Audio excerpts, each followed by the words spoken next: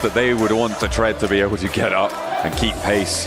We're looking out for hot drops as well. I think it's this Northwest Island that's going to pop up first, though, on the top of the mountain. Thunder Talk and Alter Ego. Rosemary, though, has been cut down in a 1-for-1 trade.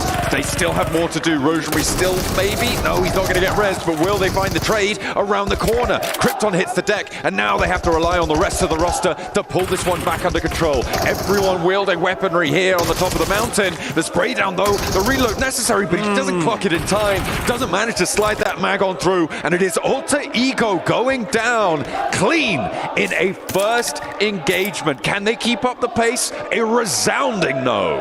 Man, game one starting like that after a heroic day two, and day one ultimately for Alter Egos is tough. It really is. Luckily, they're doing just fine in the points category. They can let one map go and then come back even stronger in the 5 remaining that they have. I still fully expect them to qualify in top 8, but yeah, early on, getting the ego out of the way, Thunder Talk says, we'll take the fight to you in the early engagement. This is our area to the right of Camp Alpha, and they dominate the fight. I believe not even losing one, I think there was one down, but they get them back onto the feet. That is a dominating win. And Thunder Talk, for example, by the way, super surprising performance. The fact that they're up there now in top 3, at least in our current standings, but not overall, you gotta give them respect. They came into the tournament. We had a lot of questions about them. We knew they were a great team, but we didn't know they were going to be doing as well as they currently are. So for Thunder Talk, beautifully done. Brilliant stuff. I mean, those early hot drop scenarios, right? They are a little bit more chaotic. There is a little bit more of a window of opportunity to play the variance, right? To have the outside chance, low armor, that sort of thing can really come into play quite impactfully in those early engagements, especially when you're all dropping on that high ground mountain on the Northwest Island. And yeah, it's just not going to go Alter Ego's way this time around. They will try and push further. We spoke a lot yesterday about the bubble. We're still seeing it probably going to fall around that 80-point boundary. And of course, Alter Ego at 78, very, very close to that already. And we're still expecting that to be the case. The question is, where can everybody else go? Out of this set of 16 teams, we're expecting between 4 and 5 of them to be able to make it in through towards the top 8 of the bracket. It seemed like a fairly solid lock that 4 Thrives are going to make it on 111 points, a massive lead at the top. And then you've got a lot in the mid-80s, a couple in the mid-80s there. So if we get 5 teams out of this set of 16 into the top 8, that would be what we're expecting. So if we took the top 5 teams right now, that would be down to Waybo Gaming. Waybo Gaming, waiting for them to obviously make their way up the standings. A talented roster up in the north side of the map currently, have to work their way down towards the south, maybe opposite of R8, IG. Maybe they get into a bit of a scrappy fight. Curious if IG will rotate down to the south towards boot camp to kind of establish that, be the edge keeper team. Most likely going to have to continue to go a bit further south, but in the meantime, keeping R8 in check off of the distance, just on the outside of Paradise. For AXTMG, another roster that I feel like has had a lot of great moments, and they have shined bright at times, but they have fallen a bit short. That's another roster that needs to step it up tremendously. After all, only 6 more games remain for them. And let's not be, forgetting Falcons either, right? Falcons, a team, the crowd favorite, who came in second place in game number 2, Erangel, day number 1. I saw great promise for them, but for them only to slow down. So for Falcons on the southern portion of the map, a bit split. Hopefully they get back together because they've got APG, Gamex around them. They're going to have to fight, probably not now, but at least soon enough. I like APG's split as well in the center. This 2-2 controlling the compound down the hill as well as that high ground scout tower. It is really powerful, but it looks like the Falcons are going to try and challenge on that south point, so potentially a bit of an upset for the APG position. I wouldn't be too surprised to see a regroup as they try and keep that one together. Nongshim rolling on in as well, trying to make their way through, and it's just going, it's going pretty well. Power had taken a lot of casualties earlier around that ruins location. Not going to be too much to do. APG do in fact regroup. here as the Falcons try and get to the top of the hill. A beautiful nade, though. Looks like it may be able to even the odds. Ralph has to do something, though. Like you said, even the odds. You got a flying card. This is a perfect opportunity to send some shots flying from up top, keeping Ralph's head down low. It's a perfect opportunity to push, but Top's got a nade, and he's willing to throw it, and Ralph is missed. Top now full send, DPS in hand, and Ralph will fall. And beautiful shots on Redox just below. An unfortunate set of circumstances for Falcons, but make no mistake about it, APG also taking some hits. Where are those shots even coming from? I think that might be from... Is that from Redox down the hill? Is he still going? I think he has to be. I think he might be. Could be Nongshim coming in on this west side. You've also got Gamax out on this east edge. But for now, they are still all alive. It is only Redox for the Falcons. That is really nasty going for them. I mean, he's a powerful player. The guy's got some style, but... Against Alpha Gaming, I'm not so sure. Yeah, it's going to be tough without question. Alpha Gaming getting some much-needed points. Luckily, they get all their teammates back up into play. They had a player down on the tower just up ahead, but now they're going in to finish off the Falcons, to finish off Redox, but it's not going to be that easy. Redox putting out some tremendous damage, and he's looking to take on the full force. Meanwhile, Zyal is also down. Nade's thrown at his feet, but it's got a couple of seconds. He times it properly to push forward with the DPS, but misses the critical shots. APG take the Falcons down. It was a nice read at the start of that one from Redox to be able to hold his nerve around the corner. He heard the pin pulled, he saw the nade come through, he knew that's not going to be a problem for me. I'm going to be pushing through anyway after my nade. He already had that advantage on the tempo. It's just unfortunate that he didn't connect with that nade too well. He didn't connect with his shotgun shells. It could have been a different story. It was a lone player on the inside, but it does mean, again, APG, Alpha Gaming, stay alive. Our next circle shift is going to go a little bit down to the south, but it does keep that northern shoreline up and into the game. However, it's very treacherous to play there. You've essentially got the hilltop over Painan and not too many other places that you're going to feel super comfortable. Maybe over towards Cave. Fajita from Gamex, I need him to join his roster. You notice Alpha 7 might be splitting the difference in between them. That's going to leave him isolated, maybe Arthur, but I do notice that they start to take some vehicles and rotate down. Alpha 7, opposite of them, that's going to be scary because let's face it, for Gamex, they did not have a great day two. They owned out of 6 games, they managed to secure 5 points. If Alpha 7 sees Gamex, they're going to see a weaker team. They're going to want to push that and get some much needed, and in their mind, easy points. Now, granted, Gamex a phenomenal team, but Alpha 7, again, they're sharks and they want to eat it from the horse. So unfortunate, man. What did he do to you? That was a replay of the knock that Nongshim were able to find over near the ruins, and Ida lost a player because of it. This is this engagement you were talking about. Alpha 7 went for a swim. I know it's hot here in Riyadh, but it is still quite risky to go for these swims, as Alpha 7 do manage to make landfall, and more than that, they're landing lead down towards Gamax. Find a second knock as well. An answer with a DBS at range, but there is nobody else to try and pick up the pieces here. They are not close enough by. They were not regrouped, and Gamax are going to fumble.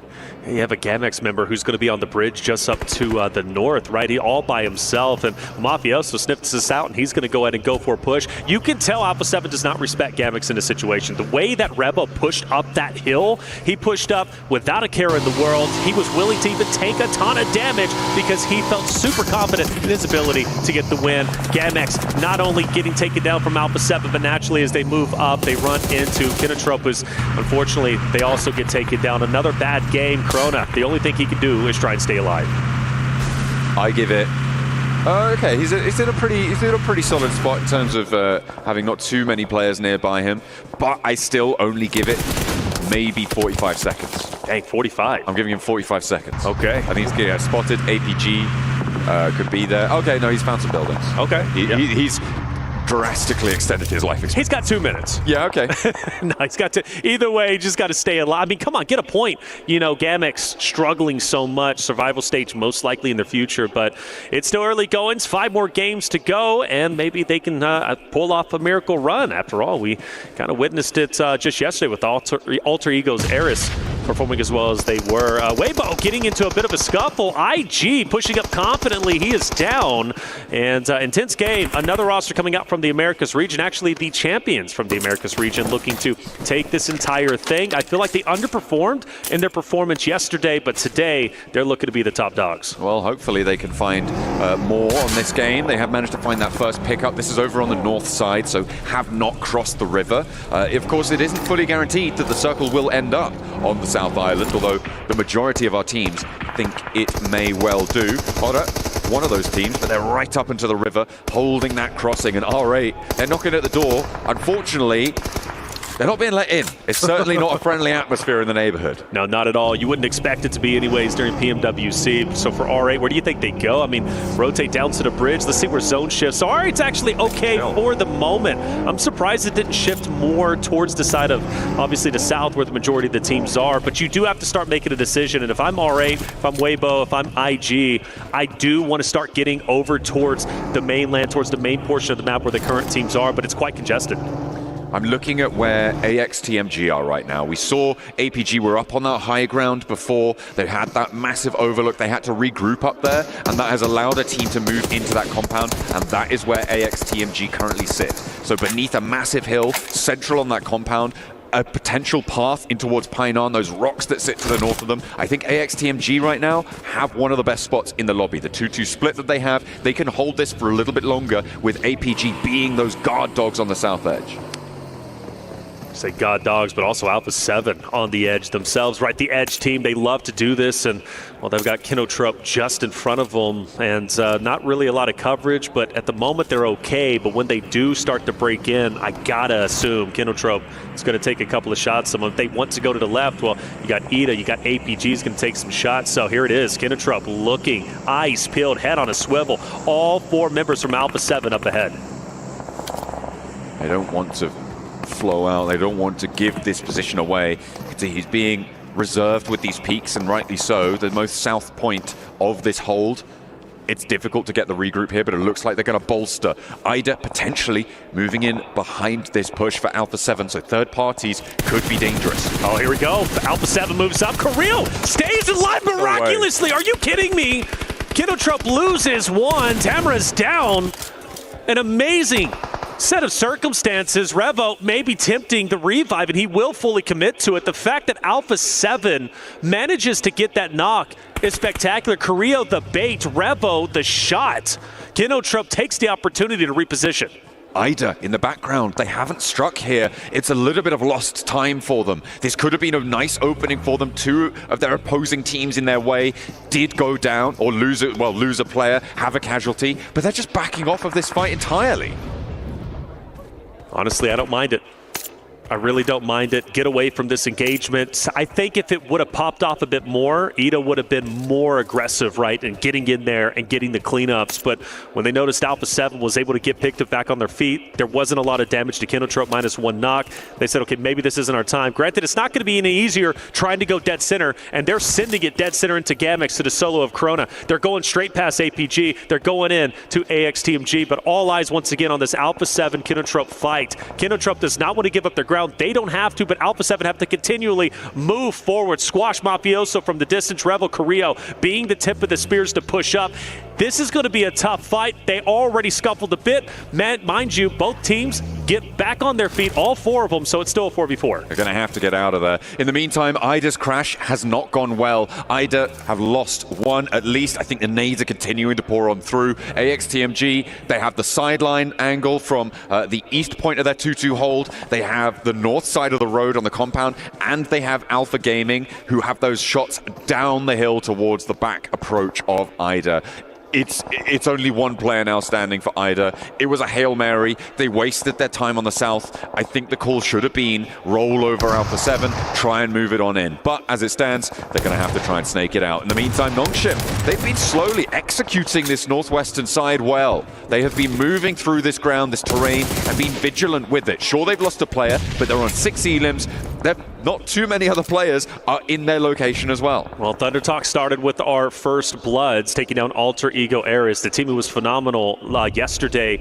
And now they run into a full, like you said, Nogsham Red Force, who have been dismantling the left side of the map. AJ from Thunder Talk, the last alive, the solo standing, trying to get any additional points that he possibly can. Again, every single point you gain is critical. They're currently sitting at 50, which I believe puts them close to the top 8, if I'm not mistaken. Doc, one of the main damage dealers, at least onto the Thunder Talk fight. He'll go ahead and relocate. AJ pretty much dead to rights and actually might take himself out in blue, maybe not wanting to give any points away. I mean, point denial is pretty important, especially when you're facing off against teams chasing for that bubble. Fortunately for them, Nongshim Red Force, 16 points total before this match started. It's not going to be too much of an impact, you'd hope, to alter those tables towards the top 8 if you get that point sent over the other way. But it does look like AJ's just trying to survive as long as possible. IDA did manage to keep their south side of this one. This is mostly in part to Alpha Gaming rotating in onto the north side up to these rocks, but now they've got a challenge sent their way by Nongshim Red Force, who have moved in from this northwest side, and they are going to the standing stones. Emery has a beautiful off angle onto Zial up ahead, but AXTMG continues to have their forces dwindled away, taken down one by one. They're now down to 2. Sirax keeping his head on a swivel. Emery up ahead along with Aaron, and while Emery again through the windows just taking down members not only in AXTMG but also APG up ahead. Devo T wants to try and renegotiate his position, but really they're just going to stay where they currently are. The next zone is going to shift, and it's going to be quite deadly if AXTMG has to re-rotate. They don't, luckily for them, but this area on the left-hand side is getting quietly contested. You've got Nogsham Red Force who have rolled in. You still have AJ from Thunder Talk, who is getting into an engagement. I think he's down. He is now out. So 3 teams, Nogsham Red Force, APG, EDA, as well as AXTMG, all within the same location. And APG is getting dismantled, and you also have Revo, who's currently down. He's been knocked by a solo from Gamax. APG do go down fully as well. IDA picking up a couple of the points there. They're up to 6 elims. That was a really lovely pickup for them. They'll be now on 52 points plus whatever placements they can find, and they are still on that chase. You can see Alpha 7 on the boundary. Looks like they have managed to clear the threat. Oh, maybe not. Ooh, okay, 2 players going down for Alpha 7 to a solo from Gamax of all teams to be able to take a large chunk out of Alpha 7, but they stay alive. They have 4. They'll have to push in quickly, though. Well, for what it's worth, you gave him 45 seconds originally, then I said 2 minutes, and then he ended up almost dismantling Alpha 7. He did his part. R8 behind a wall, taking nade after nade. Waybo's been relatively quiet this game, currently sitting at 0 eliminations, but this is the time where they start to wake up. The zones get closer and closer, and 33Z taking down 1 from R8 as they reposition. They're pushing in full steam ahead, and they might be able to take them by surprise. Order just up. Mark needs to be ready to clear the left side of this choke point. Some pre-shots. He pushes up. Pre-nade's going to be out. Actually smokes. This is going to be chaotic. Oh, a full blind there for Marth, and he can't hold the door frame anymore. Waybo going low as well, though, and into a 1 versus 1. IDA versus 33Z around the corner, and Maxman was right. They start off slow. Waybo go down in 10th. Waybo out. Maxman looking at his crystal ball, predicting the future. E-Arena, a roster that's very far down in the point standing. Another roster that's at 0, been opposite of Intense Game for quite some time, hugging the hardcover POI, now maybe forced to go out into the open. That's going to put IG as well as EA into a direct competition. Not going to be easy for them, but E-Arena, they're going to have to move. Intense Game also have to go forward. Horra has taken some respite inside of the current zone, but I'm looking at AXTMG still at EDA. They look to be the strongest, at least currently, but you also can't forget about Nogsham Red Force. Honestly, I think a lot of teams get a piece of the zone where they feel relatively comfortable, but yeah, the IG E-Arena fight, that's going to be a deadly one. Alpha 7 down to 1 player in the midst of all that scrapping in Painan. Over on the northeastern side, they didn't quite catch it, but they've lost 3 players down on that south edge. Nasty stuff coming on through. I imagine that would be in Kinotrope on that eastern flank. But Painan needs to conclude now.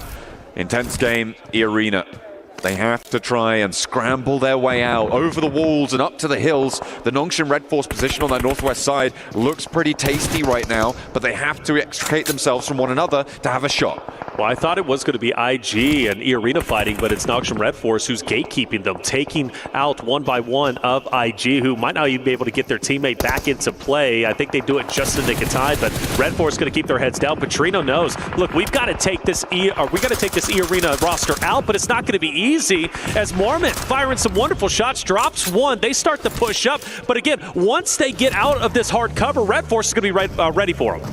They are currently 2 players on the overlook there from the high ground. They've left Binny down to control the compound situation. Horra also lighting up the sidelines. Mormont under pressure, but he is able to weather the storm. The nade pin pulled, but has to put it back in, get that first aid going. They can't afford to lose that forward position. Turney K moves on in as well. No fear behind the tree. These locations are getting lit up now as Sleepy goes down in the back line for Horra. E-Arena weather the storm. Doxy, though, moving over the top of the hill as TZ moves in too. Sky, great shots, but forced to hit the ground. E-Arena keeping the pressure up. The car's on fire. Back away. You don't want to take any additional damage or, man, even go down. Joker also on the move. You can't even go too far up this hill. If you do, you're going to be isolated by Kinotrope, but watch out. Kinotrope is going to be coming up behind Horra. Horra needs to be ready for this. They can't be focused too hard on the third party. They move in, and Sleepy's down, and Kinotrope might be able to get a team wipe. Ida are rubbing their grubby little mitts here on the south side. They might be able to steal this away, depending on the chaos on the north side. We'll see how this unfolds. E-Arena starting to collapse. Kinotrope move in, and Horra go down first. Nongshim Red Force, they have kept 3 players alive. Can they move back into a position to make it work for them? Can they move back down towards the center of this next circle? As Nongshim Red Force stay as 3, crucially. E-Arena, they're in tough goings. You've got Kinotrope right behind them. You've got Nongshim Red Force in front of them. The zone shifts even further, and I believe Red Force needs to take advantage of this. They need to rotate as quickly as they can, because I believe with the elevation of the mountain, they can rotate around, and they can take some respite where Benny is currently at. Kinotrope, they're most likely down and out, and in fact, they're going to be fully eliminated, but you still got eyes on AXTMG. Ida, who's going to be in the hardcover location just down below, and Ida only has 2. Of course, AXTMG only has 1, but they can output quite a bit of damage. But back on board with Red Force. E-Arena, can they get the full finishes? Yes, they can. And now the attention is turned. For Nongshim Red Force, they have to push back down towards this next circle, but they don't have cover. Ida have it for a little bit longer. They're lighting up these sidelines. There's a vehicle up there as well. Doxy goes forwards. He needs to make something happen here, or they will go down. On the inside, they will be pushed out, but they can survive for just that little bit longer. Nongshim Red Force, they're on the lip of that hill at the top there. Okay, but he doesn't know, right? He doesn't know AXTMG is going to be just off to the left. Placement points for Ida so big in this moment. They want to stay alive as long as humanly possible. But Aaron's going to drop down. Doc gets active. But meanwhile, the trap is still set. AXTMG goes forward. Doc, you got to be ready for this. He sniffs it out. He clears the corner. Just a sliver of hell for AXTMG. And he holds on tight. Can't get the finish, but finally does it. That's an additional point. But at the end of the day, Nongshim Red Force take game number 1. A massive performance from Nongshim Red Force. They were quietly executing the northwestern side of that circle from the ruins area. They took that fight, they made it work, they took control, and nobody was able to challenge them there. Alpha Gaming thought they had a chance. Nongshim Red Force said, no way, we are here to play, and that is a brilliant entrance to today. I know that Neptura was saying they needed something on this day, and they have delivered here. They started on 16 points. That's going to put them up with a 13-11 game up to 29. It's a way to start the day. Nongshim Red Force looking powerful. Other teams, though, looking a bit weak off of game 1. Falcons, Alter Ego Eris, forced to step it up in the next remaining games. But either way, for Ida, you got to give them their flowers. Second place gives them some much-needed placement points. Also in the running to break into our top 8 and move directly into the finals. The question is, can they do it? Well, we're going to have to find out. It was a great game number 1. Sanhok never disappoints, and it especially did not disappoint for Team Red Force. Absolutely not. They had a hell of a rotate back down south, but we are going to be rotating over to a break for the time being. We're going to put Sanhok to bed. We'll be coming at you hot and fast with Erengel, after the break.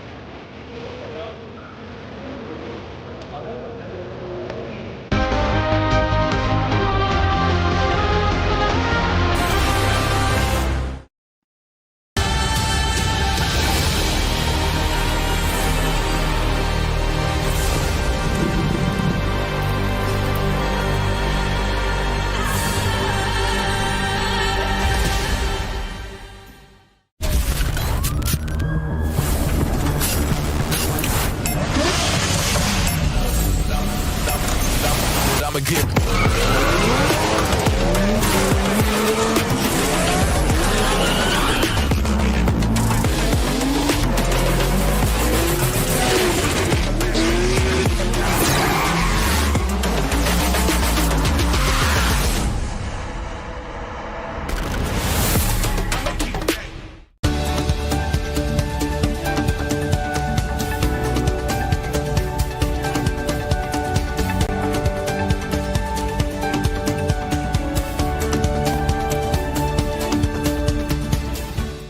Cybertron's future is near.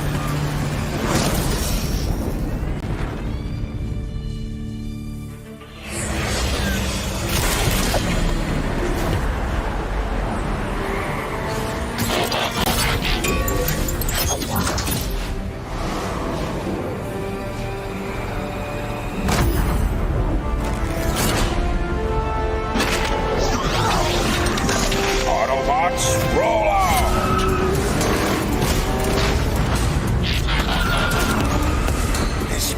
Reeks of weakness.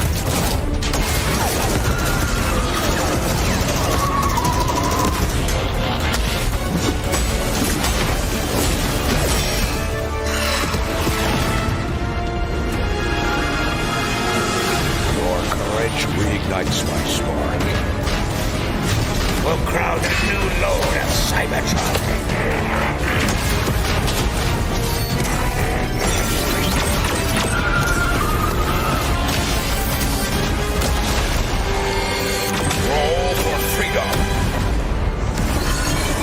Victory for all sentient beings.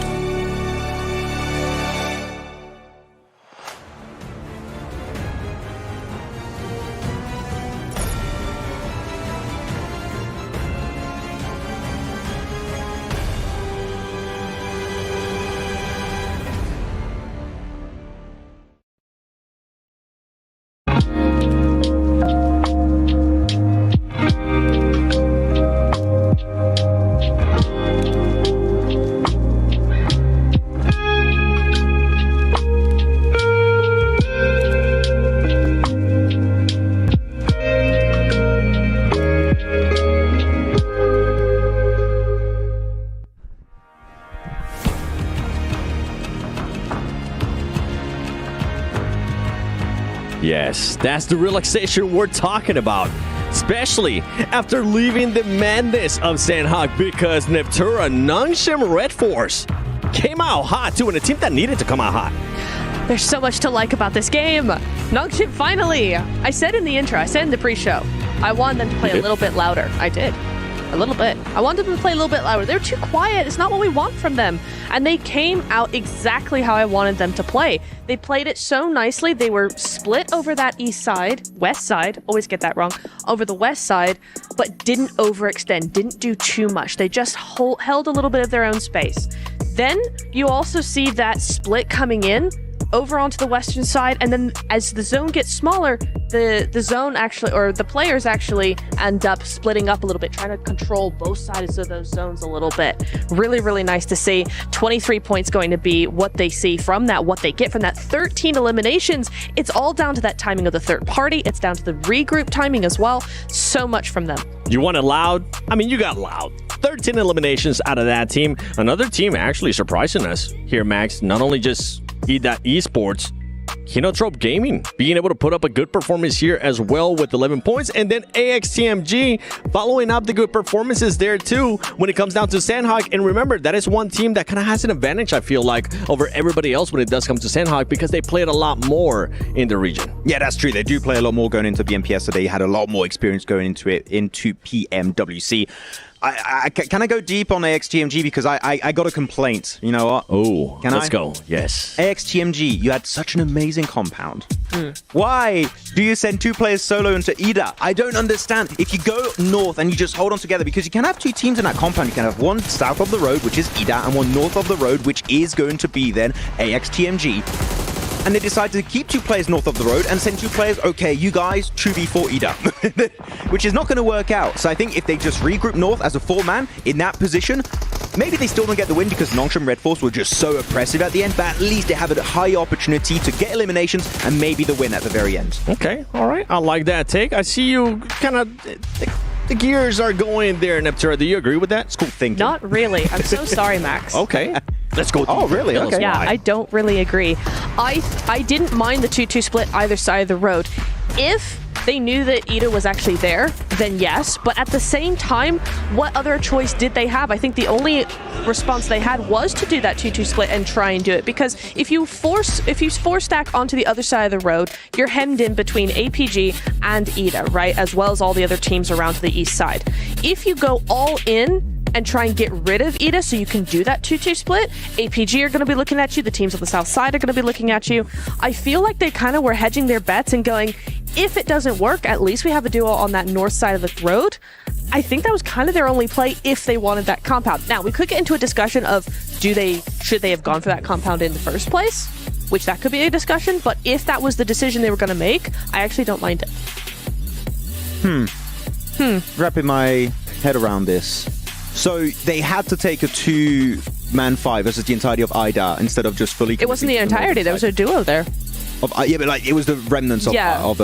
I mean, because I think if you do go for the full stack, if you do try and go 4v2, you're going to get picked apart. Because at that point, the compound... The reason why I'm saying this in the first place is because the compound is on the edge of the circle. Yeah. Next circle, unless you get a really bad circle shift, it is going to be tending to move away from that compound. So naturally, that's going to be forcing EDA towards the compound of AXTMG, and meaning they're going to have a great opportunity to kind of third-party that push and just stop them from entering the circle this time around. So I get your point. Yeah. But we can just agree to disagree on this one. Okay. I think those are both great points, to be honest. Thanks. I think Thank I you, like mediator. where you're going. I think I like where you're going, too. Overall, they did end up getting a top 4 finish, which is really good for this team that needs those points. I mean, you technically don't expect them to start off super, super hot, but you do want to at least have something out of this team, right? Another team that was able to do something here is, you know what? We are going to be going to Erangel. Let's look at the top teams, and there's just absolutely no surprise that Alter Ego is going to be up there.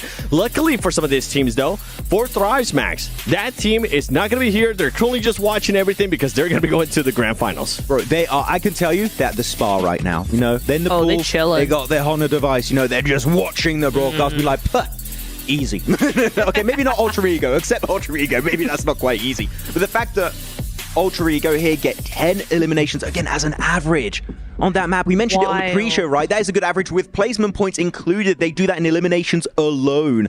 Ultra Ego, if they, again, can replicate that first place, definitely on the cards for them. I will say, though, APG not far behind with over 7 elimination average, what, 7.3, something like that. And if you talk about 4 Thrives having a really, really good elimination average with the 6 point something they had there, APG still not doing too bad. And I think it's even more impressive considering that we've seen far less from APG than we have from Alter Ego or 4 Thrives. How about we talk about APG on this game? There was one thing from APG there that we were kind of hesitant about for a split second. We saw Doc starting to scout, but it was a little bit different. It was a regroup. It was like it's actual scouting to facilitate a transition. It's not like actively scouting and then 1v4ing. That's completely different, okay? No, he actually goes for the rock where eventually Nongshim Red Force take control of it with Binny, and they do get himself a really good angle and then just pick up everyone else. I think even Doc went to pick up Toppy was his personal Uber to bring him back in that position. I do think they should have gone high north on the rock position to try and win it off, but I think overall, Doc is trying to play with the team a little bit more, which you can always appreciate.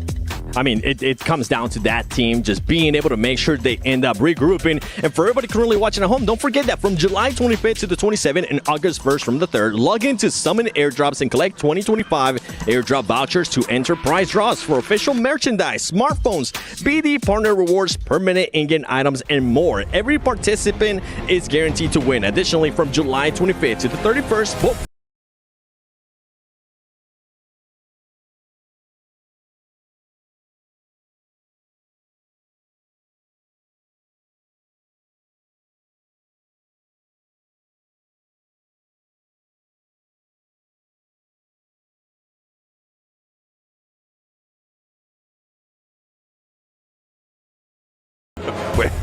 What did he call me? I don't know. Soldier Reflections? Soldier Reflection? Yeah, so you get the good voice, I get Soldier Reflections. So that's okay. We take those dubs. Hey, man, look, you can keep that all to yourself. I'm busy casting PUBG Mobile. There you go. Yeah, going into this game, we are going to indeed be looking at the top dogs, right? Because it was Alter Ego who had a little bit of a misstart to today, a misfire to kick things off. Alpha 7 as well. These are the two teams with all eyes on. But Falcons as well have not been able to put too much on the board. They rolled up to Alpha Gaming and they were rebuffed. We'll see if they can put more points on the board, but the opportunity to direct qualify into the finals is starting to dwindle. We had questions about this team coming into this tournament, and the answers I don't think their fans are going to like right now.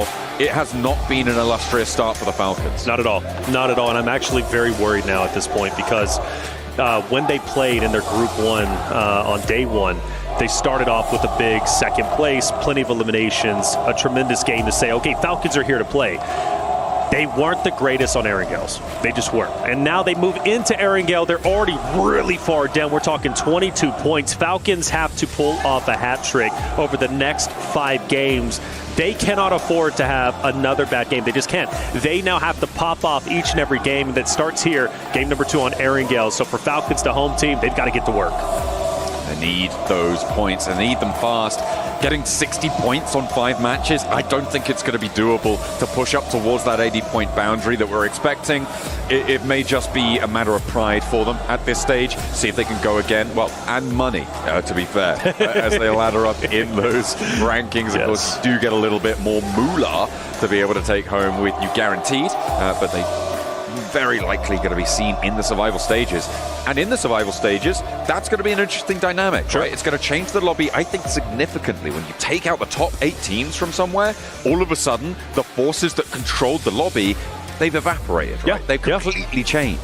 It's a great conversation. It truly is. Some teams might look at that zone. We'll talk about that in just a quick second. But, man, you know, some teams get very nervous when they see the likes of Alpha 7. Maybe they see Alter Ego Ares doing as well as they are, right? Thunder Talk. And they start to deviate and change their play style. When they're gone, like you mentioned, things start to change a bit. And, well, survival stage is going to be a lot of fun, but very stressful for those teams who are still struggling even at this stage.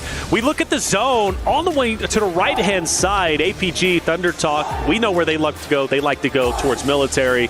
They might run into each other. Kinotrope on the western side bridge might decide to stay there. But early wins, though, for Power, who needs some points. You've got Red Force, who's coming off a tremendous win. They get a lot of points. They are now elevating themselves up into the top 8 potential position.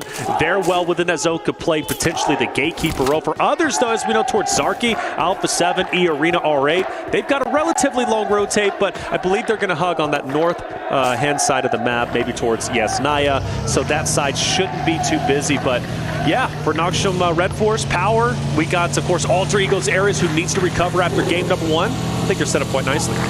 Yeah, they had a little tight drop over towards Milta very early out of the plane path. A couple of teams out there as well, Power and Gamax. And to be fair, if you're going to choose 2 teams to be right next to you when you drop, it is Power and Gamax, who are in 23rd and 24th on the table, respectively. Yeah, and they managed to get all the way up to Lipovka fairly unscathed. We saw Kinotrope as well taking up Ferry Pier, away from 4 Thrives, obviously, who normally drop there. We've seen them drop there for the past 2 days. Of course, not playing today. That spot was open, and Kinotrope have been able to take up that mantle, which does mean that there's potentially different dynamics if Alpha Gaming opts to go for that West Bridge rotate instead of going directly into the zone, right? Going past Thunder Talk, which is also an option. You say that. It's not going to be an easy one, though, is it?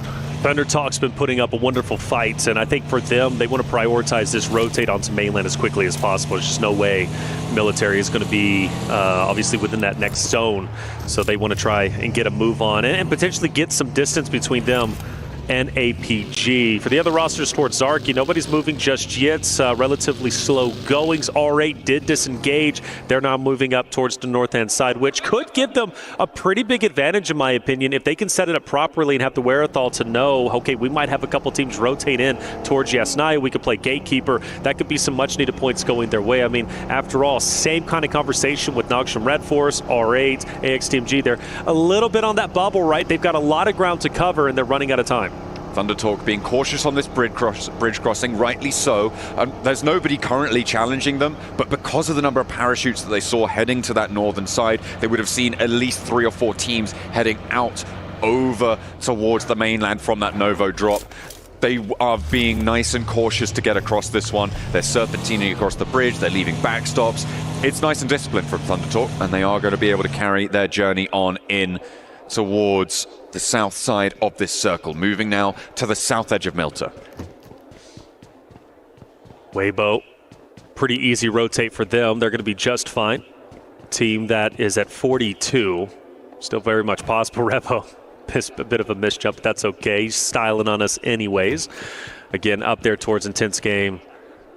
The arena. Thunder Talk goes over to the right-hand side, maybe closer and closer towards Gamix. But one thing about this zone, right? I mean, it's so much water, right? There's only going to be so much land that's going to be usable. It's obviously playability-wise. So, yeah, I think it's going to be quite a bit tight. I do worry maybe potentially about Falcons. I think they're just fine at the moment. But if they do decide to hang around school area, you've got Ida, who's already going to be there, most likely very early on. They're probably going to stay there for the time being. You still got IG coming onto your backside. You have, of course, E-Arena. So Falcons going to be just fine. For Kinotrope, though, I am quite excited based off of where they're currently positioned, but power is getting dangerously close. Yeah, a lot of contest for that central location. Alter Ego moving up, potentially out of Lipovka towards Prison Hills. It looks like Rosemary may be wanting to stretch out a little bit further. Currently power hold to the south of it. Kinotrope, they're up onto the tower right now, and just trying to keep an eye out towards Nongshim, who are taking some shots over towards power as well. He's still relatively quiet. Tense game. They're on the move.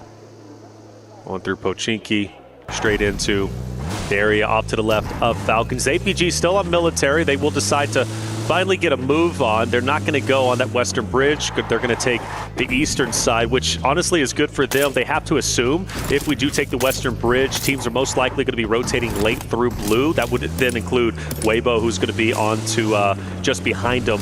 Obviously, you do not want to get sandwiched, especially when you don't know how many teams are going to be on mainland once you do decide to get back into the zone. Luckily for them, kind of same conversation that we had against Thunder Talk. Nobody is going to be gatekeeping them on the bridge, which honestly, I think is quite surprising.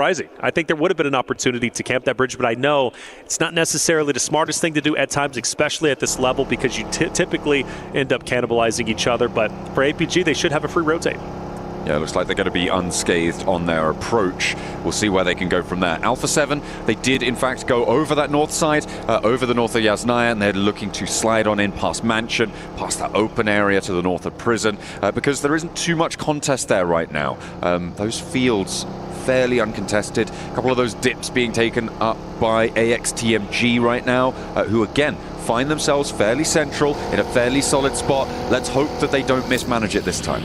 I think Alpha 7's going to be heading straight for Lipovka. That's their area, and during Americas, that's where they tended to land. They gave it up this time around because it was contested, so they go up towards Zarki, where they've got free reign to get all the loot they want.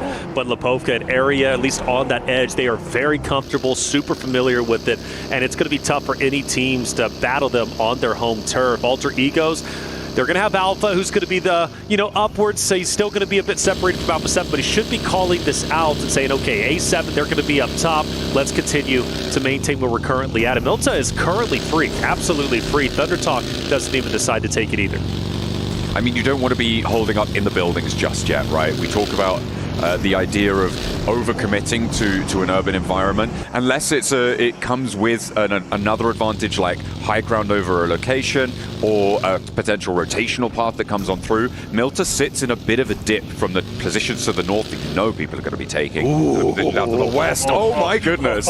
Maybe you're going to go in there now though. Yes. Because it is only when it commits on the side of an urban environment that you want to send in. Look at everybody. That is one hell of a shift. Let's go. Mad Max on the road. Look at everybody just shifting down. So many names, so many teams. Everybody's like, oh, wait a minute. We were not prepared for this. And, well, Alter Egos will take over the right-hand side, and now the gunshots start to fly. Power, by the way, does have a hovercraft. And, well, Rico says, I want to try and take it out if I can. Gamix struggling so much. They're only at 6 points. They've already lost a player. But where they are currently at, maybe, just maybe, they can get a couple of shots and take down some stragglers from other rosters who's rotating in? I'm looking at Waybo Gaming right now. They've taken an interesting approach to this one. They've sent all the way out on that western bridge to Sanhok Military Island. They're currently rotating on the north side of the military base. They're going to be coming through on that bridge, so potentially a little bit of a wild card in play here. They could go for an aquatic approach to the mainland too. Looking at Alpha 7 rotating down.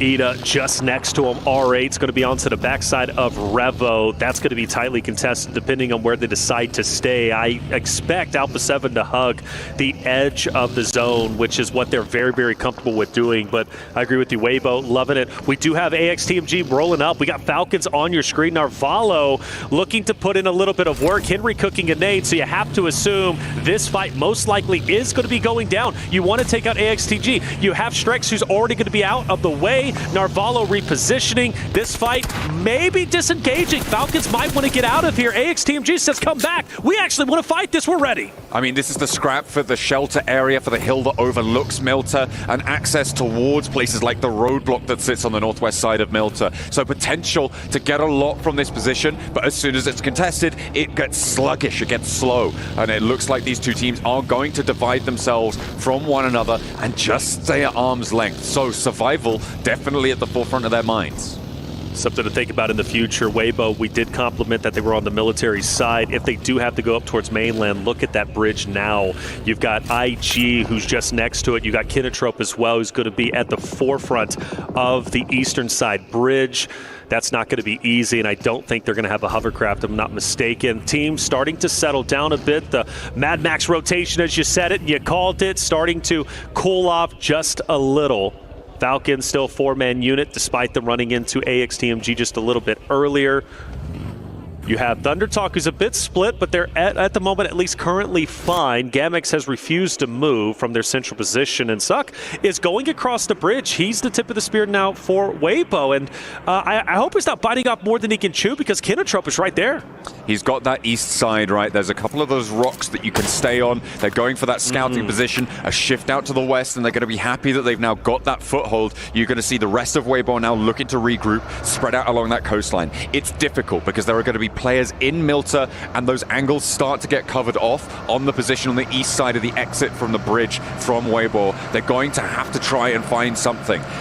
There are some options as well to the western side. Obviously, you've got the gas station just as you come out. Yep. It's pretty difficult to get in towards that, though, uncontested, especially with how ram-packed this circle is right now above them. Well, good news for them. IG does decide to rotate in towards the northern side, Kinotrope as well. But when you do hug the edge of this this water side, you know you're going to be taking some shots, not only across the way, but as soon as you peek your head at the top, it's most likely going to get popped off. I mean, Kinotrope, great example. They've been looking to gatekeep. Unintentionally, they didn't know about it, but they knew there was going to be a team most likely coming across that bridge, and once they see it, it's Kinotrope who's just absolutely ready for it. Ida, however, is set up still quite nicely, and I think for them, especially R8, AXTMG, going to rotate straight into them. I think this might be a big game from Ida if the zones continue to bless them. I'm feeling for Alpha 7 right now as well. Over on that northern side, they're having to push out into the blue. We'll see where they try and wrap around. It could be a long sweep out to the west and push in behind Intense Game. We'll have to see, because they've just actually disappeared north from our map feed. And of course, you guys can check out the map feed over on the YouTube channel. Make sure you're checking that one out to make sure you're up to date, seeing where everyone's going at all times. Alpha Gaming losing Doc, though. That's in a fairly pivotal position. That's over in Milta, as Thunder Talk are going to look to push across. Yeah, Thunder Talk getting active. Good to see that from them. They've obviously been a very talented roster towards the top echelon when it comes to this group. Anyways, at 50 points, a very realistic option and chance for them to break into top 8. Squashes down to the zone. Mafioso takes down Ralph from Falcons as they do get active. We talked about them having to rotate far up north. Taking down Falcons here would be big for them. Obviously, Alpha 7 still wants to be the champions once again. Taking down the home team this early on, stopping them and stopping their chances essentially after game 2 for top 8 would be massive. This is so nasty for Falcons.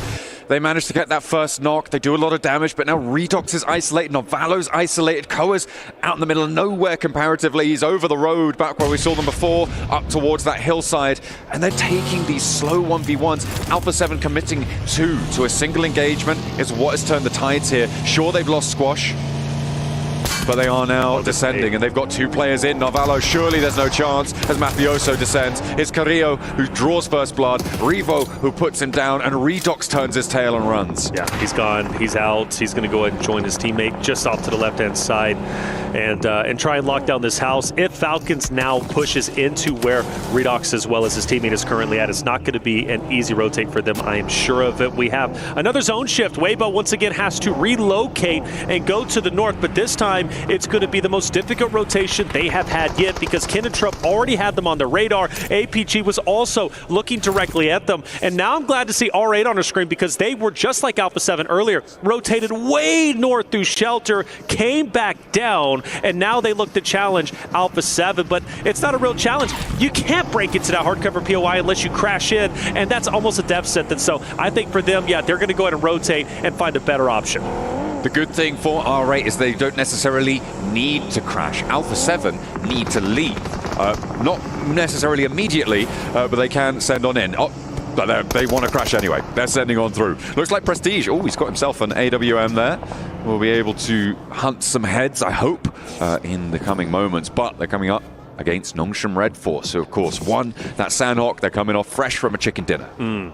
But I am happier with this crash as opposed to what maybe they were thinking about with Alpha 7. Alpha 7, though, still could play an impact from a distance as they do have that high ground. So you're in the shed, through the doorways, you overexpose yourself, you take a lot of damage, and that only helps Nongshim Red Force in this scenario. Rosemary, opposite of King, and he's dipping. Question is, can he get away, and can Moana help him from a distance? He's got that cover around the sidelines there. I think Moana's going to be able to hold his nerve. That buggy eating a lot of the damage from behind. The spray downs there, and Thunder Talk pulled up quite a lot, and they will be slow now as the circle puts pressure on. Are they going to chase, or are they going to try and keep things together and go for a different approach? Meanwhile, Alter Ego trying to push over towards AXTMG as they disengage from Thunder Talk. They put themselves into another sightline, and it will be on this top side of the hill. The nade in from Krypton, but no one's going down just yet. They've got to make a decision. If you're Alter Egos, you've got AXTMG to your north, you've got Thunder Talk to your south, you've got to crash in on one, and it looks like it's going to be AXTMG. If you can disengage from this, you just got to full send it directly into the middle of the zone. Depot T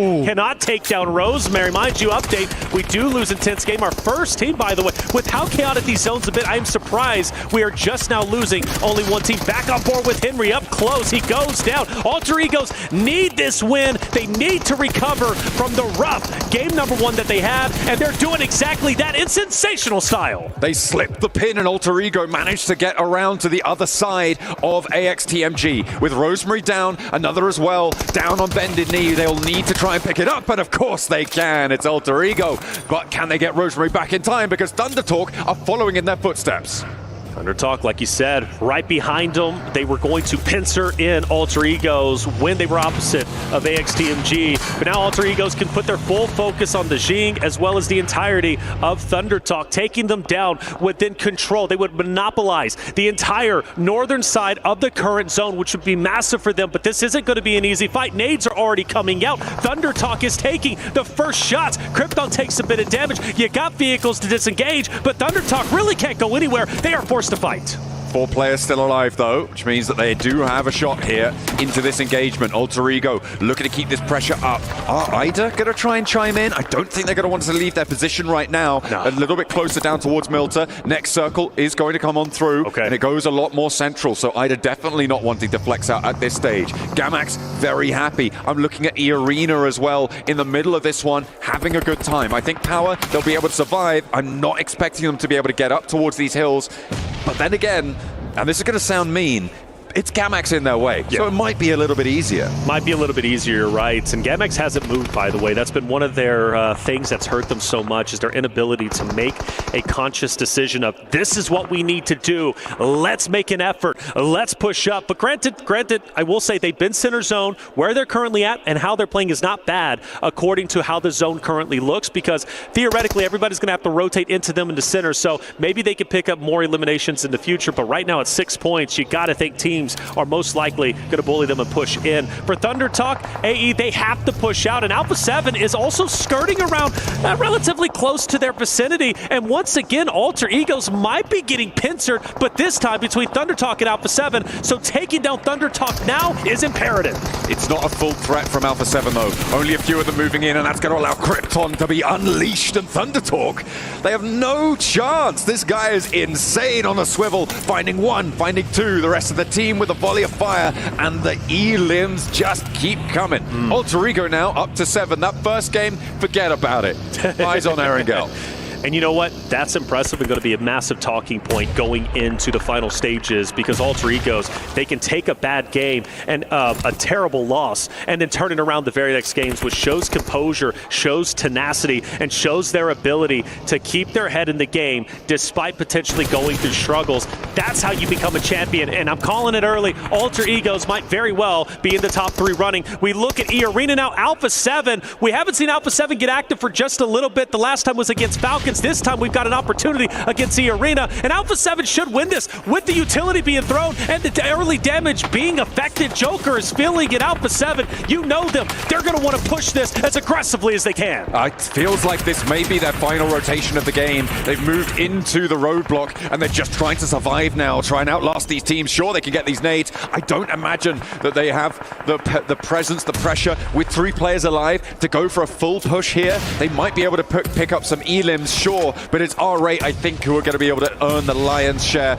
of this engagement, of this push towards E-Arena. Yeah, R8's going to be just behind him. Gamex does have an opportunity potentially to fire some shots. I think they've got to keep their heads down, though, because you have Alter Ego Ares, who is firing down on Gamex's position. But here is R8. You mentioned them now pushing in. You got to feel bad for E-Arena. They're between R8, they're between Alpha 7, and they're all huddled within the same location, which makes nades and utility that much more effective. For Alpha 7, though, they continue to bunker down where they are currently at. They do not want to move, and I think this is an opportunity where Gamex, because can't they peek them, if I'm not mistaken, from their location? It's difficult. There's a little bit of cover. The terrain does give you some cover off. Obviously, Carrillo has the terrain of the actual roadblock itself, of the checkpoint, to play cover towards Gamex. It's just about covered off, and that is a disadvantage of playing on this checkpoint, is that it is a bit of a dearth of information, because you don't have sight lines towards a lot of positions. You're playing, obviously you know there's a team above you, you've taken fights with them, you're going to hear these gunshots, but you're not going to be able to scope people out. You're not going to be able to take shots. You're not going to be able to suppress a lot of the area around you.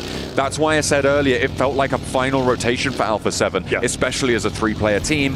I just don't expect them to be leaving this location. The question is, what can they earn from it? Well, so R8 has made a decision. They're rotating out. They might be giving up this fight between Alpha 7 and E-Arena. Maybe ID comes back into the fold, but I think for them, taking the northern side, maybe challenging the weaker force of Falcons. I say weaker only because they're down to a duo. Meanwhile, R8 still a 4-man unit would be powerful. For E-Arena, they've got the hard cover, but now they've got to push into Alpha 7. This isn't going to be easy for E-Arena. You got R8 still behind you with a couple of stragglers who are just keeping you uncomfortable. Alpha 7 in front of you.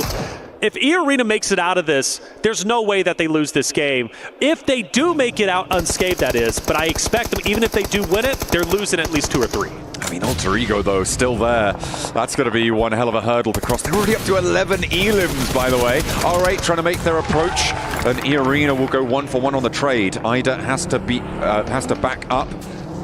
Look for the res here. Prestige not going to waste any time. A big nade coming through from Mormon, though, and that's going to change the tide of things. Prestige needs to commit, needs to get some damage here. Looks good with the arc. Is he going to be able to connect too much more? The reses are coming through for R8, and they're keeping the pressure up, but the res comes through, and now 4 players still stand for E-Arena. The nade, again, not connecting. I am shocked. E-Arena has 4 players up, and they're actually doing a ton of damage to R8. Prestige from a distance. Hill makes it so awkward, he can't even get up. You got Outbriefus from APG, who might be on the backside. I think he's thinking about it. Okay, do I have clear line of sights? If I do, I'm taking him, and that's going to be all on R8. And actually, here he goes, getting active, and this could help E-Arena so much. They've managed to find that first and an immediate flush. R8 not in a position. They were almost committed to that push. Every focus was on the E-Arena compound. This Alpha Gaming flex out, I mean, it was a risk, but it's paid off beautifully. Alpha 7, are they trying to look for a move? Looks No, like I it. don't think so. Not just yet, but Carrillo's sending nades on in. They're keeping the pressure up on the other side of this engagement.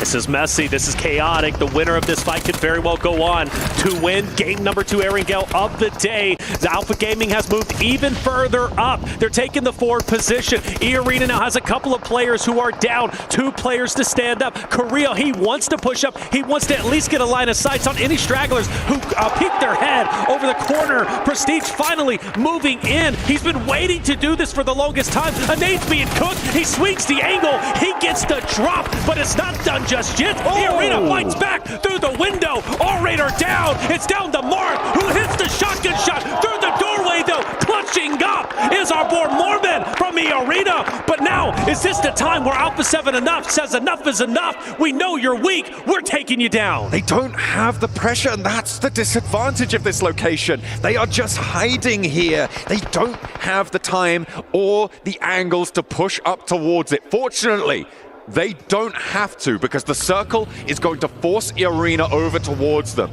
They have got that top shot going over their heads from Gamax to suppress E-Arena's rotation, and even further behind them, Alter Ego have those shots. It's going to make E-Arena's approach really, really difficult. Power trying to leave Milta as well.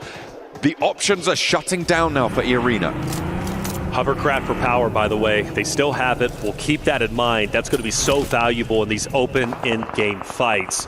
For E-Arena, astounding performance for Allied. We cannot discredit how amazing that is, getting pincered between R8, having APG also moving in on you. The fact that they move out with 4 is something I was not expecting. If Joker can somehow, some way, get on top of this roof and look down on Alpha 7, E-Arena could make a play of a lifetime and push even deeper into zone, but he's already taken damage from the distance. That's Alter Ego, and even with that high ground advantage, you just can't take those angles. The shape of the terrain just doesn't allow it. They try and go for this crash. Alpha 7 have such a strong hold, and Carrillo's holding face against 2, finds them, and immediately shuts them down. Mormon in the smoke, and Carrillo retreats a little bit closer towards his teammates, but he's hopping out. He's getting bold. The weapon swap's there, and the team of E-Arena are falling. Joker with a nade, but Carrillo is farming them as they approach. Oh, but the nade connects onto Carrillo. The farming ends, and Joker becomes the farmer himself, but only for just a little bit. Carrillo should get back onto his feet. And now we are down to our top 4 teams. And finally, Gamax starts to get active. They're getting pushed, and it's Alter Ego. From the northeast side, Power have managed to move up behind Alter Ego, so it could be dangerous. The ground floor now taken. Moana, Krypton, followed by Rosemary into the ground floor now, pushing Gamax up on high. Molotovs to burn it, to slow things down before they can get this res, though. These nades are going to start to come on through. Healing now being done, and Alter Ego have pressure from the high ground that they have just deserted. Rosemary bottom left. He's been the highest damage dealer so far. Krypton as well, to be a great courtesy to Rosemary's performance. Gamax getting pieced apart, but Arthur wants to stop the bleeding. He wants to put Alter Egos into the grave. But will it be possible? I don't know. You got Rosemary, the top dog, with Krypton down below, and he's hugging a corner. He's hugging it tight. But the question is, does Gamax give up their high ground? They're on the second floor. I don't think they do, but Arthur is burning, but only for a little bit. He has that first aid. Nades being poured over towards Alpha 7, huddled behind the checkpoint. How are they finding these hiding places? I don't know. Carrillo fully flushed out. The nades keep going, and Power are putting more and more pressure on as time goes on. Gamax, they're not out of it just yet. They've managed to extract some value out of Alter Ego, but they will finally fall. Alpha 7 are next to go down, and Power now have it all to do. They've got 4 players alive if they get this res, and Alter Ego on 3. And they have the hovercraft as well. We cannot discredit how powerful that might be in this end zone, but it's hovercraft versus hardcover POI. Alter Ego's areas, 15 eliminations.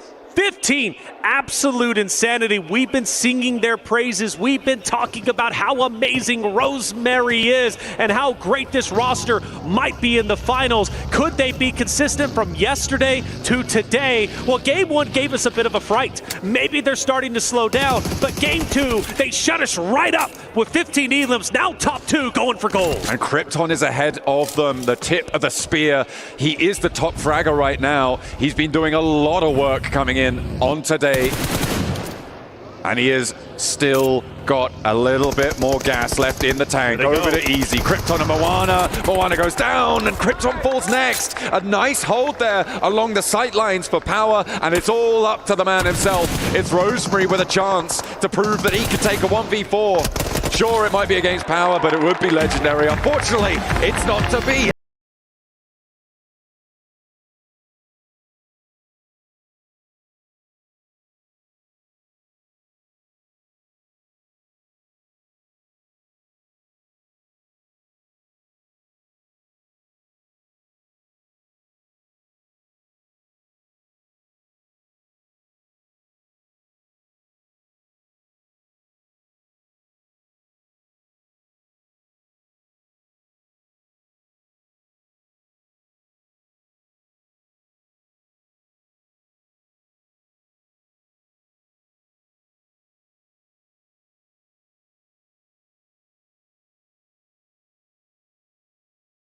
How that's going to affect the standings, but I think another big story on this is, of course, Alter Ego. 15 elims, second place. That's going to give them 21 points. They kicked off the game on 78, which is going to put them up at 100. Is that? No, not quite. Not quite. Just about on the cusp of breaking into the triple digits. Yeah, well, you know, the thing is, pretty much top 8 already guaranteed, right? Coming out from the team of Alter Egos. They want to catch 4th Thrives. They want to be in first place, and the opportunity is there because we're still talking. You said it, right? Going into Sanhok, there's a lot of money on the line that we haven't talked about as much. What, $80,000? So you want to definitely secure that, give you a little bit of a confidence boost heading in to the finals. Game number 2 has concluded. We still got plenty more to go. We're going to take a quick break. When we come back, game 3 coming your way.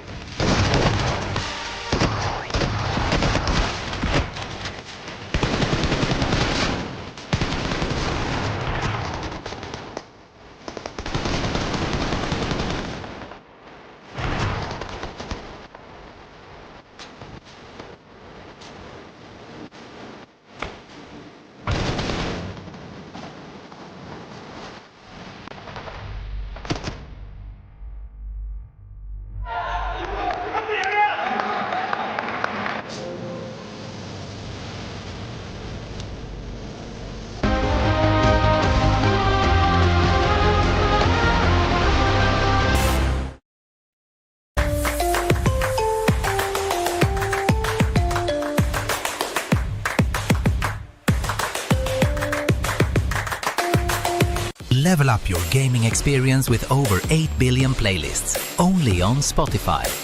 The official audio streaming partner for the 2025 ESPORTS World Cup.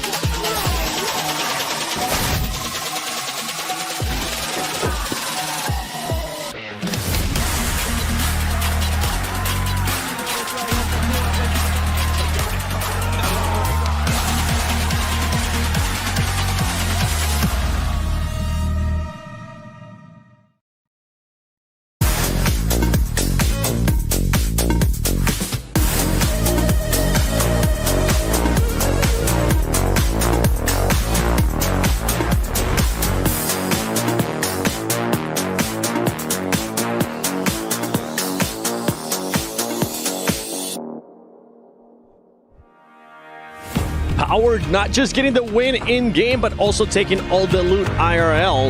This team, I mean, they ended up using hovercrafts to their advantage there, Max. I mean, you play in Milta, you're right next to the beach. Guess what drops over there? It is going to be the hovercraft. They got it. They had full control of the hovercraft pretty much from minute 1 of this game until the very end of the match, and it allows them to apply so much pressure onto Alpha 7, onto the side of Alter Ego to confirm that game. They were quite passive until the very end of this match, right? But they were just holding onto their resources, and you can't really fault them for that because you were in circle, you were in a compound, you just chill. You're chilling out. Yeah. Which is fine, right? And I'm glad that the MENA region starting to react here for me. As I was calling them out earlier, I wanted to see a little bit more. We were scared that this might have been the play. This might be a turnaround. I don't know yet, though, because there was another team. R8. Yes. A lot of third partying from this squad. So much, and I really enjoy how they used that as momentum, right? They had a big old third party over in Farm. That was a really good thing. They were able to eliminate, I think, both of those teams and just use that as momentum to just wrap around onto the western side. I mean, we saw Damar go way up to the north in a scouting position. That was really nice to see from them as well. And I thought, hey, they could actually win this game off of the back of that one third party, just using that to just go full send and try and control as much as possible. But we did see that they kind of slowed down a little bit towards EA. Yeah, I mean, they did try to go for another third party then onto E Arena and Alpha 7. The thing is, the fight didn't fully begin. And the issue with that is that then they were forced to wait on the edge because they were nade range. They were getting pushed on back. And off the back of that, they just keep getting forced against the side of the blue.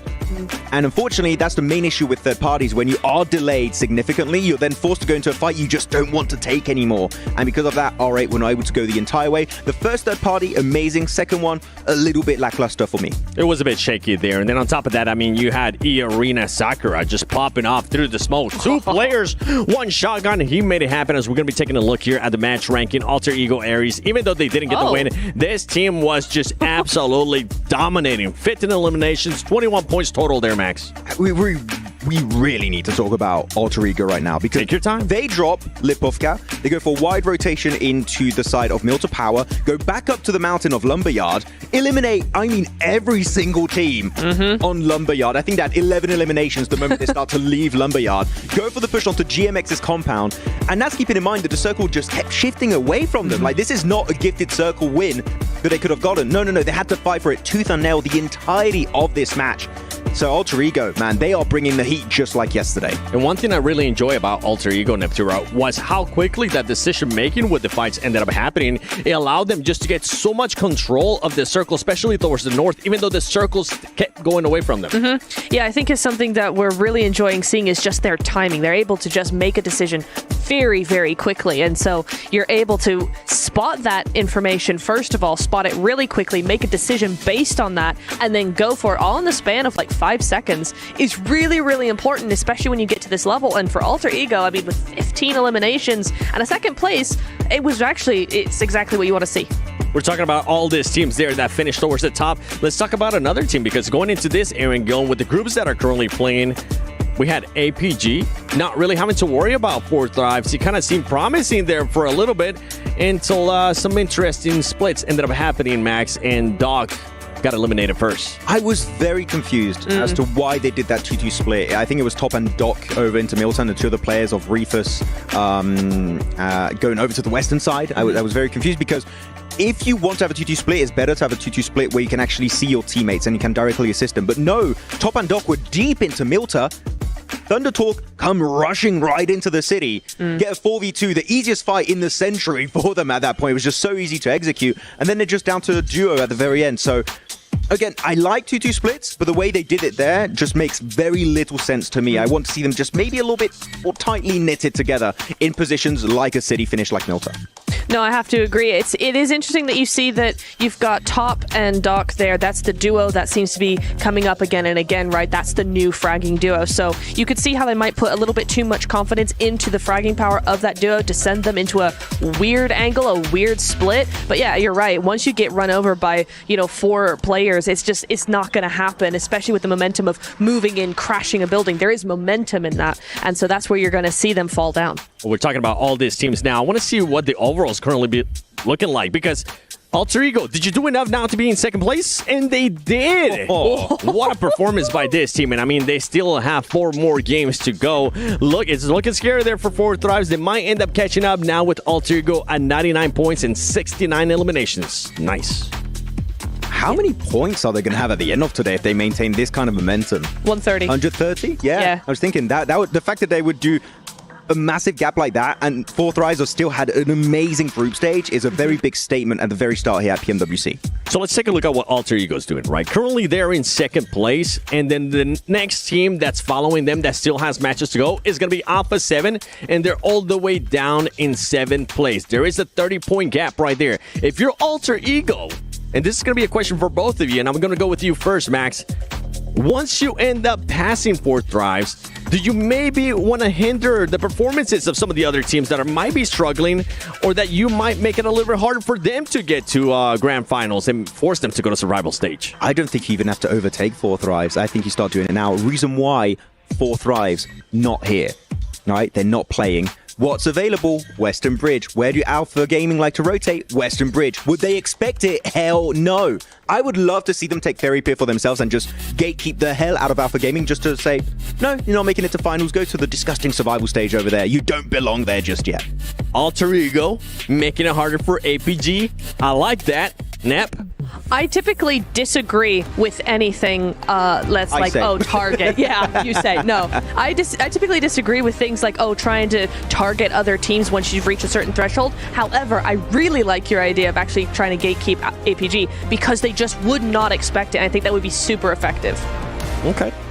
All right. I want to see some other team pretty much just get spoiled there by the way that Alter Ego's playing, because this team right now, it feels like they're doing just everything absolutely perfect. Going to this second Erangel, though, I want to see if they can continue on this momentum. So let's send it over to the casters. Soldier Reflections and John Allen. Doing the test for putting in the heavy work as much as you guys have there. Map number 3, halfway point for today. And time, again, is running out. We were kind of calculating how many points the teams need to be at. I think 63 was the number that you were calculating. I don't do math, you do, but hey, 63, I think, right, is where the teams need to be by the end of Game 3. That would put you at a 7-point average over the games that you've played so far. That would be more than 80 points over the course of the 12 matches that you get to play, which is where we're expecting that bubble to be. Obviously, Alter Ego Ares blasting that metric out of the water. They're on 99 on 8. An incredible performance coming through. That's over a 12-point average, which is insane. Generally, we talk about these first place teams hovering around a 10-point average. So to be up and over 12, over 8 matches is pretty crazy. So Horra Esports at 46. They're just below that threshold. I think this is their game. I'm feeling it. You go back to day 1, and Horra started off game number 3 with a second place finish, 16 total points with 10 eliminations. So for me, I think this is their opportunity to shine and blast past through that point threshold at 63. So Horra, all eyes on them. For me, who you looking out for? I think that Max might have been on the money. Waybo with a slow start. They're going to be pushing in, getting a little bit more momentum now. It's time to engage the thrusters. It's not too late. Let's see if the PEL can do it. And Alpha Gaming, they're rubbish. Everybody hates. Yo, hold on, chill out. He said that, not me. Alpha Gaming still in the running alongside that of Horra Waybo. You know who hates them the most? Who's Maxman? Is that right? Yeah, he really hates Alpha Gaming. You know, I'm glad Maxman is a strong individual because he gets a lot of flack on the desk by you.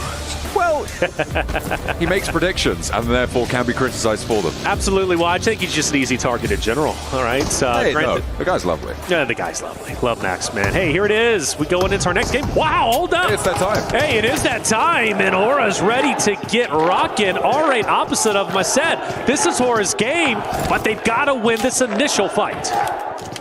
Jiggle around the corner. Using a valuable nade, and then incredibly valuable because that was in fact the only weapon that he has. He's pulling the knife, but immediately shut down by the shotgun. It looks like the weaponry's on side for R8, but the trades are still there. It is just ordnance here. No, a double barrel there coming through as well. So it seems to be all flak on the action. And actually, 2 players from R8 go down. The Sky finds a second. Okay, he's got a pistol as well, and he's on the chase. Prestige with a rifle. That might change the tune. The great equalizer. Everybody's got shotguns, knives, nades, and Prestige. He's got the AUG, and he's mowing him down. Sleepy, though, still makes an attempt, but hits the shots needed. Wait a second. Just when you think it swings into the favor of R8, Horra turns it around, and Horra stands 10 toes down, living it out. 2 players down, yes, but they're going to get back up. This is Horra's game, and I predicted it. Oh my goodness me, he's going to be insufferable. It's good news that we're handing over to Jackie and Blank after this match. I don't think I could stand it too much longer. But, you love me, stop. Well, it's all right. We'll get over it, I'm sure. But yeah, Horra, fantastic early game results for them. A hot drop, though. Yeah. The fact that they're going for that this deep into things, that's an interesting dynamic, right? I think that's more on R8's shoulders than Horra's shoulders. But there's a lot of teams on this northwest side. The plane path was from Zaki down to the west side of Sosnovka, which seems to have put a lot more focus on that northwestern side. If you include the team that just went down R8, that's 1, 2, 3, 4, 5, 6 teams that dropped from Zaki to George in that area. I think there's a better way to get points. I think there's better ways. However, for R8, they realize, look, we're a little bit further down the leaderboard than we want to be. We've only got 3 more games remaining. Let's try a hot drop. Let's just go for it and go for gold. If we do lose it, we're going to be in the same position we were already in, which is going to the survival stage. So I do respect the gusto, but I do also think, again, there are other ways that R8 could have gone about game number 3 than they just currently did. But they chose how their path was going to, or how they were going to travel down their path, and it is what it is. On the bike we go for Alter Egos. Rosemary, again, on your screen. They're coming off the back of a second place finish, map 2 with 15 eliminations. But I have to say Rosemary is a much better shooter than he is a bike rider. Yeah, needs to get a grip of those handlebars, mate. It's not. That's not how you do that. Not at all. The walls are the things you avoid. Do you ever rode a unicycle? Have I ever rode a unicycle? Yeah. I've tried. Have you actually? I never have. Yeah. Nice to hear you say that. You're adventurous. I have tried. Okay. You fall? And that's all I'll say about that. I want the video. Well, I want the receipts. That's actually, you have to pay extra for that. Okay. That's not part of the usual day rate. Fair enough. Well, hey, let me know what the price is. Alpha 7, Gamex have already started rotating on the northern end of the zone, and I wonder if that's intentional, at least for Alpha 7, to kind of gatekeep Gamex again. Gamex, hate to continue to say it, but they want to try and take them down maybe potentially as quickly as possible. See them, and they did actually take them down in game number 2 very early on, so maybe seeing a repeat on that. As far as the center goes, we look at Nogshim Red Force, who's going to be dead center, right? Still trying to fill out the zones. They've got Falcons around them, power, it's starting to get contested, but that's kind of what we expect. This zone isn't as diabolical as the last zone was, but it's relatively similar, so we're probably going to see a lot of the same rotations. Teams starting to move in around those Yaz fields now. Taking up residence there, looks like, again, AXTMG in a fairly strong compound on the west side of those Yaz fields. But there's a history of mismanagement in that roster, and I'm starting to lose faith that they are able to pull that off. So I wonder who's going to take that from them. That would be the question on my mind. Alter Ego starting to stretch their legs to head a little bit further north right now, and mixed in with Nongshim Red Force and Power. They're trying to move in over that mansion area, over towards the Yaz fields as well. They'll try and find their slice. Lana hanging out on the outside still. You said trying to find a slice. Where's it at? Where do they stop? Well, I don't think they know just yet. Maybe circling Power is just keeping that pressure on. They'll take a little bit of damage, but for Easy, is Easy isolated? I think he might very well be. The rest of the Power roster seems to be off in the distance. I don't expect anybody to crash in on him. Yeah, so Power is going to be roaming. Easy keeping that compound, maybe trying to keep it in check, maybe keep a presence there so nobody pushes into him. I do notice, though, Falcons is getting dangerously close. Yeah, they will try, I'm sure. I'll try their luck. Power on the God compound overlooking that mansion area. And over on the east, they're going to be difficult to displace there. May have a team rock up and play neighbor on that north side of the ridge, but we'll have to wait and see. Ida as well now, a late entry towards the circle. They dropped down towards Military Island earlier on in this match. They were split on the west side. They got off of the military island earlier than APG did. And Waybo Gaming currently not challenging from Primorsk. They are a little bit behind that rotational speed. Mormon, good shots on a silence up ahead, but not enough. He has to go down, unfortunately, as he does get shot in the back. But again, just trying to say, look, this is our spot. You need to go somewhere else. The arena coming into the vicinity as well. For ETA, I think they're going to make this handshake agreement with Waybo, maybe disengage. Actually, Waybo, let me pause that. Western Bridge starting to see some activity, I think. APG decides to move across it, and Waybo might be tempting to gatekeep them depending on how they go. I know they're in the vehicles, but APG being behind them, I'm curious once they do get to Pochinki, what Waybo decides to do with APG. May just be able to extricate themselves. I mean, they are about 400, 500 meters apart from one another, so not necessarily going to come into contact just yet. Alpha 7, fairly split right now. They sent Revo in to have a look, get his nose, and poke it into some business. Right now, down towards the south side, towards Kinotrope, towards Power. And APG going for the regroup. This is out in the blue zone, so they are starting to tick down, but it is stage 1. They can chill out a little bit. They should have plenty of meds. Obviously, looting up in the military base. You're going to have basically as much as you want in your backpack. You can see the level 3s across the board for Doc. They will have whatever they so desire. I'll be keeping my eye out on Nogs from Red Force. They've got this 2-2 split still, and Falcons has been right in between them for the longest time. For a moment, I thought they were right on top of each other. Very, very close. Doc starts to move in with his teammate. There's Waybo finally starting to make their way over towards school. APG still behind. I think that fight is going to unfold. I'm still feeling it. Waybo, APG. Obviously, time will tell how that ends up unfolding. And then Alter Egos and Alpha 7 could be a fun fight to see. And then Thunder Talk moving in, who's going to be opposite of Kinotrope. They've got history. Thunder Talk, Kinotrope, Alter Egos, all within that same area. That right side of the map is super scary. There's a lot of open ground. This is a Yaz field circle here.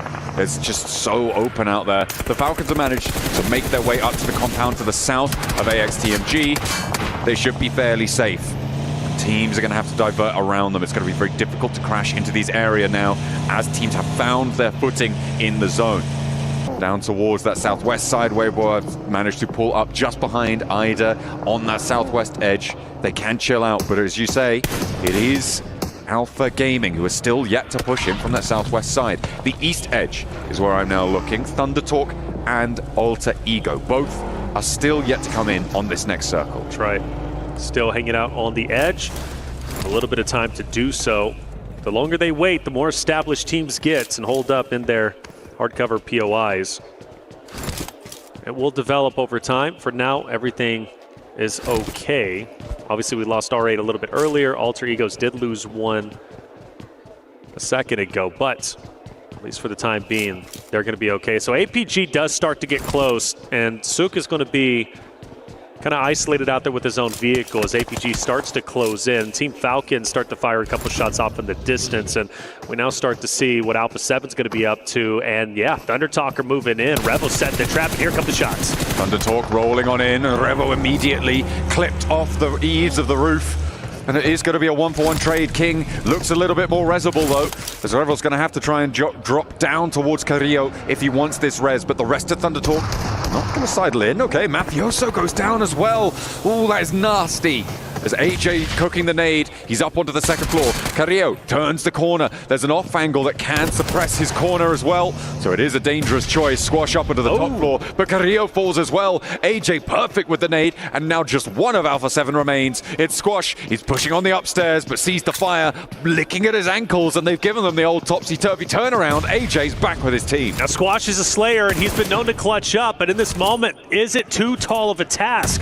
Well, it's up to him to decide. Jumps out, takes a bit of damage. If he can pop this medi, he should be at least a little bit better off than he was before. Thunder Talk can get overly aggressive, and if they do, Squash can capitalize off it. Let's not forget King is still relatively weak. Squash down low. Thunder Talk hasn't pushed up just yet, and honestly, I'm a fan of that. I'm glad they didn't get over aggressive. I think most teams would have. Thunder Talk realized, look, We've got the rest of the Alpha 7 roster down. Why do we want to expose ourselves to 4 individual 1v1v1v1s?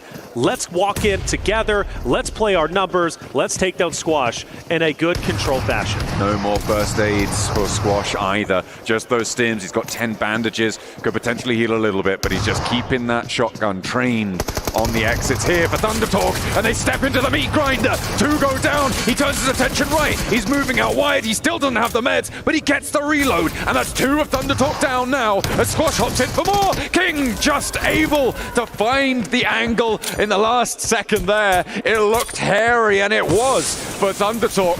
There could potentially be a third party, but they'll survive as 4 for now.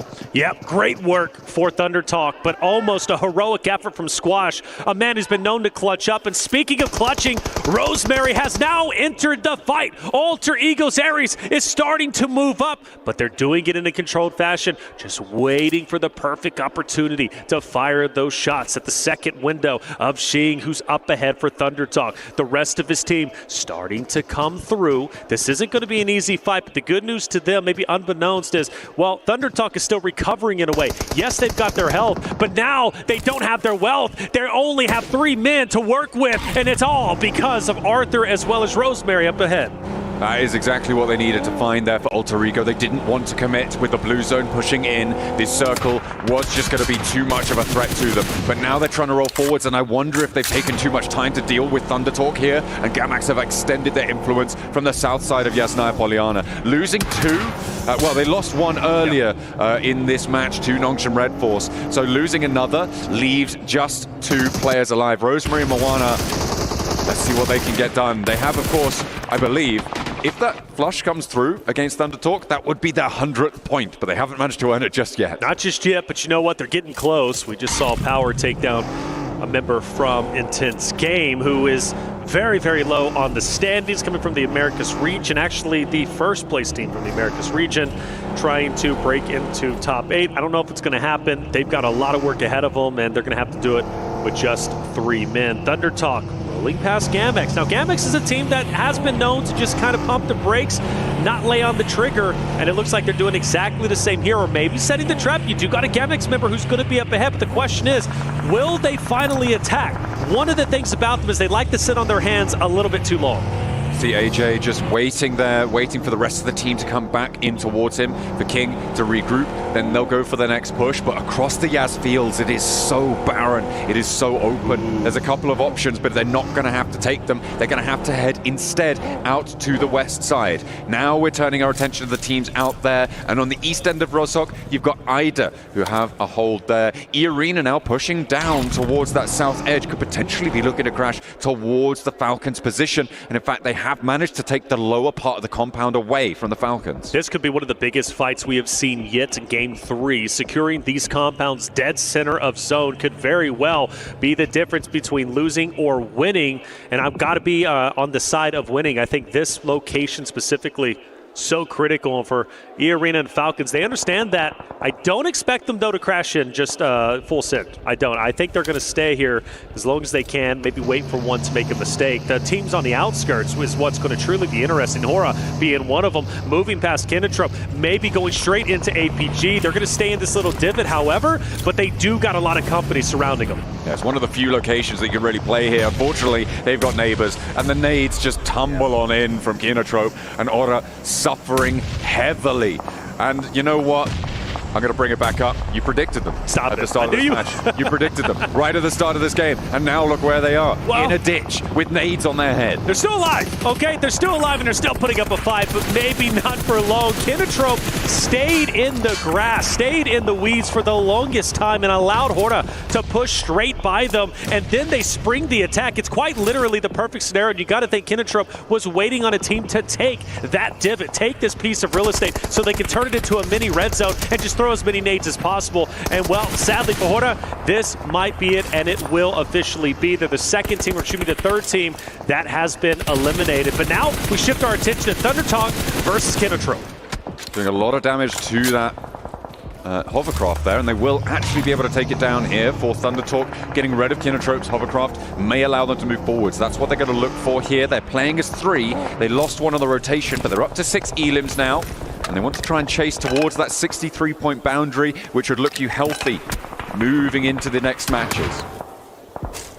Side note, Alter Egos have taken a long rotate through blue, maybe going behind that of Gamex. We do hop on board with them as Gamex is going to try and gate people. They're going to fire some shots. Alter Egos have had a tough game, and with Moana dropping in blue and Arthur firing some shots, fortunately he's going to be finished off, and now it's left up to Rosemary, a solo fighting against the entirety of the world. There's so many players still left. You have to think Rosemary has not much time left in game 3. He's going straight towards Nongshim. He's dead. 10 seconds. 9, 8, 7, 6, 5, 4, 3, 2. How do you not connect that? Oh, and he gets a crate too. I would have been dead on if they weren't terrible at spraying that card out. I'm angry at Nongshim Red Force now. Fair enough. Well, hey, they're my enemy. It's okay to be wrong. Okay, it's okay to be wrong. You were what, 3 seconds off? Wrongshim Ned Force. Red Force. Okay. Well, Rosemary's still up. Bunchmaster himself. Zone shift taking place relatively shortly. We know for a fact Arena Falcons are going to be just fine where they currently are, dead center of the zone. They're still going to be within the next zone. Absolutely. There they are. They might have to rotate probably maybe next zone, but for now, they're doing just fine. For everybody else, well, you got a couple of teams. Gamax, who has been doing quite well this game. I got to give them credit. Ida, but Power, IG, AXTMG up on the top on the north side. It's going to be quite contested up there, and still you've got Kinotrope, you've got Thunder Talk and APG all within that eastern side of the zone, still waiting for this fight to conclude. Thunder Talk can't really make a move. Kinotrope has to kind of stay low. And Ida, surely not. Are they rotating into Gamex and maybe even behind Nongshim Red Force? I think that may be the approach. I mean, it's difficult to go past Waybo, potentially looking to push in on across the road. Okay, they may be going to that ditch that Rosemary was trying to play around, I believe. Or was it the other crate? I'm not entirely sure. Either way, yeah, they're just going to try and insert north of Gamax, so they're not wrapping behind them. They are just looking to try and get across the road here. This standoff on the south side of the Asfields continues between Thunder Talk and Kinotrope. There's 3 players alive for Thunder Talk, all 4 players alive for Kinotrope. It looks like they might be dry on nades, otherwise I imagine we'd be seeing some lime green art. Mint green? Not sure. Mint green. I like mint green. I would say that's relatively close. Kinotrope, keep your head on a swivel, man, because I'm seeing some cars revving up. I'm thinking a push might be happening. They want to get this fight done and dusted and take them out. And the car does full send it in, it seems like, right? Thunder Talk, actually, hang on back. I thought I saw a car going straight in, but we don't. So for Thunder Talk, still okay. I only see 2. There's the third king off in the background. He wanted a vehicle. Okay.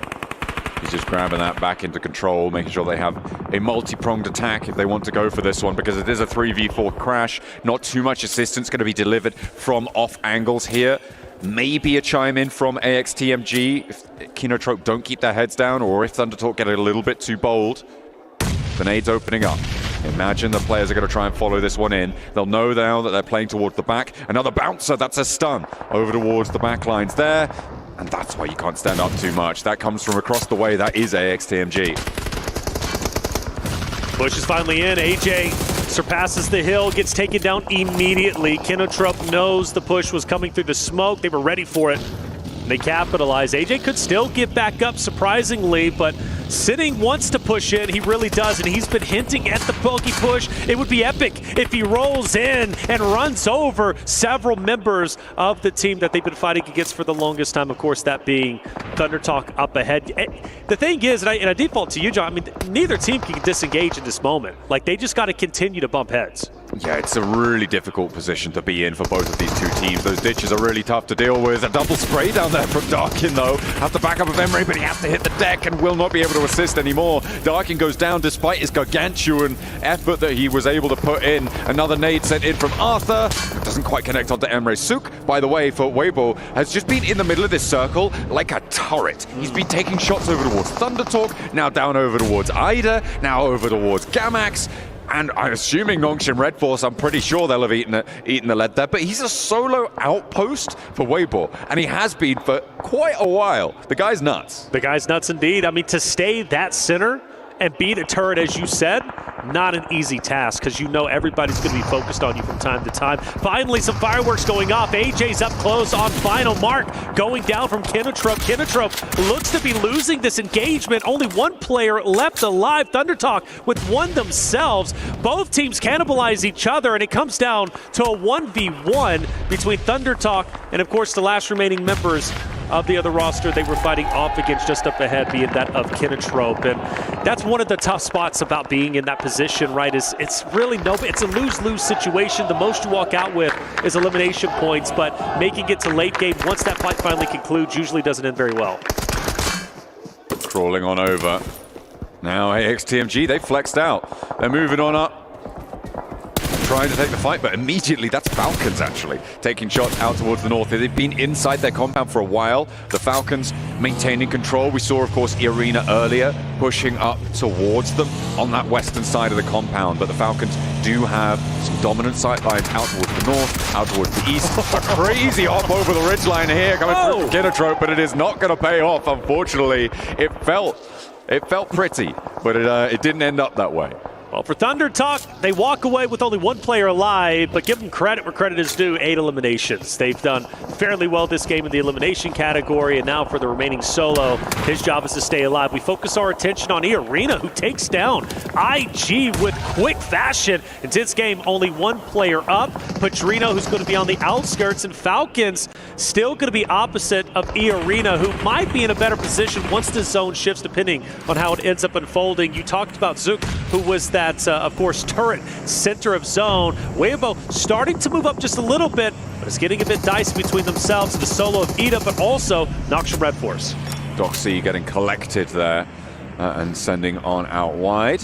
For Noxian Red Force, they're going to try and regroup over towards this approach towards Sook, who's finally getting towards Sook, who's finally getting pushed off this hill with Alpha Gaming starting to poke their noses in. Oh, wait, no, take it back. It's just repositioning so he can hold the hill even better as they come on through. Ida do fall in this game as well, which means that now we're down to just 6 teams remaining. An immediate knockback onto Reefus there from Noxian Red Force. All right, APG have to get him back onto his feet if they possibly can. A 4-man unit here would be powerful. Everybody is basically a 4-man unit outside of APG unless the res does come through. Sook still dead center of the zone. Noxian Red Force, great shots onto Waybo up ahead. Now the question is, how much value is Sook going to provide when we see Noxian Red Force decide to push in to the 3 stragglers on the left-hand side for Waybo? Sook should have broadside on this approach. It's going to force XZY, who has been lasering some shots on this hillside, to be into a low ground rotate. Beanie going to try and move on in as well, but Order is starting to cook the nades. So is 33Z, and they are now exchanging ordnance from one another. The spray down's good. Again, connects over towards Order. In the meantime, by the way, Narvalo did just take a knock. I believe that's from Henry. Not likely to get flushed just yet, but this fight seems to be a little bit stagnated that we're on board with Waybo. And Noxian Red Force just taking a second, taking a beat. Spread out quite a bit, aren't they? APG taking some shots onto Benny from the distance. And Waybo able to recover. And that's going to be big news for them. I thought the curtain was closing as Noxious Red Force started to push in. E-Arena Falcons still opposite of each other. This fight has yet to unfold completely, but it's about to start. E-Arena has to push up now. Blue Zone is going to encompass where their current location is at. They've got to find a way to break their way through the defensive setup of Falcons in a hardcover POI. In my opinion, I think it's going to be an impossible situation, but we go back to game 2. I thought they were stuck between a rock and a hard place in the hardcover POI they were in, and they broke free. Is this time going to be any different? It doesn't feel like it. There is a position ahead of them that has control over their sightlines, that has a really solid spot. The only thing that could change it is AXTMG. If they roll up towards the Falcons, there could be a third-party situation here that could go pretty much either way. So we'll have to wait and see if that's going to come into effect. But E-Arena, they get the res, and they're looking to try and push up these hillsides. They've managed to actually get fairly far around on the northern flank of this ridgeline, around the Falcons' foothills.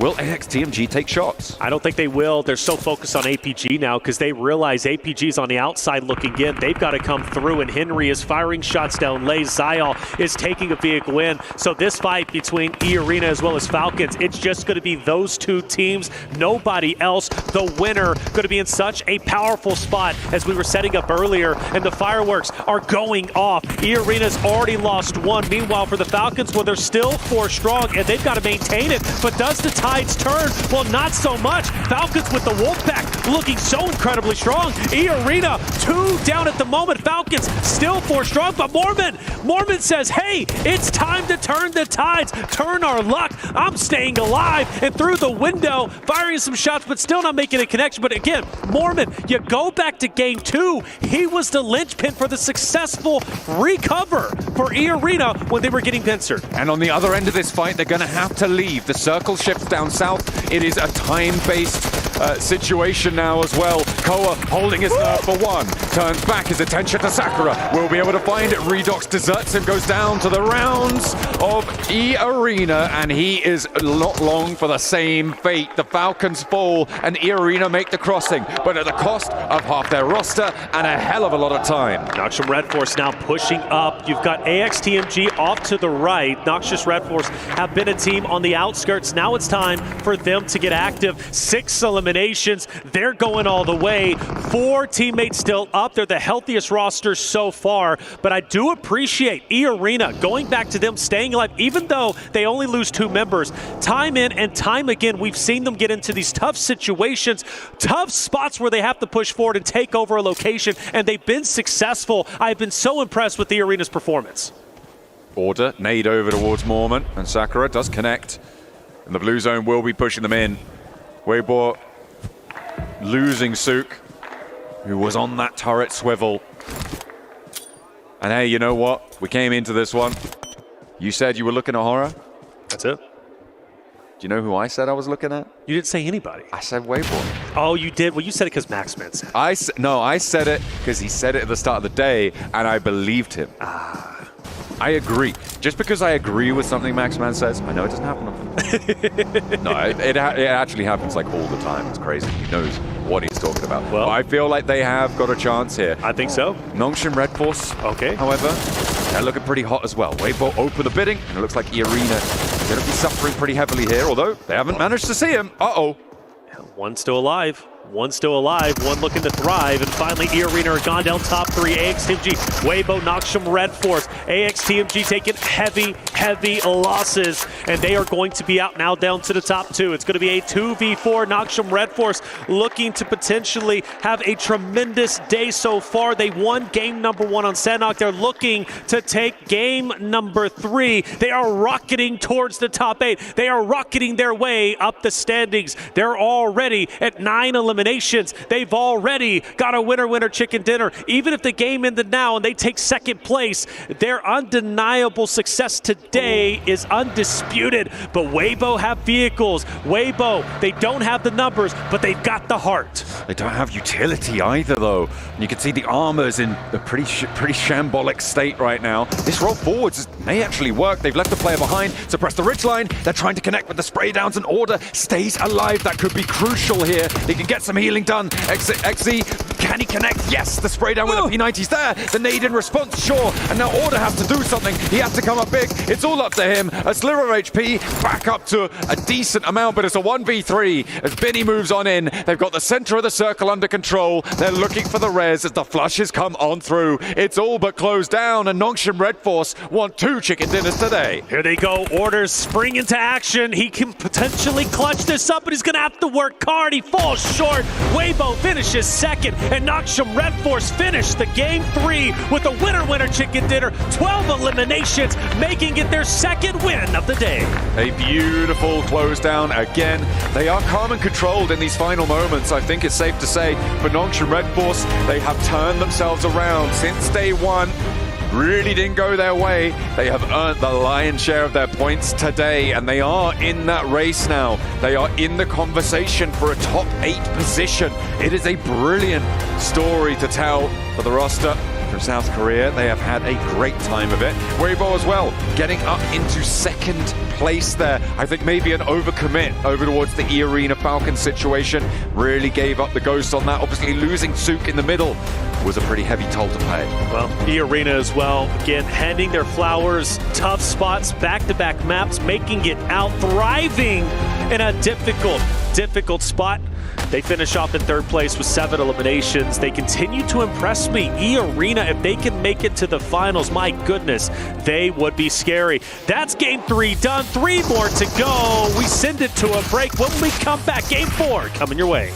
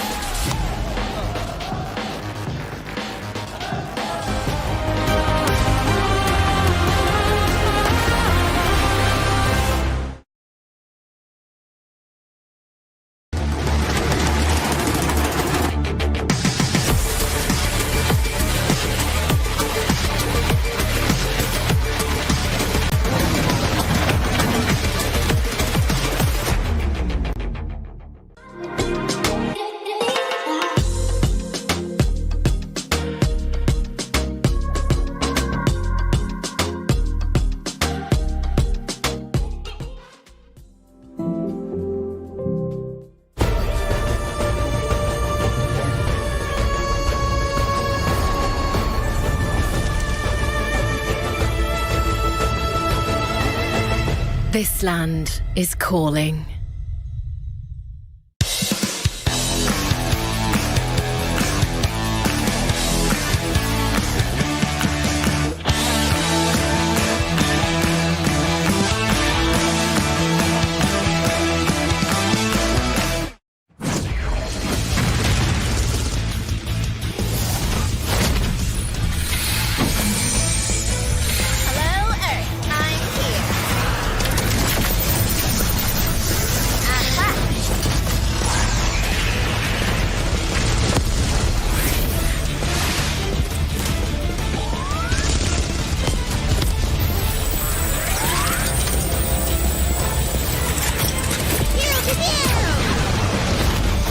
New Pulsar Legionnaire available now. First outfit with special head animations and voice lines. The Pulsar Legionnaire set comes with its own super cute voice lines that can be toggled on or off. What happened? Bye, friend. Hello, Earth. I'm here. It also features the upgradable Hyperion ship DSR and Jet Reaver glider with special animations. Experience parachuting like never before. That's not all. Even more rewards await. Event period, July 25th, 2025 through August 26th, 2025. What are you waiting for? Get the new guild set now.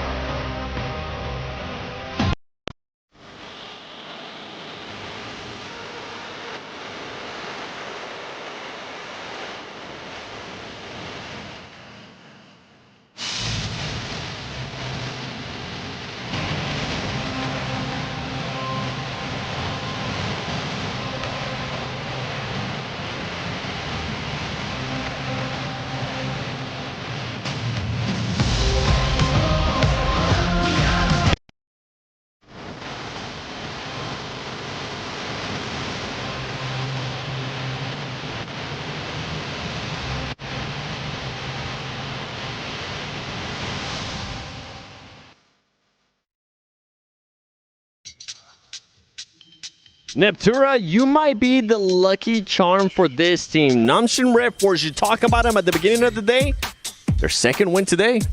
I'm very happy with how Nongshim have been playing so far. I really like how they're doing it. Again, they're playing just with a little bit extra voice today. Just a little bit more, a little bit extra. That's exactly what I wanted to see. It's not too much. It's not overextending. It's just spreading out, taking their time, keeping that pace going, and then when they see an opportunity, actually committing to that.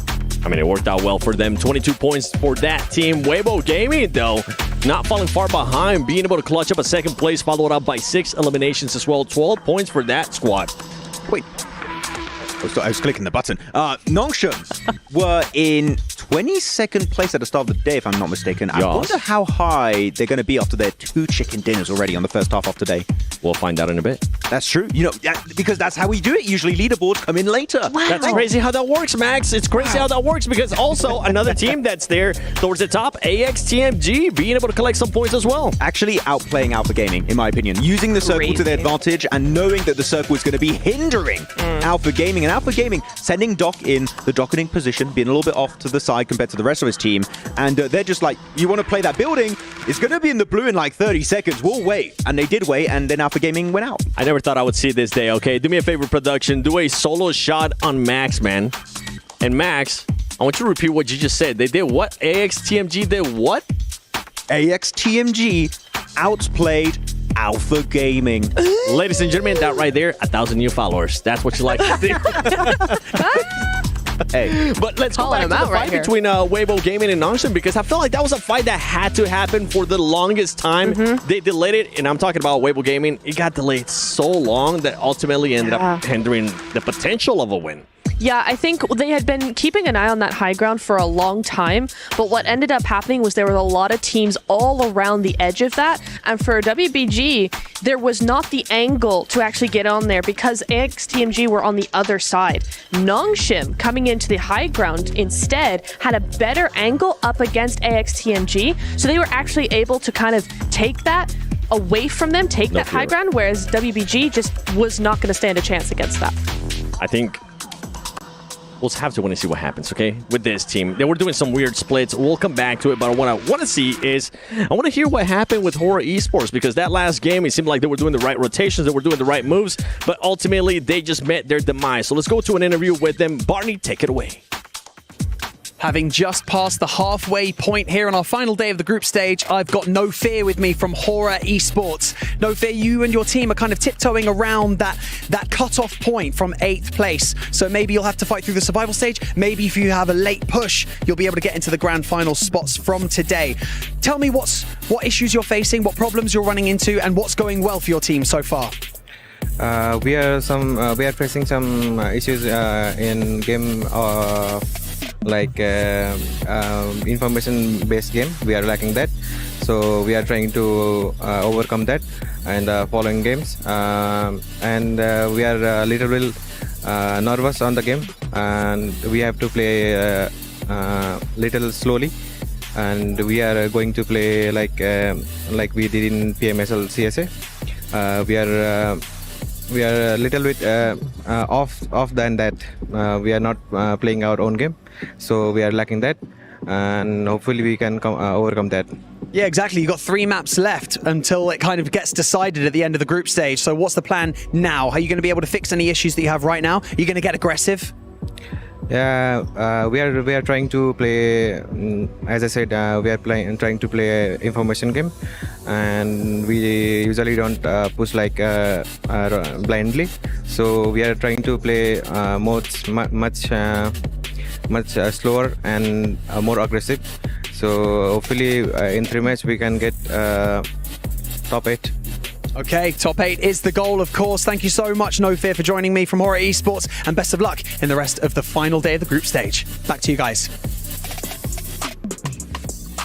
Well, we're going to wait and see if they're going to be able to make it there towards the top 8 because, as I mentioned, they were trying to do some rotations. I mean, Blank even ended up choosing them. As soon as he chose them, it ended up going south for them. But there you go. No Fear, only being able to get just 1 elimination, 275 damage. But let's move on from Horra Esports because I actually want to get a chance to talk a little bit more about Waybo.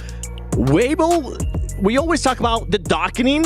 We saw Sook being very far away from their squad, Max. I like what Doc is doing. How about we do a bit of that, okay? Now, it was quite interesting because this entire game, Sook was split from the rest of his team. So Sook was in a building over to the western side, not quite in the mountain. And the mountain where the circle ended up going had the 3 other players of WBG. They just stay there the entire time. Then they pull a little Uno reverse card, send Sook over to the high ground position, leave the 3 other players in the compound to the west. And we're like, okay, that's a good scouting position. They're going to hold it until maybe phase 4, 5. Okay, we're chilling. I think they took until phase 6 to start even just thinking about regrouping onto Sook. And the fact that Sook is not eliminated during that time is just mind-boggling to me. I think they were scared of possible off angles, taking away that possible win from them. So I do get that they were scared about it, but the delay took so long that I would love to know what was happening internally, because so many things must have been taken into account for this team to not be willing to regroup. And that's what I was talking about too for this team as well, because of the delay that they just didn't want to find non-sim Red Force. They had the chance. Order seemed like he wanted to get an angle on them. Ultimately, it didn't end up happening, Neptura. No, it didn't. I think it was a really interesting play to come through from them. It's one of those things that I think has everybody a little bit confused, but at the same time, it's what got them a second place, almost a first place finish. They just wanted to keep that timing or keep to themselves a little bit more. They were not confident in that. And actually, I kind of think it goes into what we've been saying, is that if you want to make a play it with confidence and actually commit to that. And I think if they were unwilling to commit to a push, then actually staying and committing to the stay was the way to go. I think they may have been scared from Nongshim Red Force's southern angle. Maybe you just push that, you know? Maybe you just go for Big Send, then you can have exude as much control as you want on the circle at that point. So I do agree with your idea here that maybe just do it together. I do get also the idea that maybe scared a little bit, but you have to take control eventually, because as you keep delaying it, you will lose a player, and that's how we did end up losing Sook at the end of that match. You gotta make that decision. You can't wait too long, but let's take a look at the overall. Let's see if maybe Nongshim Red Force is gonna be in the top 8.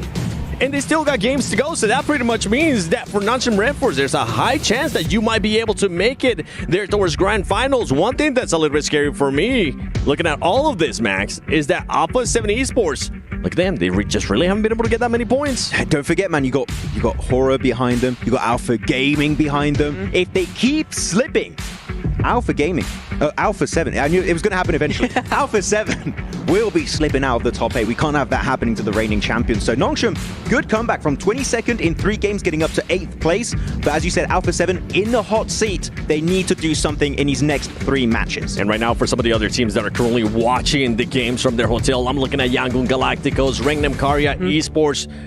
Have they done enough? Because with the ways that Nongshim Red Force is currently playing, and if Alpha 7 does end up picking it up, they could end up just getting kicked out of that top 8, Neptura.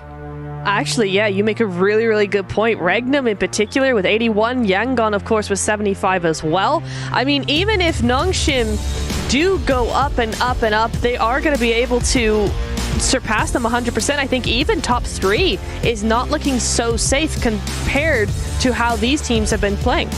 We saw Alpha 7 there having 69 points earlier. You can see Waybo Gaming right now with 58 points. You have TT Global 10 points behind that. So, I mean, you were saying it, Max, they're not safe. They're not safe at all, and we need to start seeing a little bit more out of Alpha 7. They have had, to be fair with them, they have had some good rotations. They've had very good rotations right throughout this tournament, so they could jump up there. Alpha 7, they need to be careful because, again, they're in the hot seat. They could fall off. That would be one of the biggest upset here in the group stage. Okay, well, I'm ready to see what's going to be happening here in this final area. But before that, let's send it over to Barney on the stage. Welcome, everybody, to the Qiddiya Esports Arena, right here, live from Riyadh for the PUBG Mobile World Cup at EWC.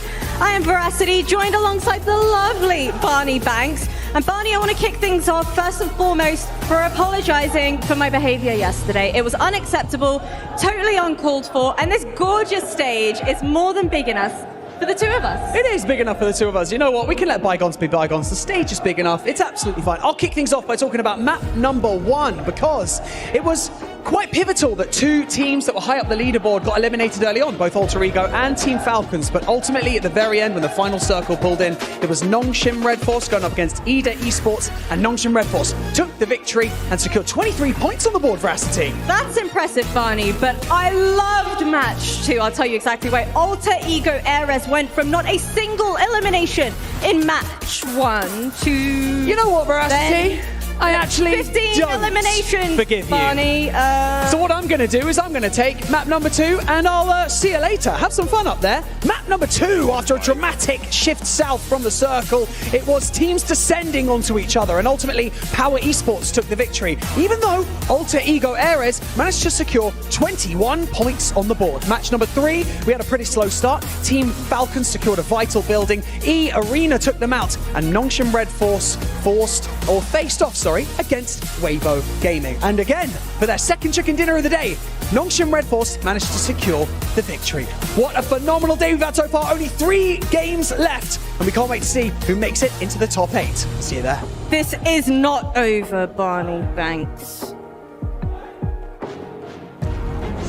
Someone get her down from there. Jasmine, do you need assistance?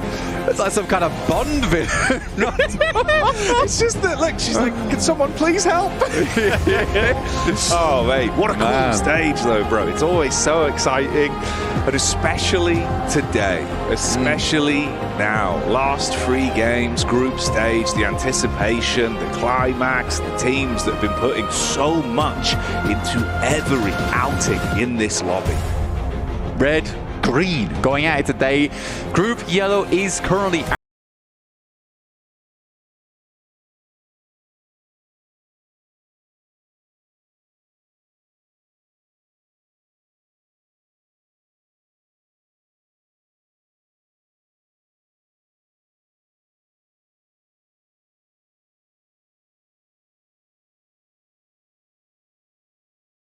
But not only that, the top 8 spots that will make it straight through to the finals, and which 16 teams will be joining us over in Survival. You can see already, if you haven't been hearing the reverberations, the audio capacity, the set of lungs we've got on this audience when Falcons have been in the arena, well, you're probably going to be hearing some of that today. Hey. Getting the little pre-game rituals in as well, Alter Ego. I don't think they need it. The way they have been performing as individuals and as one collective, the 5 fingers on one hand forming a fist for Indonesia and punching through the competition. 5 fingers? Yeah, 5 fingers. Well, and a thumb. It makes more sense with the 4 fingers as well, 4 players playing. Yeah, but fair enough. You got me there. You got me there. You had me. Yeah. You had me. All right, fair enough. Fair enough, Blank. 1-0 Blank. We have Arango coming at you. We'll have 2 Miramars to finish things off, but this is our last Arango of the group stage, and we'll be starting over in Severny down towards Old Sozinovka and military base. So the teams players for now. We are starting very far up on the map here. Alter Ego currently on top, not far away from overtaking 4 Thrives in that first place position. Alpha 7 also hoping to maintain over towards the top 8 here with 69 points, followed shortly by Nongshim Red Force with the 67. This is a nice stat to look at as well, man. Obviously with Falak not being here, but Rosemary still having opportunity to build on those high caliber plays he's been making. Unbelievable damage, fantastic impact. But this is what I was saying, right? It's not just him. It feels like the team has been setting up each other perfectly, Blank. The comms are clean, the decision making is brilliant. If they keep going like this, it's going to be devastating. There's been a lot of talk about Rosemary, honestly, and there's a lot around him, but I think that when we really boiled it down, that there was a huge amount of success which was pinpointed around Alva as a player. In terms of his scouting, dangerous missions that he's been on to set the rest of the team up nicely. He's been a very, very key pickup for that squad to allow Rosemary to succeed in the way that he had. You can see the leaderboard right now, pretty tight, honestly, pretty tight, with Waybo currently at 58, TT with 59, Ida at 62. So there is chance for teams to jump up. It's not just Nongshim Red Force fighting for this one. They're in a worrisome position. Ida could overlap them potentially. We already have an engagement starting off here over towards AX, losing a player in Rozok. Not the dream scenario you want going into the later half of the day. A rough drop Oh, mate. It's not what you want, Blank. Try and get that sorted out immediately, get the things going, the blood pumping. Saw this yesterday with some of the decision making. Let's have a look though where we're going to kick things off. In-game POV, we join the Alpha 7 boys on the move. And again, like you said, I think they've been coming out, playing with a bit more of that classical flavour. It looks like Alpha 7 on the stage again. Bit more gusto, honestly. I really like that maneuver they made down towards Milter, you know, trying to play off the back of the road stop. Never that easy, honestly. They did eventually get wrapped on, but I think up until that point, they held their own quite nicely there. So I think for Alpha 7, they do want to have a much more explosive entrance here, but to be honest, at this point, at this stage of the tournament, they'd be quite happy just to get into the top 8, to get that free ride over towards finals. This is Alter Ego, actually. Who else other than Rosemary? Got a bit annoyed at us for talking about Alva too much, wanting to remind us who's the king. Oh. It is crazy as well, because it's one of those dynamics, right? We say it sometimes, we have like a 2-2 split of players that compete amongst each other within the same roster. Whereas for them, like you say, they're passing the baton willingly, setting each other up to make sure that relay race for knocks, for damage, for placements is always clean. But yeah, obviously, if he gets an opportunity, Blank's going to take those knocks all damn day. He'll show off. He will show off. I think for another team like that right now, it's somewhat of a different story. Is Alpha Gaming, where it's a weird one. Yeah. It does feel like a case sometimes where a player will just send out the rest of the team, you know, bless their hearts, they will just join in, send with. Even that first Sanhok today, where we saw Alpha Gaming shoot down towards the south side to take out Team Falcons, despite having one of the strongest compounds inside that circle early. It was a weird one for me. The moment, they're not doing too badly, you know, 50 points, but they are in 15th right now with that scoreline. So they want to bump that score up. It would be a bit of a jump, but it's not out of the realms of possibility for Alpha Gaming to get just a gigantic match. It's hard to count this team out too early here. With 3 matches to go, though, not a lot of time left, and that fuse is burning down. It is. And the base that will be behind it detonating, of course, is that rapturous, screaming energy we have heard again and again for the Falcons fans that have been in the arena. And that's scary. We were saying on day one, sometimes when things aren't going right, you're hearing that echoing constantly. It's more and more pressure that's being layered on you. Yeah. I'm worried if it's going to turn them into a diamond in the last 3 games, or if you will crumble under that pressure. 32 points for Falcons. It's not an ideal number to be on. 21st place as well. It would have to be a mega jump up. I think, if I'm being quite honest, a bit brutal, really. Yeah. I think Cole is the only player on that team at the moment I really see standing up. I mean, I've had a lot of admiration for Ralph, Nalvalo, Redox in the past years, but it's funny to me that their newest addition is the one who is showing the most gusto in these games. We'll wait and see for Falcons. There could be a miracle run, but for me at this point, very unlikely. Very, very unlikely. At this point, you kind of want the crowd to just be chill. Let them build. Yeah. Let them build, then follow. Yeah. No, I know what you mean, man. I know what you mean. It can be that double-edged sword, you know. It's kind of brutal. That's the way it's gone. But 2 sides to every coin, I guess. Longshin Red Force calling the right side of the coin each time it's flipped today, it seems. Some very good plays from them. Get themselves into 8th here, which would secure them if we ended things right now. I think Longshin Red Force has had a nice run. Capitalizing off some teams, maybe inadequacies, we could say. But at the same time, it has just been some good maneuvers. I would put it down to just a case of strong understanding of the map. Macro looked pretty decent. They didn't overegg the pudding a lot either, which is something you see from Alpha Gaming quite a few times. Maybe need some more classes when it comes to bakery, or at least getting some chicken dinners. I think for IDA as well, it's interesting. Obviously, it felt like they were more of a periphery team in some of the early matchups we saw towards the group stage. You were finding your way through with placements, playing off the zone, but never really being at the forefront of things. With the grouping the way it is in terms of the spacing in points, though, there's still a chance, mate. And it's looking better today, I will say that. I think there is definitely a good air in there for them. You know, they've got that second wind. I think for Ida in particular, right? the thing for them is that I've always classed them as an up-and-comer squad. They have some very young players on side. It's not easy always playing at a big tournament like this with all that pressure on. But they're a good team at heart. They're a very, very good team at heart. I think maybe it's early land jitters for them. This is only their second day of play. I think everything could change. I do think, though, for Ida, going to the survival stage is not going to be fun whatsoever. I don't think that's an easy place for them to be. I think they'd rather just make it straight through to the finals itself, get to watch all the play happen, and then just feel a lot more comfortable and researched going into that finals. So it does need to be a big push from Ida. Again, other teams are chasing. We've got Thunder Talks as well as Waybo. And Nongshim Red Force, if they don't let up, could become a little bit more difficult to grab onto the coattails of those teams in the top 8. Let's go back to your point as well for a similar team that, you know, the question mark was, will they struggle being thrown into the deep end of a big stage like this, global event?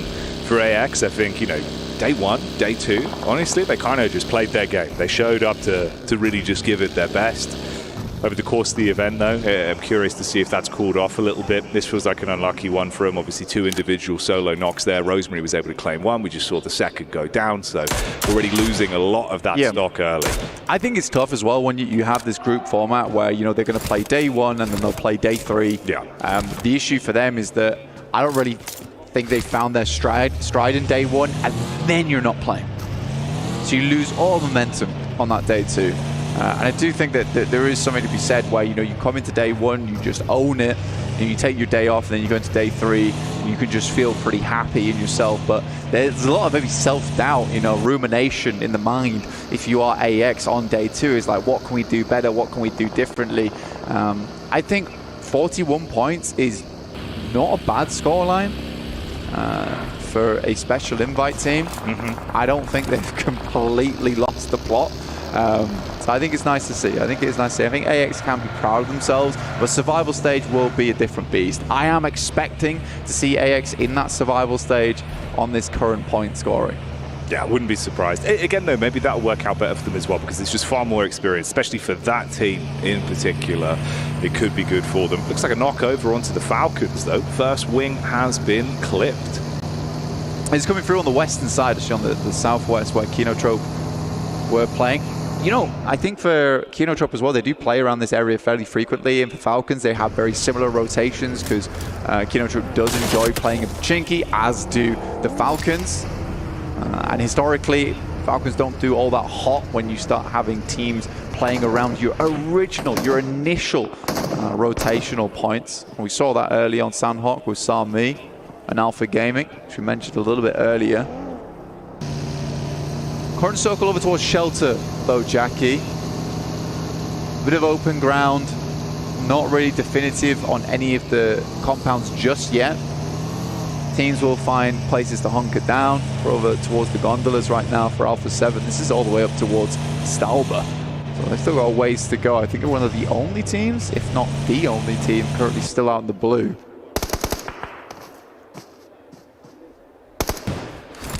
Intense game here.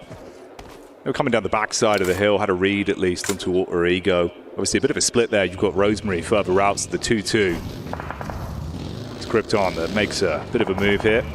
Rejoin with the rest of the squad, hop back in the vehicle, keep himself covered. See how they play this one. Or you go on that western side, yeah. The split between them is pretty big, pretty substantial. See when they want to regroup things up, and you're right, Intense Game are chilling around the peripheries of that area on the western side. You got Rosemary and one other player, can't quite see the name there, having a look down towards that southern side. R8 taking a knock, that's over towards Mansion actually. You can see it on your screens, we bring up the map feed, which is available to you all at home, by the way. I'll head over towards PUBG Mobile Esports over at YouTube, pick that one up. Keep tabs of your favorite teams and their rotates. Follow all the action in one nice little neat package. Get the information that we use here live on the cast as well. Teams on the move now. Squash from the wraparound. Everyone else heading down. It's Gamax that's just ahead. And of course what remains of AX as well, taking a wide berth to join up, but we'll hold that for back over. E-Arena on screens for now. You've got a crash down from the hillside with Kinotrope coming in. Mormon on the push back up. Ooh, big tag into the back. Quick response as they turn their heads and find that one. Tamar with the damage done. It's Big Papa Pump that's clipping legs from the side. Bullets coming in from the third party as well, trying to clean up and see what he can steal away from this.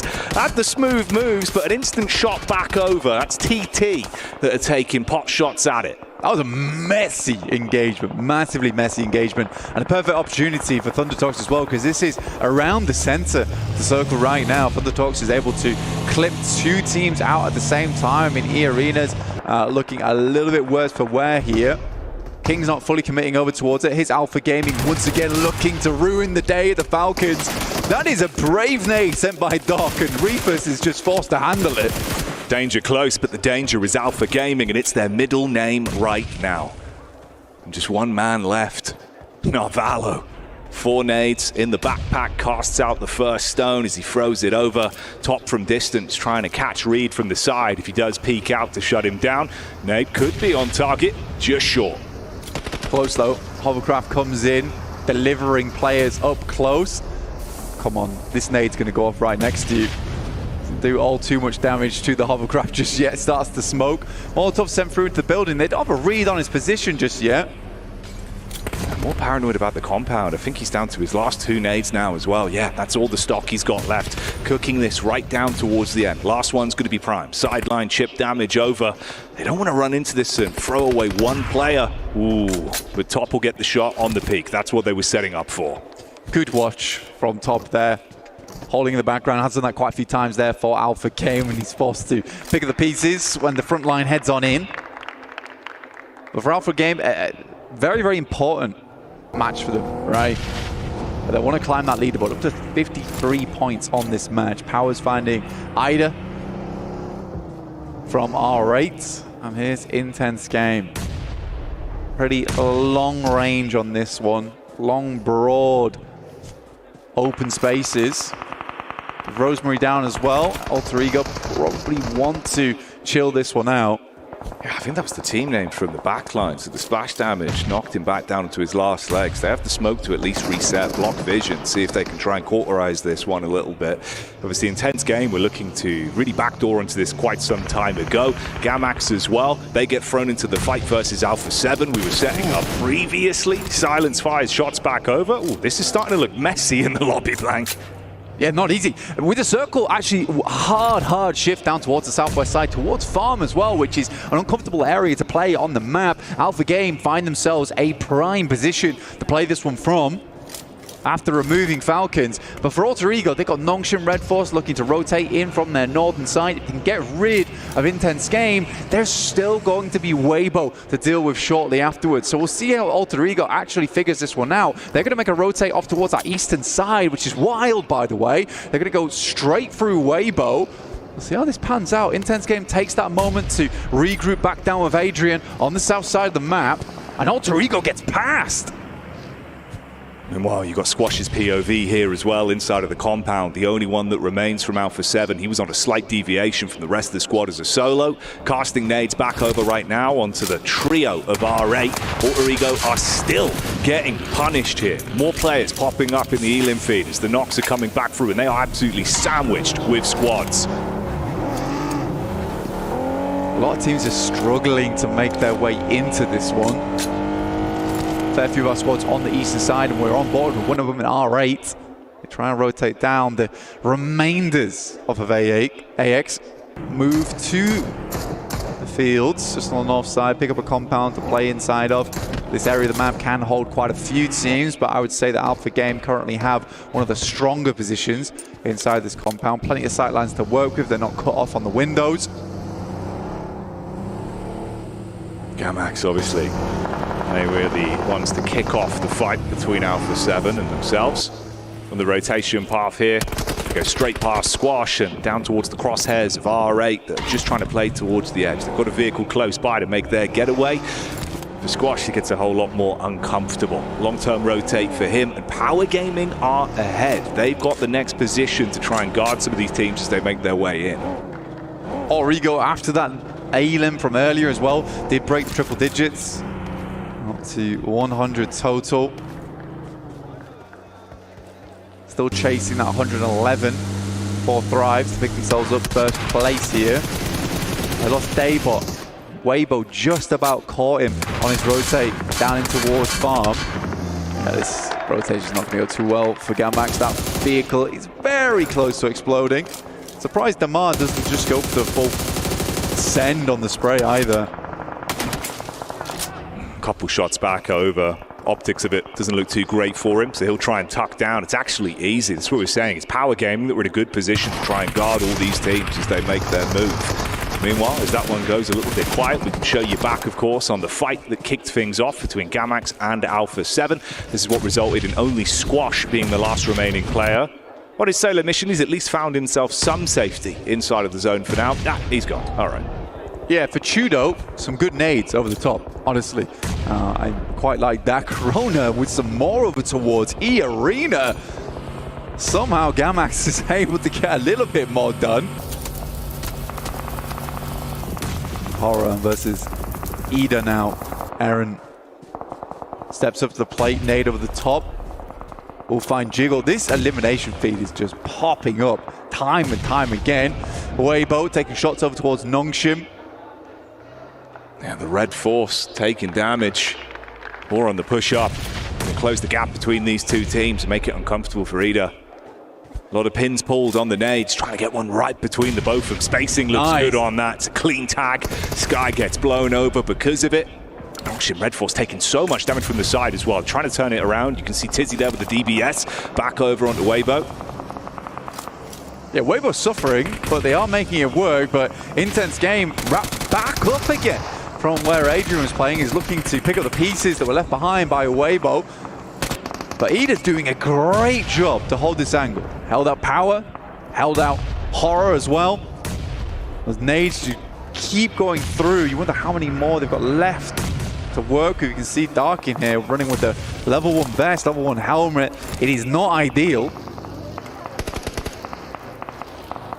This is the rough part for Power as well. At one point, it felt like they had a good position to try and hold back some of the other teams. Now the shoe's on the other foot. It's only really Al Haji that has a chance to make a getaway play as a solo. The rest of the squad were pinned in, Playzone nipping at the back of them, and they've all just been picked off one by one. So he's just got to bail on the rest of the squad, look for a later survivability game from this. No fear's just got to hold his angle. It means versus 4. Ida's got to push into him. It's a good initial knock, and a second potentially. Oh, No Fear goes down, and you can see they at least deal with the first man that was in front of them. Quick reset on this. They've got time to pick each other back up. No one else there to instantly third party off the fight at least. Origo's going for something a little bit bold here, moving up into the northern sides of Farm. Alpha's looking to move further in as well. This is a replay from earlier between Nongshim as well as Waybo. Good nade down there as well. Actually would be quite a nice storyline as well if we get this fight here between Origo and Alpha. The way we can set that one up, the dynamics, you know, the two sides of how they play, complementing each other or fighting against one another. Nades over the side for now. Man. The fact that that is right on target, the kryptonite for him, blows him away and fragments the team. The advanced scout now down. It bounces off the tree, by the way. Wild rebound. Yeah. Straight back in. It might have gone a little bit further. Rosemary, 3 nades. These 3 nades need to be real effective here. With Daybot down, it's just 2 that they're running with for Alter Ego. Krypton does get flushed out. Alva versus Alpha. Here in Farm. Alter Ego would love to get a little bit further, but Reefus finds Rosemary. He crawls his way through the grass, leaving just Alva behind now for Alter Ego. Looking for placements. We'll see how long Alva can sit in this position. Al Haji was found as well, of course, after bailing out as a solo quite some time ago. He was spotted in center circle and has been dispatched to Power Gaming. Exit stage left here at the 4th game of the day. For Alpha Gaming, though, this is a big one. This is where they can make their chase for top 8. Most eliminations right now for Damar, you can see. Quite a big total there for R8. Marth and Damar still alive, direct center. But Ida is just flowing through. That is until Shing will find Darkin on the front line there. Pops him for one. Nades continue to pour across. And Emre's just going to wrap. They're going to give up Darkin. I like this, you know. You see there, the boys from TT are looking to move in, but this is a dangerous cross. Going for the quick jump in the vehicles, try and have some cover for the reach. Oh my.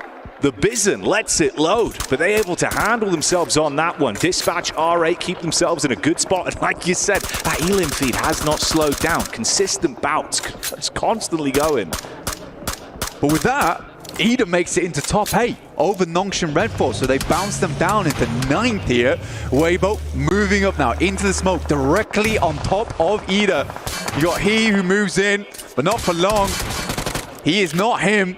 Aaron will put him down. The 5 elims on the game, 9 total. Jumping up now past Alpha 7. It's a massive game from Ida. That's what we were saying. It looked like they were maybe a bit of a periphery team, but now they want to be at the forefront. Straight into the smoke with the bonnet. Hello, Aaron, and goodbye with the DBS. I pick up Emre there. Takes him a while. Nade goes over the top. 33Z's able to sidestep that bad boy. Continues to take chip damage. That one should be on target and do just enough. And Aaron will put another one up for Ida. The solo soldier in the middle of a broken field of vehicles. Thunder Talks versus Alpha Gaming here, Jackie. Likely to be the concluder. Intense game on the sidelines. Have been huddled for a long, long while. Aaron continues to take pot shots, but Shing will finally take either out. Of 4th place though, 10 elims. I think they'll be very pleased with the result on that game. Yeah, grinning from ear to ear. Ooh, trying to reposition right here, right now though, on the move up. There's the damage back over from Alpha Game. It's Rayfus that's able to get the spot onto him. Always on these roofs, playing these individual shots. Barraging down the bullets from the barrel, keeping them pinned in. What? Oh, hello. What is Doc doing? I mean, AJ constantly plays anchor for the team. We saw him on top of Observatory. Now he's playing over towards this loot crate, using this impromptu bit of hard cover to his best ability. And he's making it so it's very hard for the boys from Alpha Gaming to start moving up. I'll be surprised if he's able to get an angle over towards Reefus, potentially. Another loot crate comes dropping down a little bit further in. Creates even more cover towards the center of the map. And with that shift on the circle, sending over towards Thunder Talks, they took the opportunity, but a nasty spray down in the midst of it. Oh, that is absolute filth. He's been playing this roof to a T. Every peak on target. Luckily enough, it wasn't the double spray. Could have cut them in half instantly. They can tuck back behind the rock, reset from the fight, but it is uncomfortable. Vehicle on fire. They got to bail back, hop in the car. Man, if he got that explosion in the vehicle a little bit sooner, it could have been nasty work. But AJ, once again, at distance. Shin goes down, Doc stepping up, and Alpha Gaming refused to lie down from farm. At least got that backline, the protection. Trying to hold him at arm's length. This is AJ. He's making some important plays, but up close and personal, that one's going to sting onto Doc. Was not prepared for the close quarters engagement. The cheeky peeks through the smoke are going to end right here, right now. Intense game, just consistently being hit from the side. They can't peek up against it. 19 bullets left in the mag here. The big machine gun in the back pocket here for AJ. Not sure how effective that's going to be at range. There's 19 bullets, got to count on that 5.56. Doc's looking over. They do get Doc back up again. A disgusting single nade from King over the top will shut down the hopes and dreams of Intense Game. That is a max man grenade and a half. And you mentioned it. The switch to the last weapon he has with ammunition. At this point, just trying to create space for the team, and they are going in. Straight in the vehicles, looking to close the distance. This is a great wrap from Alpha Gaming. The lineup as well is beautiful to see. AJ's position is now compromised, dropping the smokes, hiding behind the vehicle. Zhol zigzagging his way over, and Doc is relentless on this position. Oh, Shane was so low mid-fight, trying to top himself back up. Big damage as well. Further impact found from Doc, and from the side, they've got to try and pick this one back up. Only a duo effectively left at this point with the double knock there. AJ at least gets the shot back over. That was the flank from Zol. For Thunder Talks as well, it's an important game for them to ladder up over the top of Alpha 7, which they should do on the placements alone, but they'd like to go further. Alpha Gaming are absolutely ruining the chances. Top starts to move up, a nade up the top, bounces off the top of the vehicle on the explosion, will finish the job. And now just AJ, he's done so much, but can he do any more? Just the machine gun in hand at long range, and Alpha Gaming, they hold all the space. An unfathomable nade on target and blows them to bits. The last man left alive can do nothing to defend himself.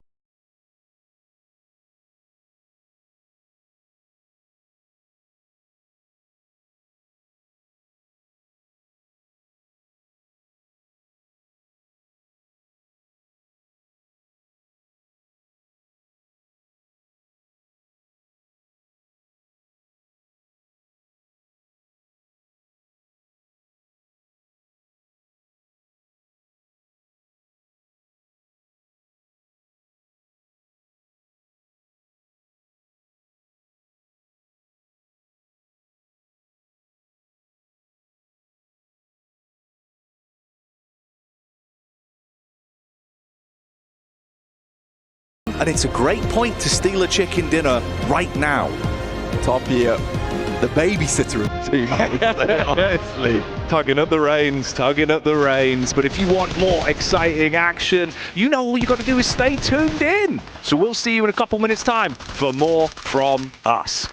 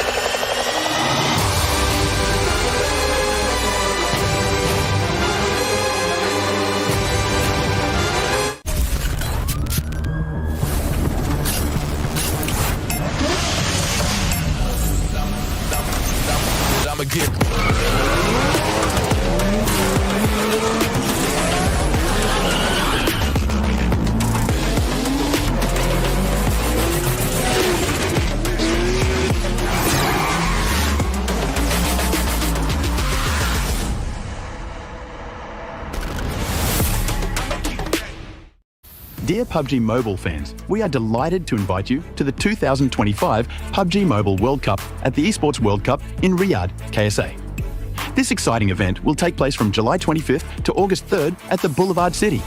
We've prepared tons of event perks, such as the PMWC avatar frame, eSports Passion set, eSports Passion parachute, and tons more items. Let's check out how you can get all these rewards.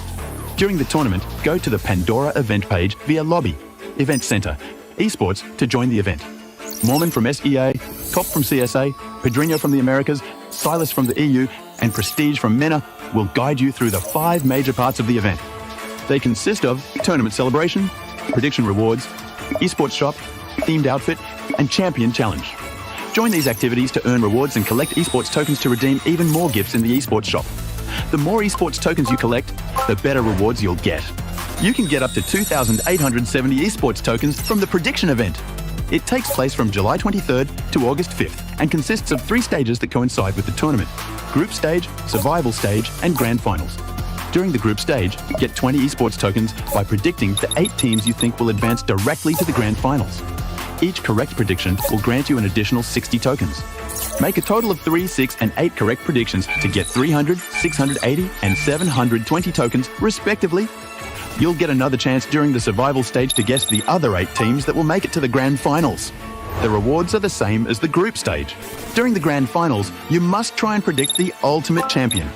Just predicting will grant 30 tokens, and a correct prediction will grant 400 tokens. If you're unsure about your predictions, you can let your friends' predictions guide you. Find someone reliable, copy their predictions, and wait to be rewarded.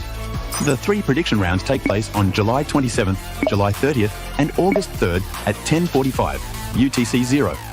Rewards are issued the second day after each stage ends at 4 a.m. UTC 0. You'll receive esports tokens based on your prediction results. Note, esports tokens don't expire and can be used in future esports events. Who do you think will be the ultimate champion? Join the 2025 PMWC event and share your predictions. Invite your friends to join the predictions and watch the tournament unfold.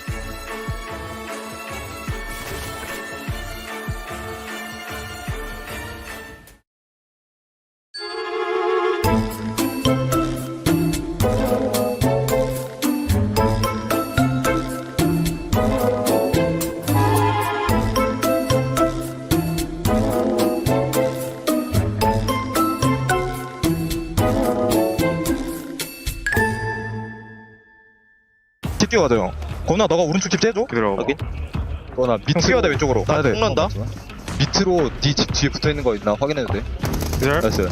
집안에 네 집안에 하나 있을 거야. 건아. 내 집안에 하나 피 먹고 있대 형들. 라스 하나 나오는 거보다 건아 나 폭갈게. 아 자신있게 이거 어차피 우리가 먹었어. 먹어 그냥. 막게. 까비. 야 나오는 거 봐. 나이스. تعال سيارتين يمشون كيزي بيمشونا يب شو كيزي نايس باقي لاس فوق ببيتك تروح دور ثاني حجي دور ثاني بس خلنا ناخذ السلاح ايزي نايس حجي نايس يلا يا ايوه نكمل 야 다시 하기 전 라스 하나 천천히 해봐 피 그래 우리 3명이야 라스 하나 어딨어? 야 이거 좀 오른쪽 무리야 오른쪽 단차 좀 무리다 이거 야 나오면 살아? 살릴게 살리면서 하자 왼쪽만 잘 봐줘야 돼 왼쪽 뛰어오는 거 보는 중 얘들아 이거 잡으러 갈 때 양쪽으로 앵글 걸리면서 가자 아 뛸게 공박한다 맞춰 잡아 나이스 좋았다 형 It is crazy to see what one of the best teams of PMWC can achieve when they actually end up playing as a team, Max, man. I mean, APG finally getting their first win. This is their best game of the tournament so far, and as you said, they're playing as a team. It's amazing, it's beautiful, it's unexpected because Doc is on a team, but actually we're sticking together, so I'm very, very excited. And definitely a well-needed chicken dinner because they were in the middle of the rankings, right? They weren't quite in top 8. I think this game might have been doing just enough for them to actually put them in top 8, but can they remain there until the end of the day? I think with this performance is definitely going to up the pressure to some of the other teams because remember, we're done with Erangel, Neptura. We're going to be going into Miramar, usually Alpha 7, one of those teams that ends up saying, you know what, we end up performing a little bit better there when we go to Miramar. That's a team that needs to perform. It is a team that needs to perform. I think we're going to see as well a lot of teams that are very good. Oh, hang on. We got an end game, Max. This is actually going to be the time they leave farm, and Alpha Gaming have an amazing game plan to just overwhelm all of Thundertalk because their players knocked, they're wounded, they're not ready for a crash. And actually, Alpha Gaming just don't go for the normal play that a lot of people would go for, which is crashing the rocks. No, they take this massive spread over to the east, not only controlling low ground, but also taking the high ground angle away from AJ, forcing him to kind of play more passive so he can't get shots on the player low ground. And then, as you can see, 1, 2 players low ground eliminated. Only AJ remained. He was also extremely low in terms of ammo for his M4, so long range, he couldn't get involved. That is the only way Alpha Gaming win that match, and it was pulled off flawlessly. And on top of that, Seal just being able to just kind of get that high ground, gave him the big opening. I'm surprised that Thundertalk even allowed that. And with this game right now, I mean, Alpha Gaming, 21 points. I can't wait to see what that's going to mean when we go to the overall. But Thundertalk, I mean, that's another team that's also being able to put up some points up there. Neptura, 16 points for this squad. It's really nice to see them start to perform as well. And what I really love is how they were able to capture that high ground towards the mid phase of the game, right? I think that rather than what a lot of teams would do is just go for all those fights again and again and again and get that CQC, I think ThunderTalk really just held back and was like, we're going to wait for all these other teams to start fighting. And then once they're done, we'll pick off the stragglers and then move into that space like we claimed it for real. I love how the final spot of ThunderTalk, it was initially Al-Hajj had it 5 minutes before that fight happened. Then it was taken away by Damar from R8. Then it was Ida that took it. And then it was ThunderTalk. Like, Al-Hajj had the good idea. Unfortunately, as a solo, he couldn't quite defend the... What? That's an interesting tactic right there for Nonchalant Red Forces saying, all right, we got 2 wins. Can we actually keep it going? Wake myself up. I'm like, I can't do it. If not, then I'll end up just hitting myself with the microphone. But I want to deep dive a little bit more into some of this game's intense game. That was another team that we expected a lot more out of. It hasn't been that way for a very long time, at least for the past 2 days. But it's good to see them finally being able to step it up here on the final day for group stages.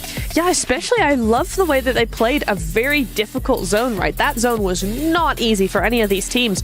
But I love how they actually were able to stick together and then move, but still be mobile at the same time. So you did have those players that were going up off to the north and then back down, but they just, by keeping mobile and stop and preventing any stagnation happening, they were actually able to end up being one of the last ones in the zone because they weren't in one place at the time. That's right. I mean, we were talking about this 2 teams earlier.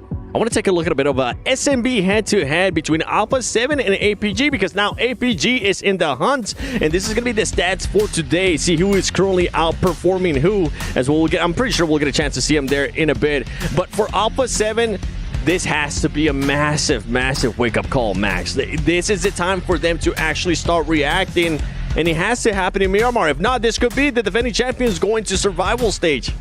I mean, it's scary because Alpha Gaming getting a win there. Don't forget, they were just below them. They're going to look to overtake. And actually, one team we didn't talk about too much, EDA. They've been silent, but they've been climbing the ranks slowly. They've been approaching the top 8. I think they've been going top 8 a little bit early in 8th position, if I'm not mistaken.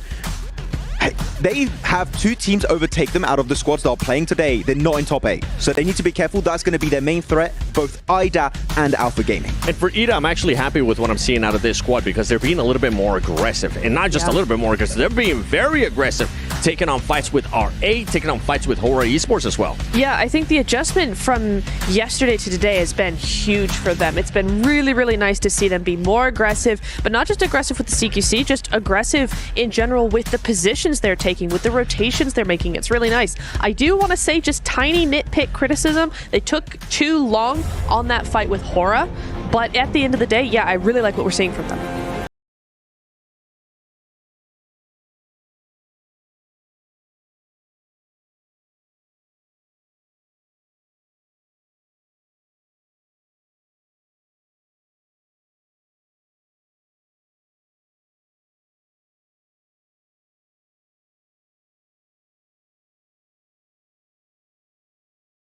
Wait for this one, the kick-off. Alpha Gaming, fresh off the back of an absolute banquet of a chicken dinner, Black. It was an APG win, which is always good to see. I think for the desk, they're highlighting that, yeah, it's the first time they're really, linked up as a team properly. And I would say allowed Top to do his job.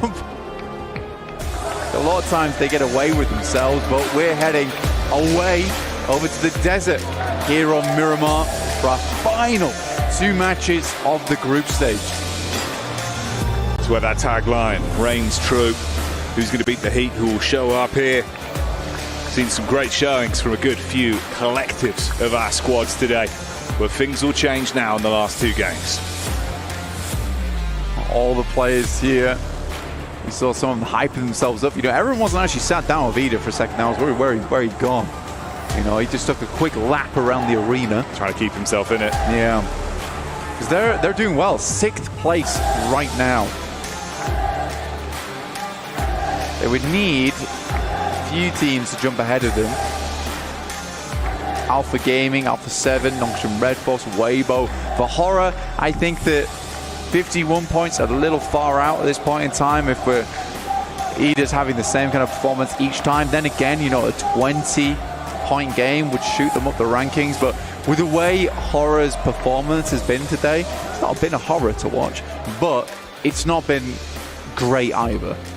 No, it feels like there was signs of them being able to really blossom. Some of the plays we've seen from the compound crashes, the way they've been playing with the tempo, it's been nice to see, but I think you're right. I'm a little bit worried. Don't know if they have that same level of caliber, of course. You never count them out though, Blank. It feels like that team can just turn it on sometimes. So you'd love to see it, especially here, right? Last 2 games make it happen.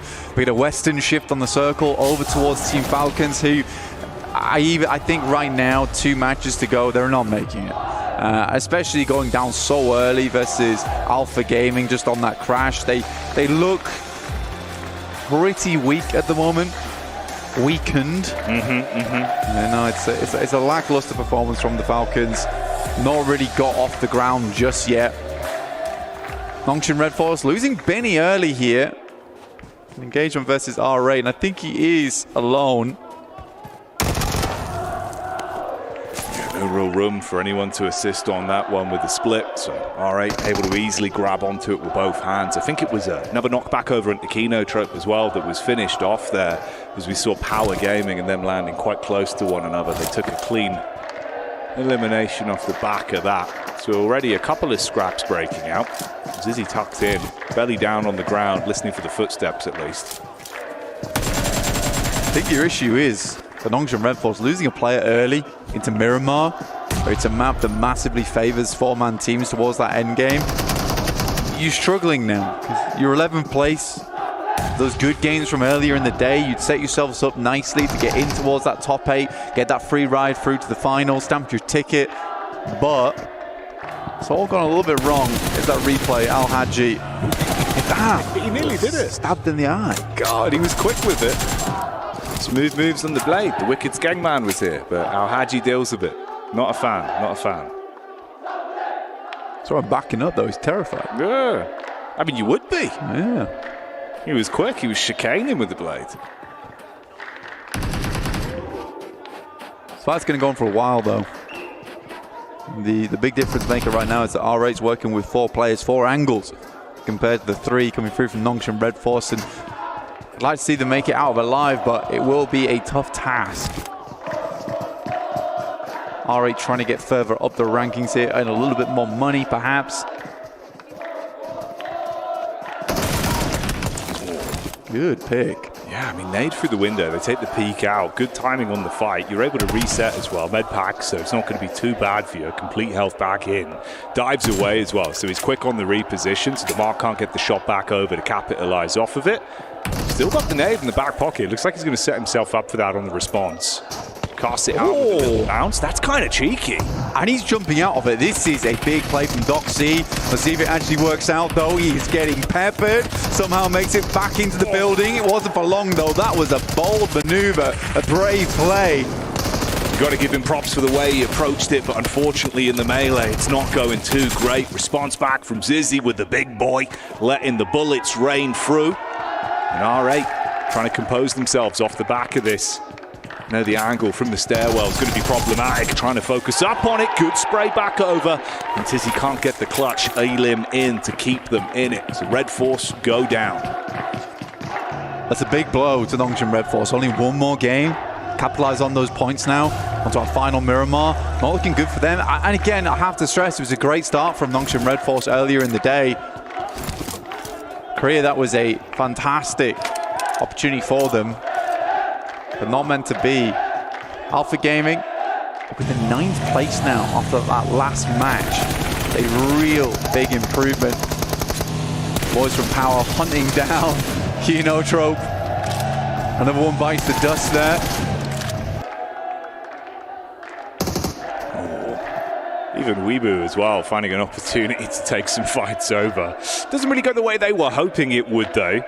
So Kinotrope, as much as it has been a rough affair of being thrown into fight after fight that's uncomfortable for them, they can at least reset from that. So it isn't the full wipe that could have been. Quickly grabbed the vehicle as well for the impromptu cover. At least had some supplies to top themselves back up. That they are. But I don't think they're going to be in the finals, unfortunately.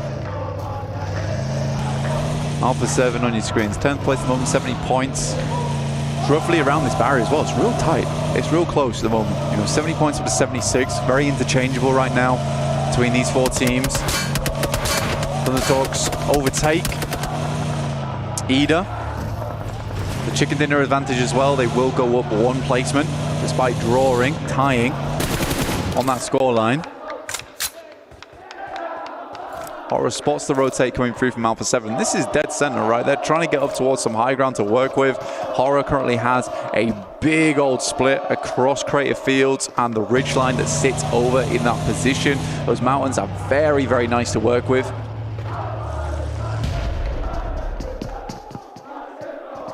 And this is the fight that has not given up. Power have just been consistently stalking Kinotrope for so long at this point, chasing them from compound to compound. Looks like AX take a knock as well with intense game, being able to isolate them once again. It's been uncomfortable in the previous 2 matchups. Gamax taking on Falcons and losing Koa again. It's these slow decisions, slow rollouts coming through from Falcons, allowing teams to backfill them time and time again. They've got to figure something out. Add some security cameras to the back of the kit, essentially. We did lose 1 player over from the side of Ultrigo as well, from a very quick bout between them and Thundertalks. Both teams then repositioned and called it quits on it. Seems like this might finally be the moment to strike. They bait them round the corner. It's a good crossfire, able to hold on the doorway. Panic stations now to reset from this. The last man unable to pop off as a solo dolo. Al-Haji will handle it, and they finally close it down. Yeah, Ozi-san attempts to the triple step up the stairs. Not going to happen though. But Power consistently put up performance there. Looks a lot better today. We haven't had that champion moment for them just yet. Towering above everyone else so far, but it's a nice game from here, honestly. Chrono will finish off Koa. Again, I think losing Koa is a big deal for the Falcons. I think he has been the one stepping up time and time again for the team. He's trapped out in Monty Waybo on that northwest side. Circle centers up though over towards Ida, which is very good for them in terms of their point scoring, staying within that top 8. Currently playing over towards some high ground too on the roadside, so plenty of vision around them to work with.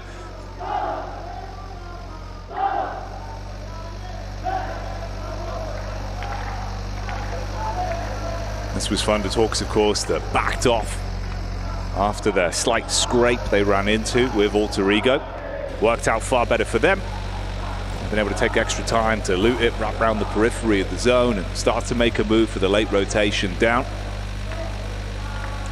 There's a good chance for Thundertalks as well. If they want to wrap down towards Graveyard, then just scale up the ridge that sits over towards the eastern side of San Martin. You know, you do break off a lot of LOS in that position. You know, there's not much line of sight available to you there. The issue is getting across that plateau. That is towards Power Grid. Very, very open. So I'm curious to see how Thundertalks play this one out. Looks like they're heading out into the blue here. AX as well. It's back-to-back games where it's been very uncomfortable for them in terms of the isolated fights they've had to work their way through. 3 players alive for now at least. It's Henry up on the hill, firing off a few warning shots at least. Meanwhile, down in the Gulch, you've got Alpha 7 Esports.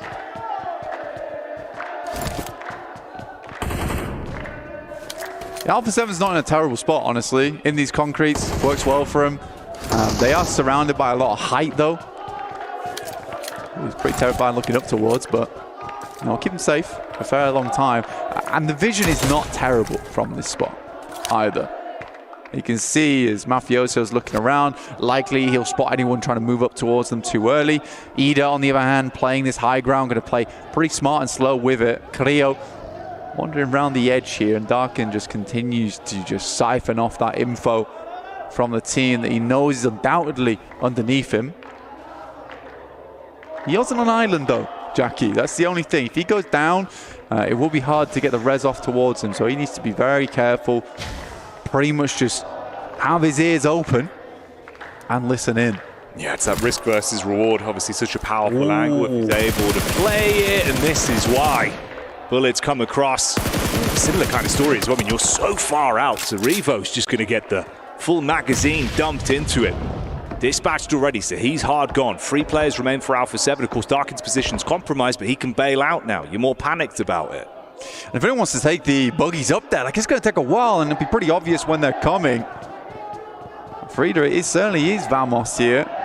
Trying to push forward over towards that top side of the lobby, take over Thunder Talks. They move in from that eastern side. They take a player from R8 as well in the process. So cut back in over towards San Martin. So a little bit of a different rotation they went for there. Frida, great pickup over towards Alpha 7, directly pushing one of their competition further down on that leaderboard. Currently Alpha 7 in 10th place and were chasing. Ada could squeeze so much out of this, man. It's really good heads-up play of how they've been ebbing and flowing throughout the course of the day. Some great gun skill on display. Heads-up calls as well. Obviously for Darkin, like you said, the amount of time, you've got clear vision for it so he can reposition. Spots over in the distance, the 3 players from AX that are looking for a quick getaway. The distance unloads. Let's try and get a few shots on target here. Slightly dangerous play from Darkin, I think, holding this angle for that long, especially using up all these bullets as well. Somewhat unnecessary, I'd say. You know, he's down to 60 in the chamber. I think you're right with that. That's the bigger issue, right? Because obviously if he continues to commit to this isolated angle, he could at least guard from Alpha 7 on the move up, but you're starting to run low on the resources.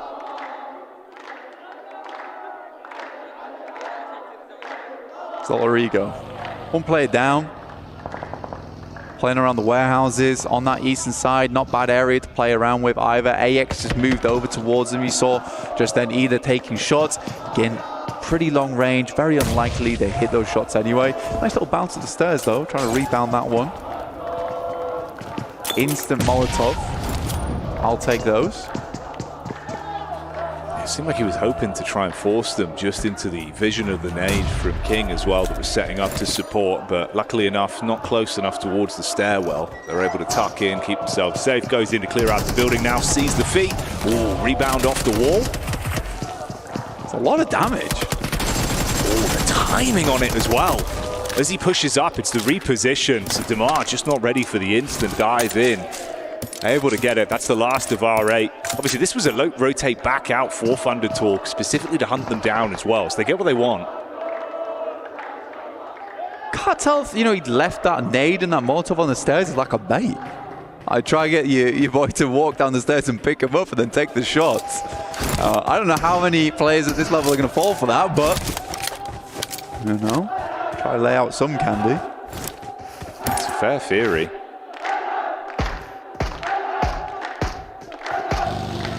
For gaming there. Shot in the back line from Gamax. Yeah, Gamax is kind of causing problems on this western side, but again, that's sort of a dock issue, honestly. If we look where he goes down, like all the way on that western side, he's split off from his team. Can't deny the amount of eliminations he's been able to get for Alpha Gaming, but still, sometimes a little bit overzealous. The babysitter in top not able to pull back on those reins quite quick enough. I couldn't get a grasp on it. Too fast. It was a lot of strength, a lot of strength. He loves it.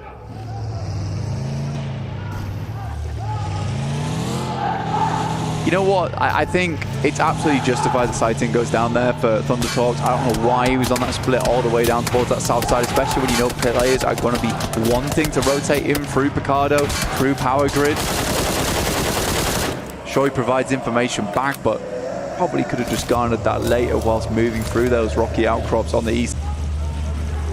It was interesting as well for Thunder Talk, because it almost felt like King was trying to get them to go back over to take the fight versus intense game. But then again, like you say, it just resulted in them being fragmented to re-scout out from the Drino. He's going to get the info over towards that side. Rest of the squad holds further back, of course. AX and Autorigo all quite close together. This was Horra that were taking shots down from the top of the mountain range. So Autorigo, rather Alpha 7, have just been taking so much damage from up on high consistently. Oh, get the knockback over onto Squash as well. Fragmented into both of the compounds. Got to tuck in and find some cover. Yeah, it's been really hard. It's legend of it. We have. But now we see it. It took me, my brain was like the synapses have connected. Where was this shot from? That's from across the bloody road. That's insanity. Through a tiny gap. Is that Legolas? Oh my God, the archer. Okay. Tengu's in the building. Good to see. Don't give me a replay of this. I don't want to see this. Let me see that explosive bow. Wow. Man, you felt that one in your chest. I was like, that's not a nade. I didn't see anyone near him. Oh, the pull and release. Woof. He's good with the drawstring. Yeah. Lines it up and knocks him down. And no relief. No. The boys in Alpha 7. That's a rough way to go as well. You've been humbled. You'd be fuming. Damn. Okay. Pinpoint precision. The boys on Waybo bring a new meta to the game. I don't know if it's meta yet. It might be a little bit off meta, but I'm always down for people doing a little bit things funky. He's an innovator. Yeah. Can't doubt that. Straight inventor. Alter Ego on 3. To be honest with you, all things considered, I like that Alter Ego has slowed down their pace in this game. They know they go down to 3 early. They get 3 elims, which is still pretty good, to be honest, over towards Thunderhawks. As they rotate in, we did see that replay. Thank you, production. We do appreciate you. And it was good. It was good. Being able to hold that is nice. And that kind of comes off the back of Thunderhawks losing Sighting as well. You know, if they had 4, that might have been a very different story. If you got a 3v3 there for Alter Ego, they can handle themselves on that. You got E-Arena down towards the south side, looking to push slowly but surely up over towards Alter Ego. Yeah, I think that one was almost paralysis by analysis for Thunderhawks with how the decisions were made. So came back to haunt them. Sleepy still up top. Such distance to play with. A little bit of ammo left in the pocket as well, so just taking shots when he gets opportunity to keep him pinned. See the split from Alter Ego as well. The team trust each other so much. Speaking to Rosemary, you can see they all just play for one outcome. They're just looking for that win. They're not bothered about who's playing well. He said it himself, where he was just like, look, it doesn't matter if I'm playing well. I know my whole team can, and they certainly can. Bala's going to try and get out of there. I think he is the last player of the team, and Falcons just drop like a bag of rocks. I don't really know what more to say. I don't know if it's pressure. I don't know what's happened, because technically they're not always the most entertaining team to watch in that way. But they are consistent. Consistency is good. When they pop off, it's just very, very cool. But most of the time, you know, it's just slow but steady. All right, they're the turtle to Alter Ego's rabbit right now. But at the moment, the rabbit is very firmly winning this race. Yeah, quite a bit. Quite a bit. Turtle's got lost. Rabbit's focused. He's on. There's an 80 grand carrot at the end of the race here. Yeah, you definitely want to nibble down on that one, so you won't be stopping. Especially with how good they've done today. How amazing they looked yesterday as well. Great results for them. And I think that's like you say, man, just being able to play with that pace, knowing when to dial it down. Even when they lose a player or 2 players early, it just doesn't really affect them mentally the way you see it start to rattle some teams. Gamax have been the problem maker of multiple times on these backdoors. Obviously looking for revenge for Doc here when he was taken down by them. Exchanging nades from either side, cast them over the top, just trying to keep them pinned. Bullets from the side. Ooh, couple tags there. That's actually Al Haji from the top side with the backup of the rest of the power squad. Yeah, Ragnar's getting involved now too. Let's find APK. Some good nades from APG, by the way, there. Gets them down to around about 20%. So kind of unfortunate they're not able to land them as well as they'd like. And there's another that just lets the first aid kit go through. So they're just off target. Now they're hearing these shots coming through from the side from Power and even Waybo now sending down slightly. Got Order, legendary player from the PEL region, looking to push over towards that south side. Oh, mate, so brutal. So many sideline angles for power in front of you. It's Top and Zol that are able to just keep you pinned in position. Quick shot back up. Zol loves these. Those fast engagements where he'll burst you down. Easy over the top again, though, trying to keep it uncomfortable for them to actually close the gap and play off one another. It's isolated 1v1s. He's always been nasty with these nades. He's just laying them on top, and Zol knows to back it up. Oh, man. Can't quite see him. The choreography of PUBG Mobile you need on this one has got to be pinpoint. He's trying to bait him in with the quick shots towards Ragnar up on high so he can switch the DVS for the close quarters engagement. Off the nade, it seemed like Easy wanted to completely commit to it. They're actually doing a good job of handling themselves. I'm surprised he invests the first aid kit there instead of the bandage. Got plenty from the back pocket. Wasn't really all that low. Just going to lose a lot of HP from that. Top consistently taking shots there, and Order finally steps up from the sidelines. Order was biding his time. Calm guy, his Order. Just will wait things out. Real stern look upon his face as well. Will lay down the carnage. Zol's going to try and go for something a bit cheeky, bandaging in the vehicle as he goes.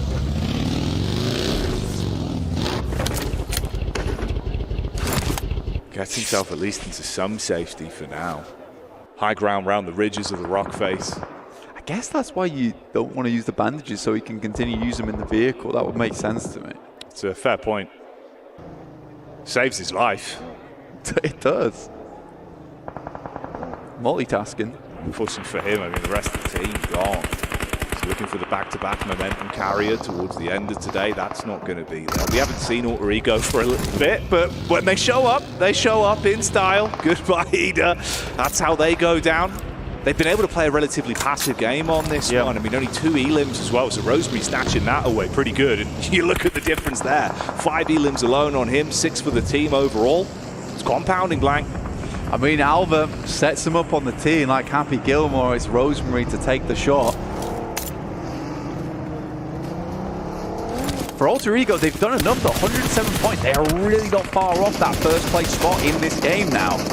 They just need to go a little bit further. They've just got themselves into placement point range, but it is just 2 players out on this north side versus a full 4-man squad of Horra. Rosemary will step out, get slapped back by the M249, and Alva immediately dropping smokes, but it's not enough. That will be Alter Ego going out. It's a short run to go for Alter Ego, but there is that chance of the last match. They don't make it, Jackie, and they won't pick up that 80 grand. That'd be gut-wrenching as well. So close yet so far. You do not want to leave that fate up to another team. Take destiny into their own hands right now, though, to dive in onto AX up close with the DBS, showing us they can wield these shots. Showmanship. But unfortunately for them, it's E Arena that step foot and like gladiators walk out with their heads held high. Backline from Easy. Sees a target and seizes the opportunity. For a little bit more there, I mean, Aryan was able to get a nasty double nade over the top there in the midst of that fight, which took down the backline coming through from E Arena. That's why Tiny K actually had to move towards the front there. Tiny K, the budget Tony K from oh, dear me. Strong branding. It's strong branding. Really, you know, play to your strengths. That's funny. Tell you what though, man. I can't make fun of it. I feel bad about that. Tiny K. You issuing the apology on that one. Oh God, sorry. Fair enough. We'll let you off. You get one. You get one. I can't say it. Compose yourself, Blank. Ooh. We're back in the room. But for Sleepy, I don't know if it will be for too long, realistically. I mean, he was trying to go for the heads-up play in, causing a bit of chaos for the rest of the team from the side. It's not worked out as well as he would have wanted. The rest of the squad have to bail on it as well. They're pinned in between E Arena to now make their move down with the intense game setting up inside of the zone. Intense game, yeah. Actually, not a bad position, but just not a lot of players to work with. Just the 2 here. It's a lot of angles, be going off. I'd love to see a Waybo win. After that lovely shot, bullseye from Sook. Yeah. I loved it, mate. It was impressive. And what a day it would be for them as well if they can keep that momentum going. Super shows up. Hell, the cinematics on it if he gets another one. At the minute, though, intense game, like you said, so fragmented in the manpower advantage. Can't play off one another, so it's just isolated fights. It's easy as you shut one down. Waybo actually are in a pretty good spot, especially with Order playing the way he is right now. Yeah. It feels like he's just controlling the squad. Such great effect. It's a good high ground that they're playing off the back of, and it's a very interesting arena that we're finishing things off on here, where it's very open, but it's mostly just these rolling hills that are keeping these teams in check. And you can have a fair few teams here, because even on these slopes that move around on the circle, you still got cover there. Horra, with 3 players, looking to take down the intense game, but they waited a while to move in towards this circle now, Jackie. They need to sweep through to Tony K. Turn the tempo on. Do the Horror Classic where you expect them to play slow. They suddenly hit you with the fast right hook and you're just not ready for it. They dive in the vehicles now, go for the aggression up towards Waybo, see if they can dive on. It's Order that would be the first fight. Instant flames thrown at the feet. The SMG. Oh, is he on the hills? He's still alive. Finds that one to knock back over with support in the rear, but the DBS replies. 1-for-1 trades on the fight. Meantime, Rapper tried to get involved from the backline. Sky immediately ducks back with the M249. Just a stun grenade in hand, just back and forth. That nade looks good, goes a little bit too far, and he just has to step out. The DBS will not make it happen. I think Order was expecting a little bit of a slower push, but it feeds back into what you were talking about, Jackie, is that Horror shows them something a little bit different, something they weren't expecting. That initial knock changed everything over towards Suck as well. E-Arena, Power, Big Al Haji, and Fahidan looking to make this work.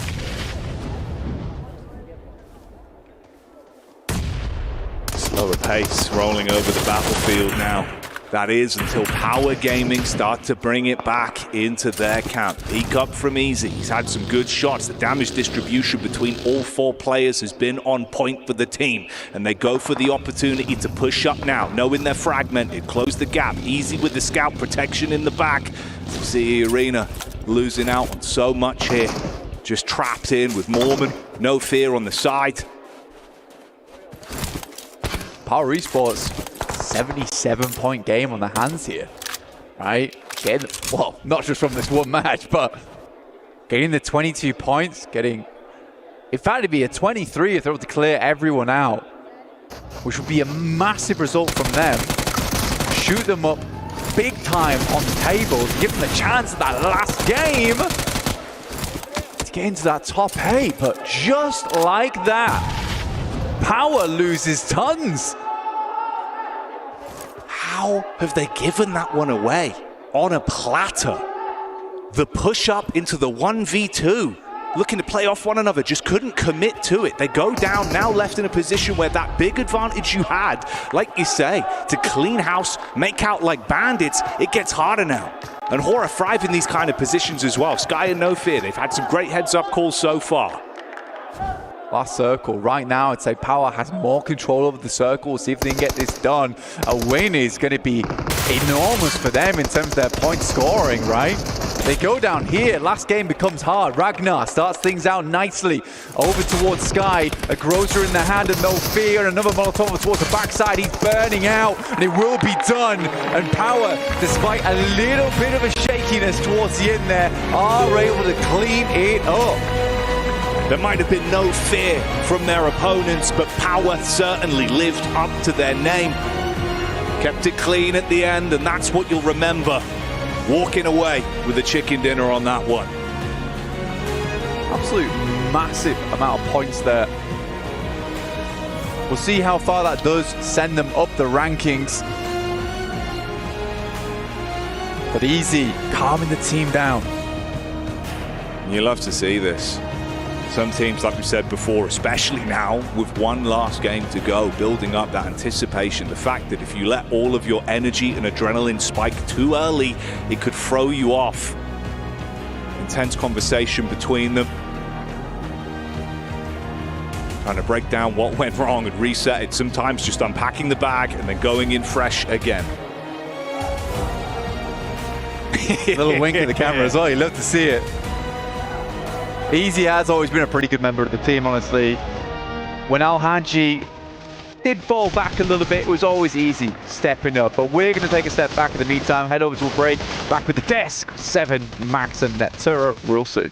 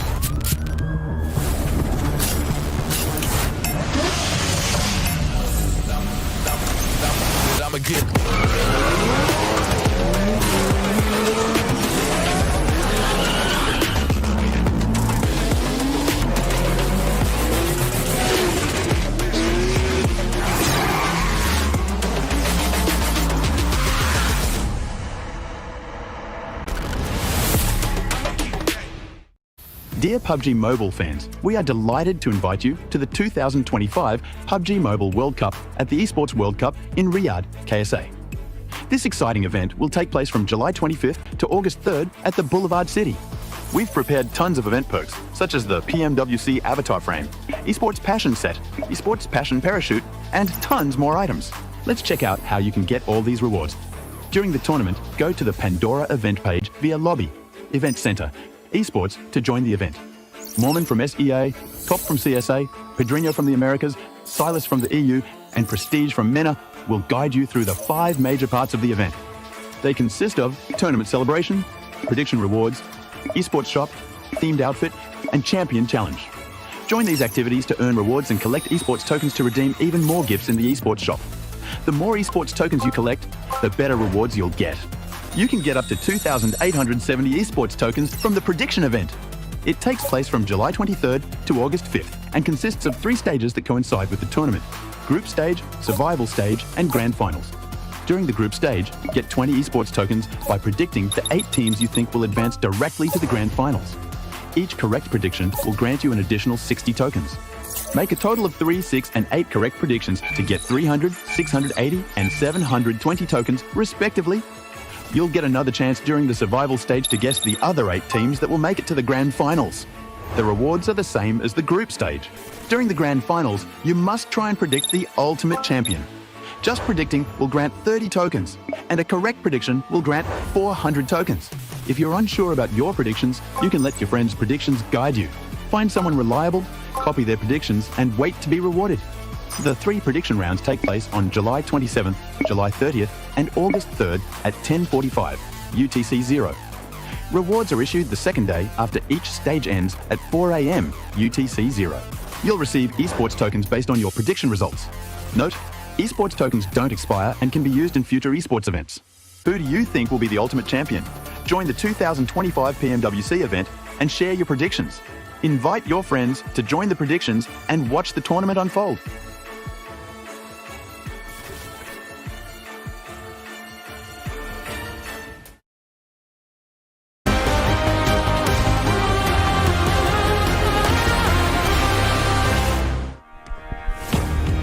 Power with the win there in the first Miramar of the final day for group stages. An impressive win to Netura. The way this team was able to just control that whole circle, the 8th circle especially. It was amazing. It was amazing. I think they took many notes from the previous game with APG, because that's basically was the exact same split over on the east side, and it worked so well for them. Able to take just so much of that control, so much of that ridge of the zone of everything, and had all the angles at their disposal. Little bit iffy of a push going over towards EA, a little bit, but you know what? They brought it back. They got a big win from it, and they're looking very good now. Mormon, easy 1v2 right there. Like, they just give 2 1v1s in a row, so that was very easy for Arena to secure. So very happy with those 2 eliminations going over to the side of SEA, allowing them to jump up actually in 3rd place when it comes to these match rankings, but 21 points for Power. Actually getting 2 wins today. Is it too late, though, to get into the top 8, or is that going to be maybe allowing him to cross the finish line just at the end? Honestly, don't know, because we've seen what Nonshim was able to do earlier in the day. We've seen what now Power might be able to do when we end up looking at the overall. Alpha Gaming as well. I mean, that's a team that ended up passing Alpha 7. Alpha 7 hasn't really been doing much. Anything could happen here, especially going into the last match. We'll end up finding out which 8 teams are going to be moving on to the grand finals and which 16 teams will end up actually going to the survival stage. Intense game, once again, being able to get like at least 4 points, but Waybo Gaming, 10 points. Yeah, actually, sorry, I want to go on possibly the second page in a little bit, because Alpha 7, look at, what, bro? 0? They're slipping. I said it 4 times. They're slipping. Really I think they might be slipping. I think they might be. I think maybe they're slipping. Yeah. Possibly. I'm not sure, I agree. though. That's a good point, guys. Yeah. This is This a good performances, though, you know what? Let's just say it here. Let's just get it out of the way. Do you think that they're going to have to go to survival stage? Yes. I think that there's no momentum. Well, there is momentum. It's a bad momentum. A bunch of 0 and 1 point games from Alpha 7. That's what we're witnessing so far. I think they just lost everything right now. They're just not feeling themselves, and they're being overtaken by your Thunder Talks, by your EDA, by all these other squads that are just performing today, and they are just not. I mean, what are you going to be doing whenever you have Legolas, Sook, with the explosive bolt? I told you, it's something that you can definitely use, and this man is one of the best ones out there, using that explosive bolt to his advantage and making it happen. At some point, I want to see more people starting to use it. If we can just increase the damage that the explosive does, the explosive bolt does, and on top of that, just the range. I'm sorry, Alpha 7. It makes sense they had a bad day. Like, you're encountering Sook with the explosive bow. You know what? Everything is excused. It will make sense. I want to get your take on this, though, Neptera. Yes. Do you think with the way that Alpha 7 is playing, going into the last match, even though usually Miramar tends to be one of their best maps, right now they're just throwing? Yeah, I think it's just bad game after bad game, and that's got to do a lot for the morale, particularly a team like A7 that really pick up from how they're feeling and put that into their games. When you're a highly emotional team like that, having a bad game is going to be something that will hinder you. So I feel like if they had their second day yesterday, they would have done a lot better coming off of their great first day, but having that break just hasn't worked for them. I mean, we know Alpha 7 usually has an edge team. They're just always teams in the edge, but a little bit ahead of them, and they just keep getting gate-kept. I think that's the thing. Enter the circle. It's the thing you keep talking about, team spirit, is that they're really slow, actually. The edge play is good, the rotations are good, but they're just too slow to do them in this lobby. Yeah, it seems like it, unfortunately. It's just not working out, unfortunately, today. Something that was working out during that match, Neptera, was the 3-1 splits that a lot of teams were doing. There were so many. I was really surprised by that. And what really got to me was, wait, they're actually using these 1-3 splits as an anchor point. The 1 split, or the solo coming up onto the high ground, was on that high ground. So rather than a full squad, wait. Hold on. We'll Hang get on. to that We'll point. get back to that. We got to take a look at this Hold here on. as Alter Ego. Are they going to be able to make it? Are they going to be able to get in that first place? Because remember, there is some money at stake here when we end up talking about the rankings for group stages. First place will end up getting $80,000. Second place, $77,000. Third place, $75,000. But I want to keep going down that list because now you have Thunder Talk. With the way that they have been playing, that team has pushed up in the top 8. Yangon Galacticos gets pushed out. They're going to be going to none other than survival stage, and Waybo Gaming, look at them, how close they are. It's gonna come. I honestly don't know who is gonna be that A team. Alpha 7 Esports with just 70 points. Max, you were talking about it. They are slipping. Look, I said at the start of the day, I was like, I don't expect it to happen, but it could. You know, it's a possibility. Worst case scenario here for all the Brazilian fans out there here for PUBG Mobile Esports, and they've been having a really, really bad time, unfortunately. Going on to this third page. Last game, nothing's going to really happen. If you're down there, you're going to survival. You'll have to try once again to reach the finals. They could play a bit of a spoiler role for some of these teams. We've seen it happen in the past too. Even though it is group stages, they might just want to try something different. You already know that you're going to be going to survival stage. Why not try to get a highlight? You're coming with me. Drag them down into the abyss of the survival stage. Hey, it's a strat. It's a real one. Yeah. Out of all these teams, I wouldn't be surprised if it actually does end up happening. We've seen some of the other teams starting to step up. Intense game. Obviously, for most of these teams, it's just going to be a little bit too late to even do anything. But those improvements are taking points away from some of those other teams actually hunting down for that top A spot. But something I want to take a look is none other than Maxman's Grenade of the Day. Maxman's Grenade of the Day. That's the first time I saw that intro. That was great. Maxman's Grenade of the Day is coming your way, and this time around, it's none other than No Fear from Horra Esports getting a double nade right in front of your beautiful eyes. Here you go. It was happening in the area of farm. The guy's waiting, lingering in the shadows. The nade comes on through onto Nongshim, Red Force, and they get absolutely battered. Nongshim sent right back to their home region. I like that. Thank you. That was good. That was a Molotov also, I think. That was the close-up, everything about that. And also, Horra Esports has been a team that they start performing as well, especially in that last match. We saw Sky being able to put up some good amount of eliminations. We sure did. I really liked what we saw from Horra. One thing I really want to see from Horra, though, is they're like 10, 15 points away from actually making top 8, pushing other teams down even further. If they can get a really good game this last game, they're looking really good. Well, ladies and gentlemen, it has come down to this. We'll be finding out which teams will be going directly to grand finals. It's going to be close. We don't know who's actually going to be going, who's maybe going to be getting kicked out of those top 8. Be ready, though, because the last Miramar is here. Take it over, Blank and Jackie. Thank you, 7. The stage is set. Our team's in position to get that sweet first place prize, Blank. That lion's share, the $80,000 on the line, and one team that's only a few points away. If they can deliver an incredible performance here, the chance that you could see 4 thrives lapped by Alter Ego, the opportunity, the narrative, the intensity is building. The group stage is coming towards its close. Dial yourselves in, turn up the stream, and get ready for the last game. We are gassed to be here. The final match of the day, match number 6 of day 3. It's Miramar. It's coming your way right now. Alter Ego on the precipice. Teams battling it out, just mere points away from one another on the leaderboards. So getting into that top 8. Waybo Gaming 76, APG 77, EDA Esports a 78, and guess what? It's Thunder Talks a 79. It's all to play for here, the final match of groups. The shift could be ginormous. The opportunity for so many lies at their fingertips. All you've got to do is seize the opportunity when it is presented on the battleground. A tight lobby, Blank. It's exciting. It's exactly what we'd want for this environment. For Alter Ego, a little bit worrisome. Teams could be hunting them. 5 points needed to make this one happen. Not a lot required.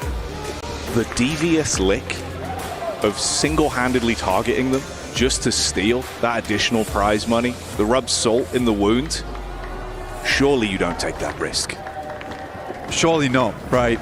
It's a terrifying one, honestly, or Ego. Do you jump on top of them if you're going through that survival stage? Do you make that happen? Do you ruin the lives of 4 players on one team? Or would you want to incur the wrath? You would make an enemy, and a very powerful enemy at that. A lot of potential. If they go down early, though, you better hope you wipe the entire squad, because as we've seen, they've been able to reset and pick up the pieces even with duos. The talent on that roster has been here in full force, but just keep it in the back of your mind. So we're looking at 108 to 111. So yeah, 4 points. 4 points is what they need to overtake. Nongshim Red Force, as the boys were saying, slipping down that leaderboard. Started off so well. They could only hold on for so long.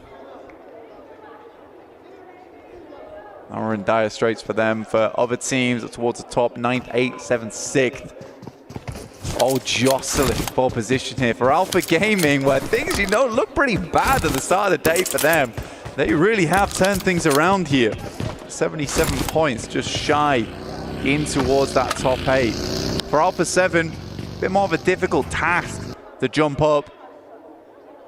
Right now, we closed it out. The Thunder Talks, Ida, and APG moving through, with Waybo Gaming and Alpha 7 not quite making it. There is still a chance, though, for Nongshim Red Force. They started off well, and they close out the day well.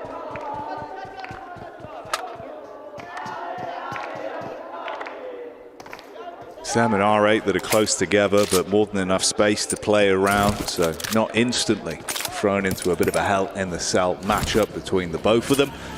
They can keep each other at arm's length, not wanting to run any risks there, but for R8, far less to lose. And of course, Nongshim Red Force, when you look at the point differential. Take a look at where we're sat on the map right now. Up towards Hacienda del Patron. Kind of similar to what we were looking at before, but a little bit further off towards that eastern side right now, giving Alter Ego a little bit more chance to play it. Luckily for them, not a single player lost at the start of the game here, so it starts off fairly smooth for them. Thunder Talks down towards their south side though, and there has been some scrapes, some arguments in that team, but it's Nongshim Red Force to find Damar to start things off. The shoe's on the other foot right now, but Biddy immediately knocked. And this could be problematic. Like we said, their fate's in their own hands right now, so you want to reset from this. Quick vision on the jump up. Oh, trying to go for the play as the bullets are shot back towards his face. Both of them feeling relatively uncomfortable. You overcommit into the drop, instantly hit by the buckshot, and you'd be taken down. Prime on the nades as well with a quick follow-up, so if you do peek off the back of it, you'd be hit by the secondary. Clearing them off the angles, clears the corner, but Nongshim Red Force is afraid to move up into this one, letting their teammate bleed out. In the meantime, Prestige will find one, and R8 making it happen for Nongshim Red Force. The dream dying in front of their eyes. They're going to try and revive things right here, right now. Quick response back from Tizzy on the dive in, the shutdown Prestige. And they do save themselves the misery that they would have been feeling. Get each other back up, no full commits, just knocks. Vinny crawling on the outside, desperate for a pickup. Just about gets behind this crate, but Marth is searching. He doesn't find him. Playing a game of hide and seek, just about manages to move out of the eye of Marth. But look at that, Nongshim Red Force nowhere near, and despite the slick maneuvers, it's not meant to be for Binny, and Nongshim Red Force will play on with 3. It's rough, man. No one in position to play. Medic getting back on his feet, like you said, even with the heads-up plays from the knock state. You might not find him, but you'll snatch away one anyway. R8 with a single elimination. Marth knows he's being hunted now. I can't believe he managed to crawl around that crate, have the wherewithal to come back without. Henry going down, that's to Alpha 7 right now. We're getting a real group up over towards the central side of the map around Hacienda. Not an easy position to play around Graveyard as well, very open, Jackie. The Valley of Death on that side. Sticky sent in over towards Marv. There's no quarter here. Nongshim Red Force want to put the final nail in the coffin to the team that really ruined their chances last match.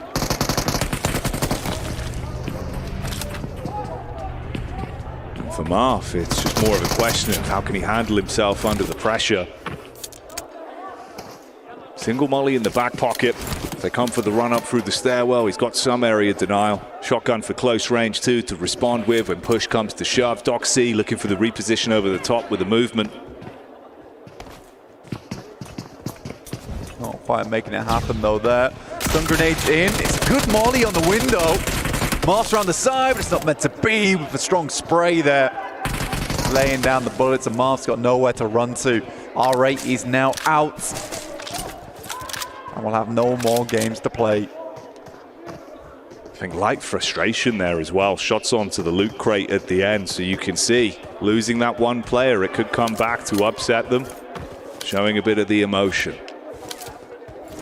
Marf looked relatively amped in the spot as well though, man. So there's always a chance it could have been even worse. The fact they at least put a lid on it, reset from that for now. They're going to have to play a very clean game from this point forward and hope that the other squads above begin to struggle. Alter Ego right now in the front of Thunder Talks. Mormon up against Silence from Intense Game. The vehicles run away from them, but the point does not. It's back in the vehicle. For Alter Ego, they're in front of Thunder Talks right now. Again, it's 4 elims. We talked about it. It's 4 players on Thunder Talks, Jackie. They can clean it out right here, right now. And unless there's one of the biggest games we've seen on Miramar, they're not likely to get overlapped. But with that circle, there's a chance for Alter Ego to wrap back and just have a bigger game. A nice and easy approach to it. Gamax down towards the southeast side, one of the only teams in position to make that happen. Power coming in from the west, but a big migration from tons of teams. Intense Game looking for a little bit more over towards Kinotrope. Ozzy Sands decide to get out of there, but it's Alpha 7 taking damage. Rosemary picking up Mafioso. He's able to get himself back into cover as well. Took a hit from the sideline. Carrillo trying to assist the squad. Frustrated off the back of losing his brother in arms. Oh, you don't want to be up against this man though. Alpha's been on point. What a wrap round. Leo knows that he can't sit around here for too long. In comes the sprays. He tries to get away. No wheel getting taken out just yet. Leo remains unpopped here. Could have been 1 extra point. Pull them up to 110. Here's the thing, push back from Alter Ego, but potentially thrown in to Horra. Get the slight reposition from them. Really just trying to create space, get away from that. And like you say, that's 1 of those points already found. It was the sandwich between Thunder Talks in the back line, Alpha 7 coming in from the forefront, heads up engagement from Rosemary. All 4 players still remain. 10 minutes in now, still 15 teams, 57 alive. It's a lot of players to be working with. Most teams did have awkward starts to the game in terms of the positions they were playing, so we got some slight variations on the rotates coming through. We're heading over towards Truck Stop. Kind of a similar terrain to what we saw last time around. A lot of defilades, little ditches, rocky outcrops to play around. There's still that potential heads over towards that western side, down towards Levandita as well as that open field. You do not want to be playing down there eventually. That's where we're currently watching APG on that southeast side, continuing to have a little bit of a rotate, just keeping it calm, collected, smooth in the vehicles, staying hidden, our side.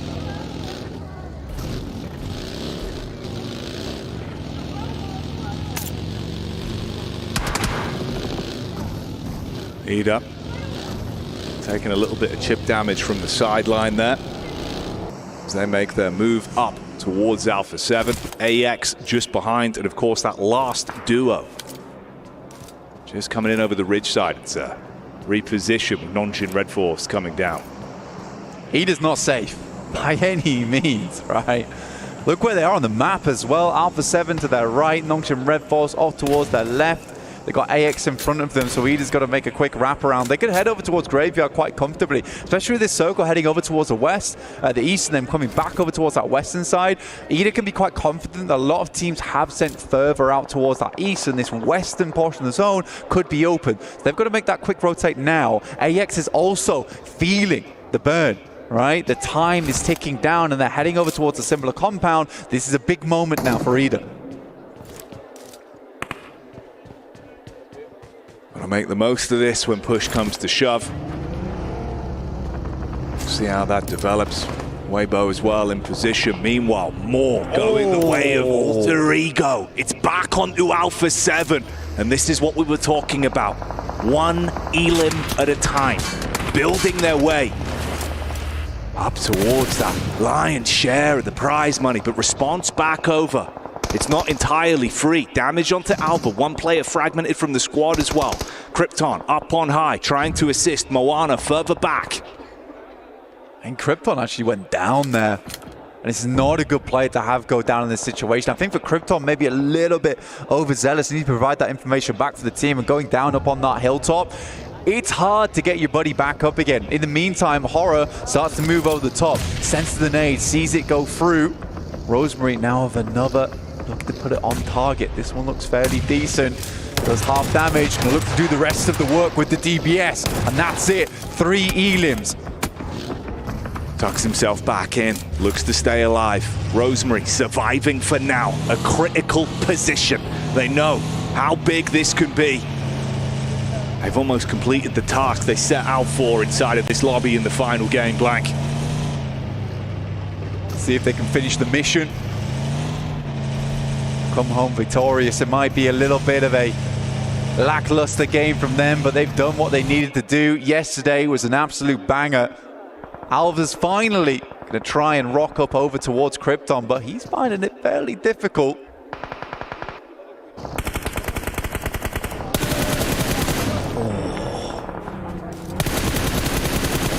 Locking down for Ida.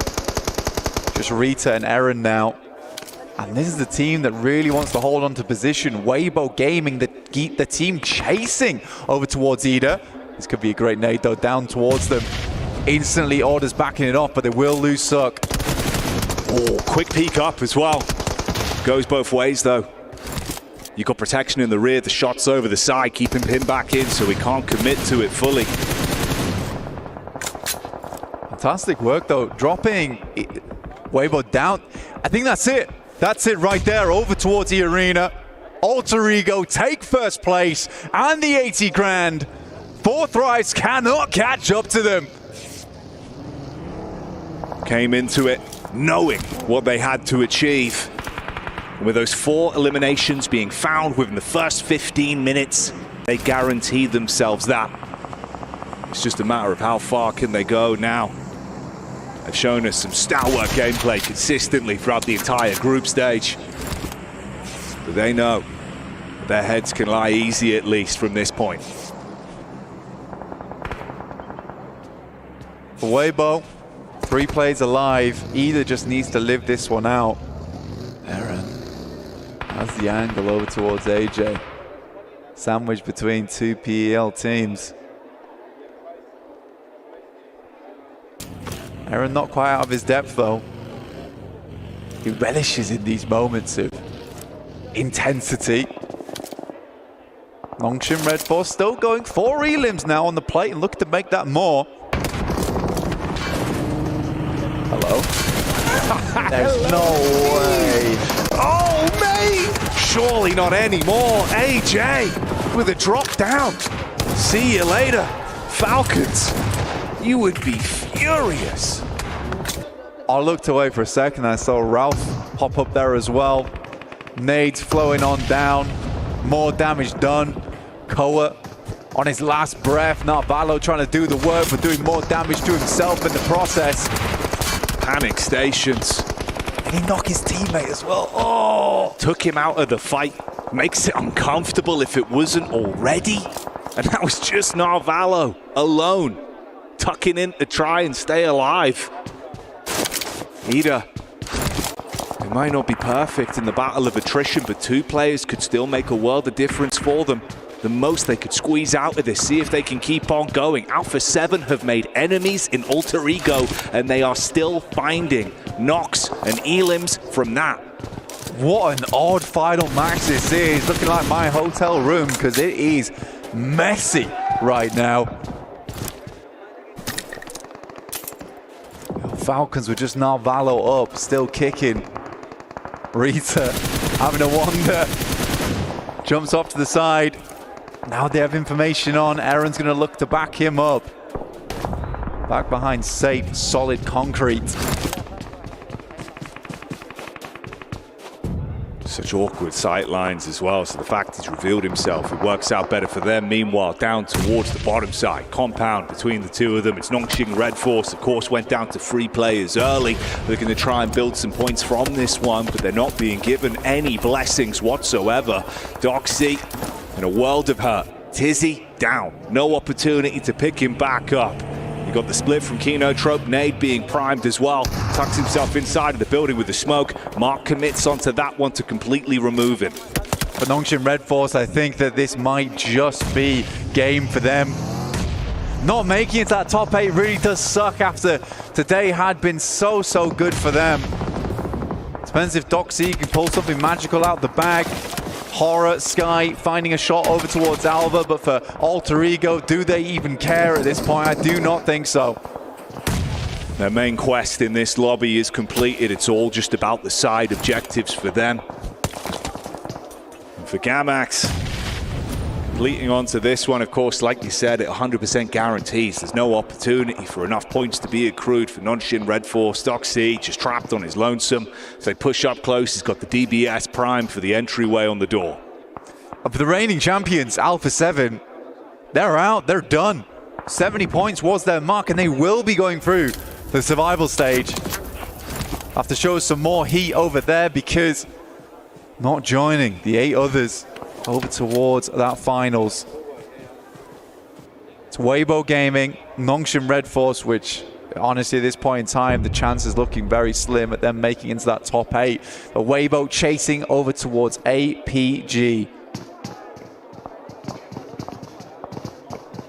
Rosemary up on the hill, dialed in, eyes like a hawk, just looking for the opportunity to be presented from this skirmish between Gamax and Doxy.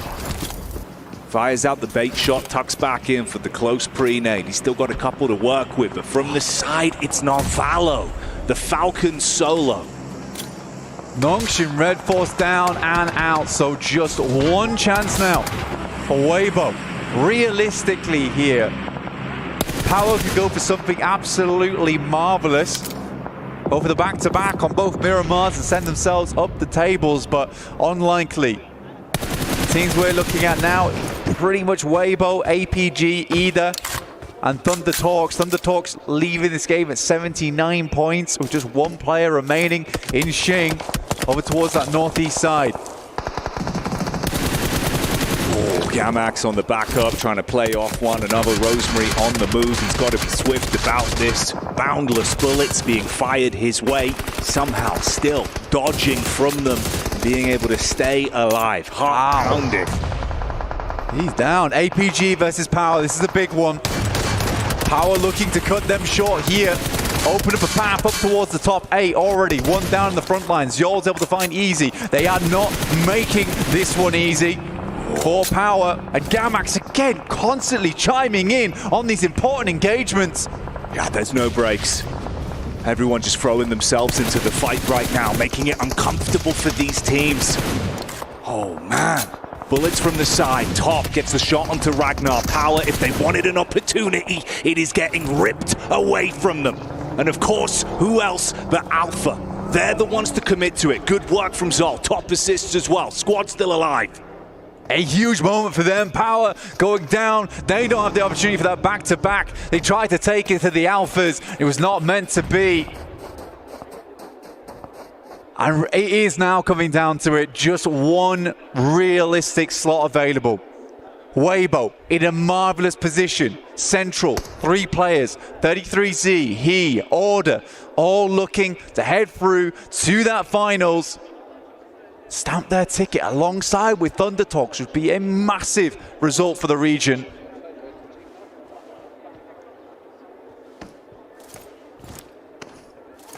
They can play passive from it. Great cover, good position to be in. Information from either side as well from the rotation in. Alpha Gaming give it a wide berth with the 2-2 split. Doc breaks off from the squad. We're back up this time. Zol and Top make their move in slowly as well. Scouting out on this one. APG continue to move up. The journey's not done yet, and they know it. Either might be behind them in the rankings, but those 2 players, they're cemented in. I don't want to leave this game too early. Alva, Moana, still pushing through. They lost Rosemary in the midst of it all.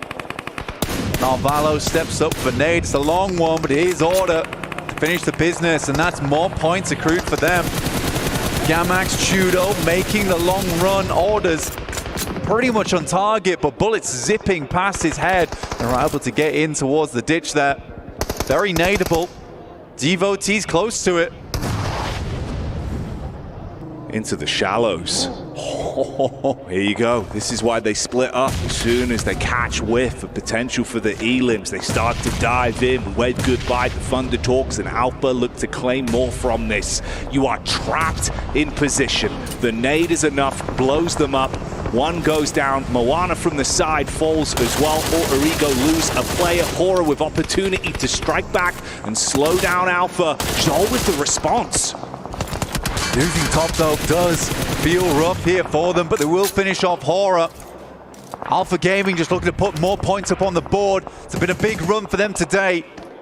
A lot of expectations on this team.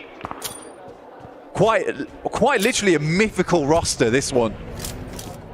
I think many fans would have been sad to see Alpha Gaming not make it in towards the finals itself, and right now they claim 5th place on the leaderboard.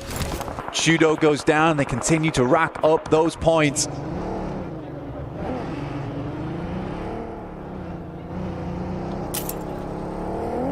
For Waybo, they continue to sit pretty. Happy in their positioning. Order with the shot into the back line on Narvalo. He was harassing towards Alter Ego as well, so Ida got the information from that, and they're so close together. They know about these angles. They've had to break off from one another once again. Moana and Alva that remain. I think in the midst of all this, Jackie, you do have Regnum Kaya sitting here. Believe they were towards 6th place now, potentially 7th place. That's where we're seeing Regnum Kaya lie. There's a potential for Ida and Waybo to move in. It's Regnum Kaya to get cut out from the top 8.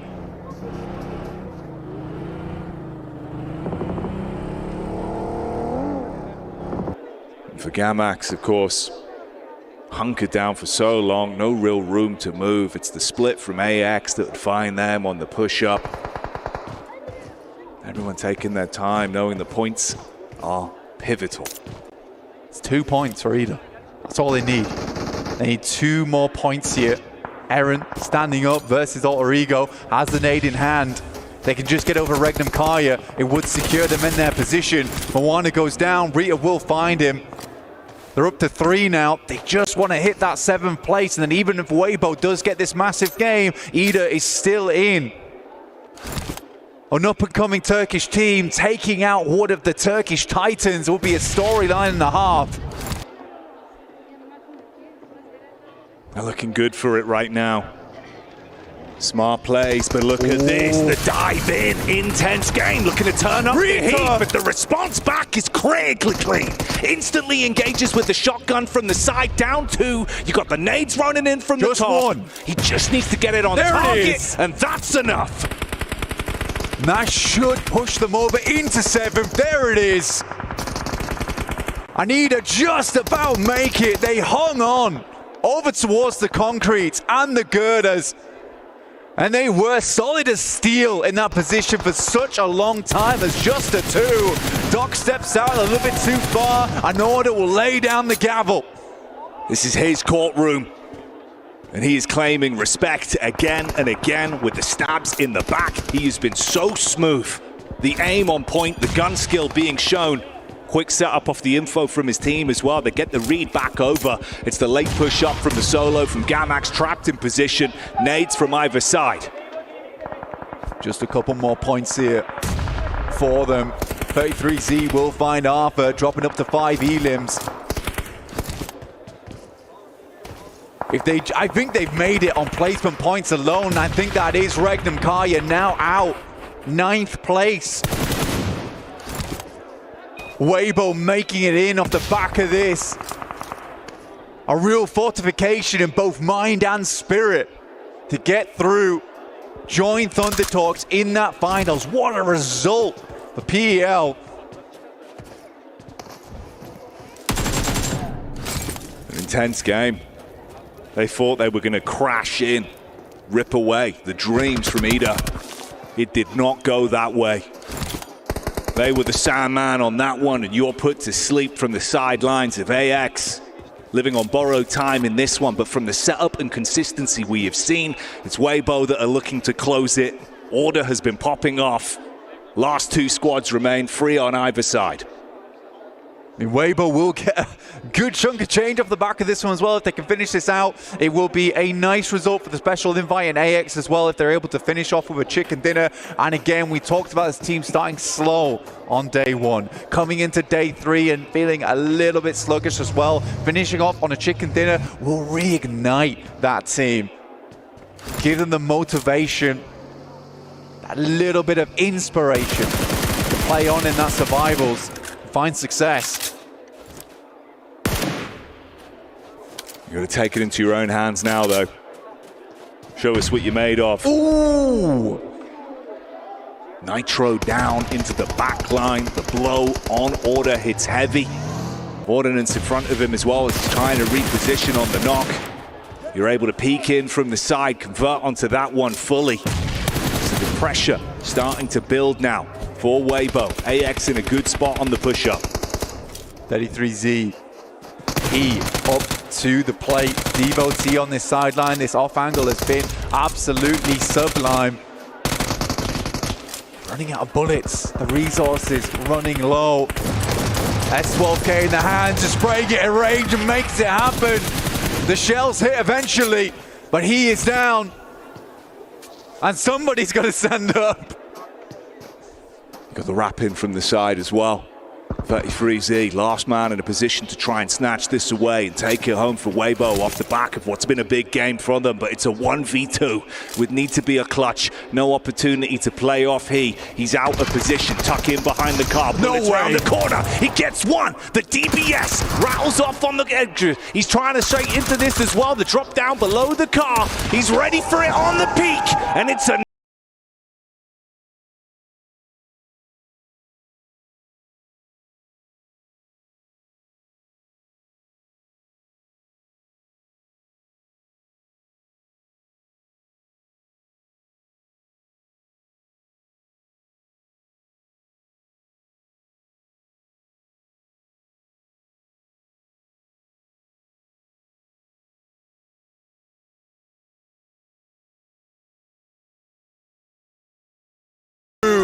but more importantly, it is alter ego.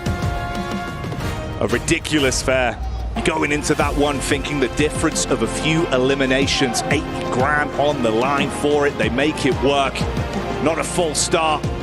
A great set of games every time we saw them on the stage, and the lobby standings just continued to shift throughout the entire flow of that one.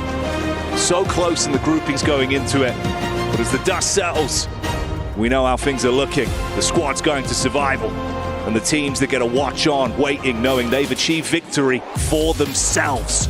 Join us for the breakdown after this. As Blank and Jackie were saying, Alpha 7's not going to be making it straight to Grand Finals. They're going to be going to survival stage. Alter Ego, Neptura. What a performance by this team. Not the exact same of what we saw out of their day one, but doing just enough to make sure that we're able to get and jump up to that first place. I mean, I think we all wanted to see them double the points, get 160 and do all that, but they didn't need to. They had that first day. Now they were able to just keep it consistent, keep it quieter, but keep that consistency going, get enough points on the board, and they still top the leaderboard. Maybe, probably, right? So it looks like they've done very well for themselves. They're going straight to finals. I think this has probably been the biggest performance from any of the teams we've had today, this in the group stage. I mean, let's take a look at this. We got to give some props there to AXTMG, the special invite team, getting their first win. It is going to be a bit of a confidence boost. Keep in mind, though, that team is going to be going towards the survival stage. They got 18 points, but I'm going to be looking at Waybo Gaming. Was that enough for them to actually secure a spot in the top 8? Non-Sim Red Force as well with 7 points. Alpha Gaming there with those 9 points. We don't know what that top 8 going to the grand finals are going to be looking like, Max? Yeah, Nongshim getting 7 points, Ida getting 5. I do think that it's going to be quite close to our top 8 from earlier. We might have just a little bit of a push with WBG in particular because Thunder Talk did not get a lot done this match. Unfortunately, you see here only getting themselves 4 eliminations at the bottom. Yeah, Alpha 7, bro. Bro, I got very personal. Bro. I'm very surprised. Like, I'm going to be completely honest. If we see what we witnessed from Alpha 7 going into the survival stage, they might even miss out from the survival stage to make it into the finals. Like, this is not the Alpha 7 we expected. Of course, Squash is a new addition, so like they're maybe still trying to fix a few kinks in their armor going into PMWC, but we don't have a lot of time. Only 2 days worth of action going into the survival stage. Alpha 7 need to fix it. You got 1 break day tomorrow. You better be on the ball coming into the next stage. And it's interesting to even think that, right? Because after day 1, with the way that this team was performing, we were not expecting them to come out on day 2 and only get a 15-point day. That is just absolutely ridiculous when it comes down to the defending champions. And for some of the other teams, for APG, I'm keeping that in mind. I'm hoping that they did enough there to go to the grand finals, but we need to start seeing them get the docketing. You need to fix that before we even go to grand finals. Every single time we saw this team being together, wonders happen. But before we even talk about more of the APG, I want to see what that top 8 is looking like. I want to see who's going to be going to the grand finals. We know Alter Ego's there. Ida Esports, Thunder Talk, Team Secret, Alpha Gaming is also going to get in there. Waybo Gaming, DRX, Sport Thrives Esports, and Alter Ego. Max, Neptura. A lot of teams got pushed out.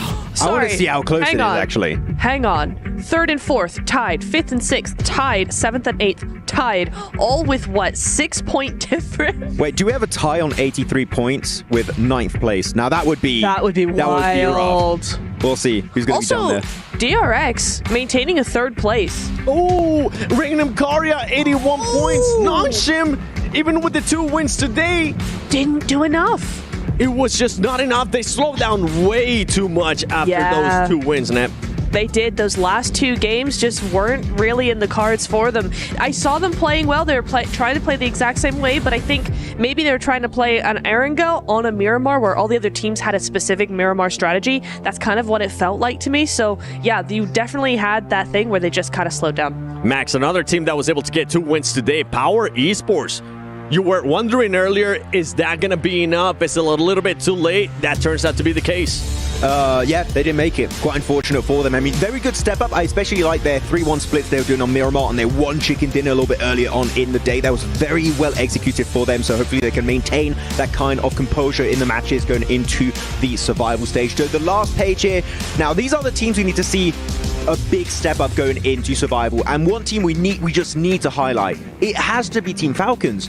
What has happened with this team? Like, I'm sure the PMSL Europe is a different caliber of play, but they played so much better over there, and here the synergy just looks null and void. I just don't see them playing together. They're split. They get picked off 1 by 1 by 1. The pushes 2 by 2 are 2. Team Falcons, this is the lowest I think I could have ever expected to see them, and even then I am shocked beyond belief that they're that low. I mean, I think I had them squarely in my predictions for top 8, so it does make sense. They've had such a good year so far, but to see them not do that and like, okay, they're like, well, we wouldn't mind playing survival, this, that, the other. And I'm like, okay, well, it's good that you don't because you're now going to be playing it. But yeah, I think it was a shock. I just don't know. It kind of felt like something happened that broke kind of the momentum, the mindset that they had, and it kind of fell apart from there, playing very split. The synergies kind of cracked in some way that is easily repairable, but just maybe not so close to, you know, the next game. What do you think that was, though? If we were to speculate. I know. Oh, they wanted to play survival stage. Again, I hate that comment the team made. No, but like, I hope they can take some teachings out of the group stage and actually try and improve upon it going into survival. But Falcons, after especially the meteoric rise of this team throughout 2024, the start of this year, PMGC to get 3rd place with Nigma Galaxy, 2nd place going into PMGO. Like, they have had so much hype behind them, especially since they won PMSL EU versus 15 Turkish teams, one of the best teams out there. And unfortunately, was not close enough for them to qualify in the top 8. And once again, just if you're tuning in, if you missed out when we were looking at those overalls, these are going to be the top 8 teams that are going to be advancing to the grand finals. They're just going to be sitting pretty, watching what's going to be happening in survival stage, taking up all those notes. What is it, Max? I do want to say one very big surprise out of the Turkish teams. No Regnum Karya, no Fireflux. We get Ida, the underdog team out of Turkey. That is a big surprise. I do have to give big props to Eren in particular. This guy played with Zeus back in PMGC. No, maybe not too experienced on the global stage, but Ida able to eclipse the 2 other teams of his home region. Now that is a massive surprise for me, set up to go into the finals. And for Ida as well, one thing that we saw out of them today was just so much more aggressiveness out of this team. And now for the teams that are going to be advancing to the survival stage, absolute shockers, to be completely honest. Regnum Karya, you on top of that have the defending champions Alpha 7. Team Falcons, like you were saying, Max. And to be honest, I'm really surprised to see teams like Influence Rage in there, the champions out of PMSL America's Intense Game, not even putting up a good performance. Maybe today we saw some flashes here and there, but besides that, nothing. I'm really surprised that Intense Game were not placed higher than they were, because they have been very consistent today. You saw some really nice splits, some really nice control on the side, you know, one side of zone, something like that. And they're constantly in that top 8, top 7 position. But to only get 45 points, it does show you that you need to be consistent on both days, because one day just is not going to cut it. It came down to the first day. They were just non-existent whatsoever. Kind of along the lines there of what was happening with Power. We saw those teams going to survival stage, Max. We saw the teams also going to grand finals. Out of everything that we've seen, I know you gave me some already that surprised you and whatnot. The team secret surprised you at all, being in the top 8, moving on to grand finals, because they were actually, they were such a secretive team. They were so quiet.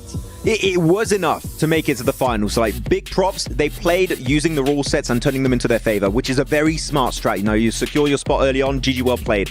Now, I'm going to be completely blunt. That is not going to cut it if you want to be champions here at PMWC. If you want to be podium, on the podium, it's not going to be enough, right? We need to see this team be more than silent. We need to see this team reach the late game, having 3, 4 players alive, holding strong positions, looking to defend, looking to breach. I want to see more proactiveness out of Team Secret, because, again, it was enough, but for the finals, it will definitely not be enough for the next stage. Yeah, for the finals, there's going to be a massive step up when we talk about just gameplay overall, strategies, rotations, even the gunfights. I'm hoping that we get to see some maybe of Sook explosive bow. As we take a look here at the Kirilla top plays for the final day of group stages, we started off with Nanshim.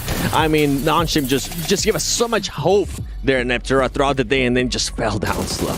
Yeah, it's another classic case of day 1 didn't do well, and you need to be consistent on both days. They had a really good day today. If they had backed that up with a day 1 that was similar, not as going all out, right? They don't have to win twice in day 1. They just need to maybe have a consistent top 5, top 6 position day 1. Back that up with 2 wins on day 2. They're looking golden, but as it was, they were so silent in day 1. It just did not help whatsoever.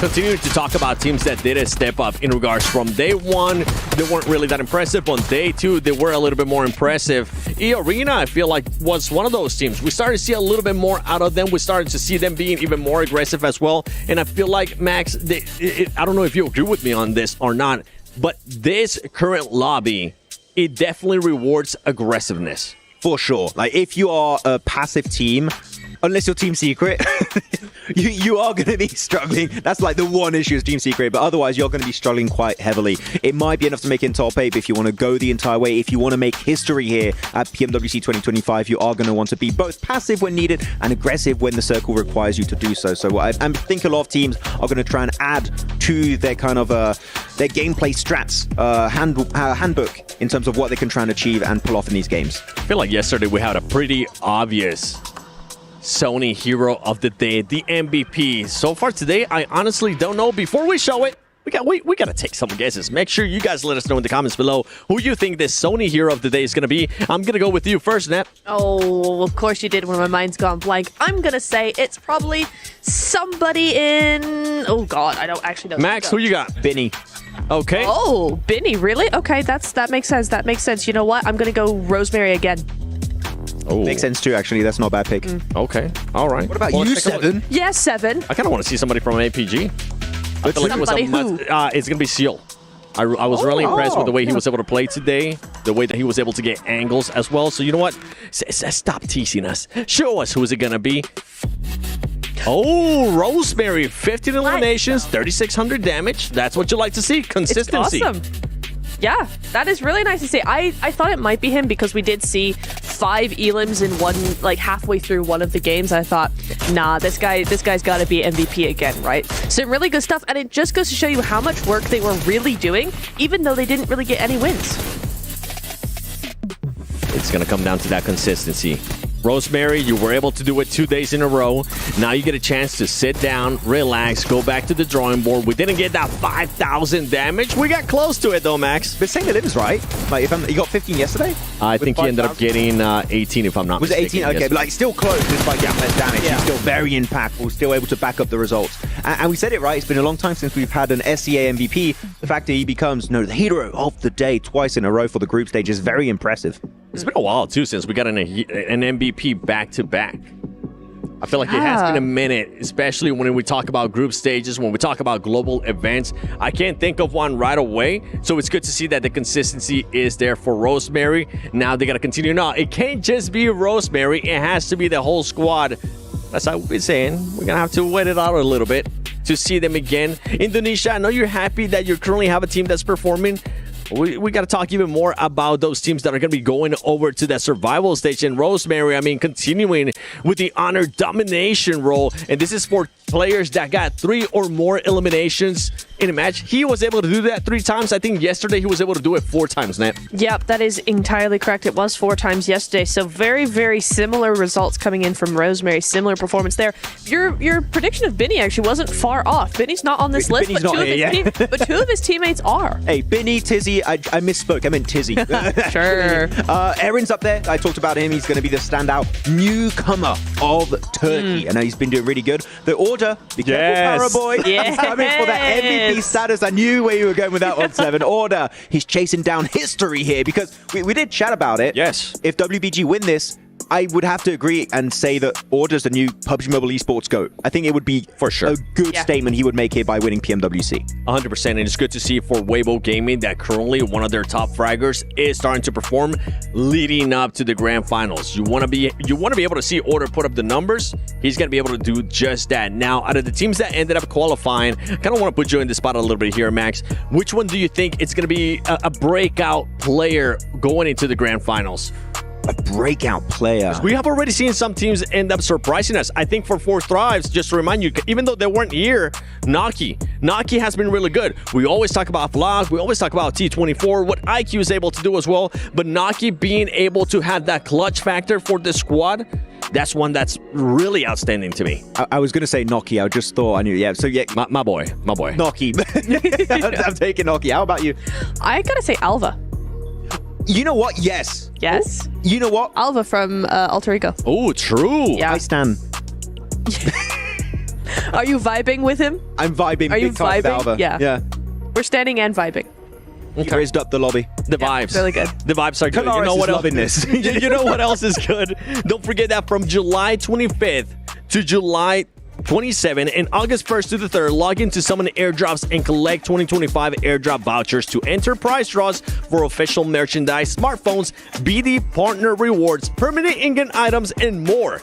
Every participant is guaranteed to win. Additionally, from July 25th to the 31st, vote for your favorite airdrop partner for a chance to receive special gifts from them. Don't miss this year's airdrop carnival and unbox your surprise because we have already gotten a bunch of surprises here, especially in the group stages. Defending champions gonna have to struggle, gonna have to go to the survival stage. I am happy though, not gonna lie, I'm happy that that's gonna be happening because I haven't been really impressed with the way that Alpha 7 has been playing.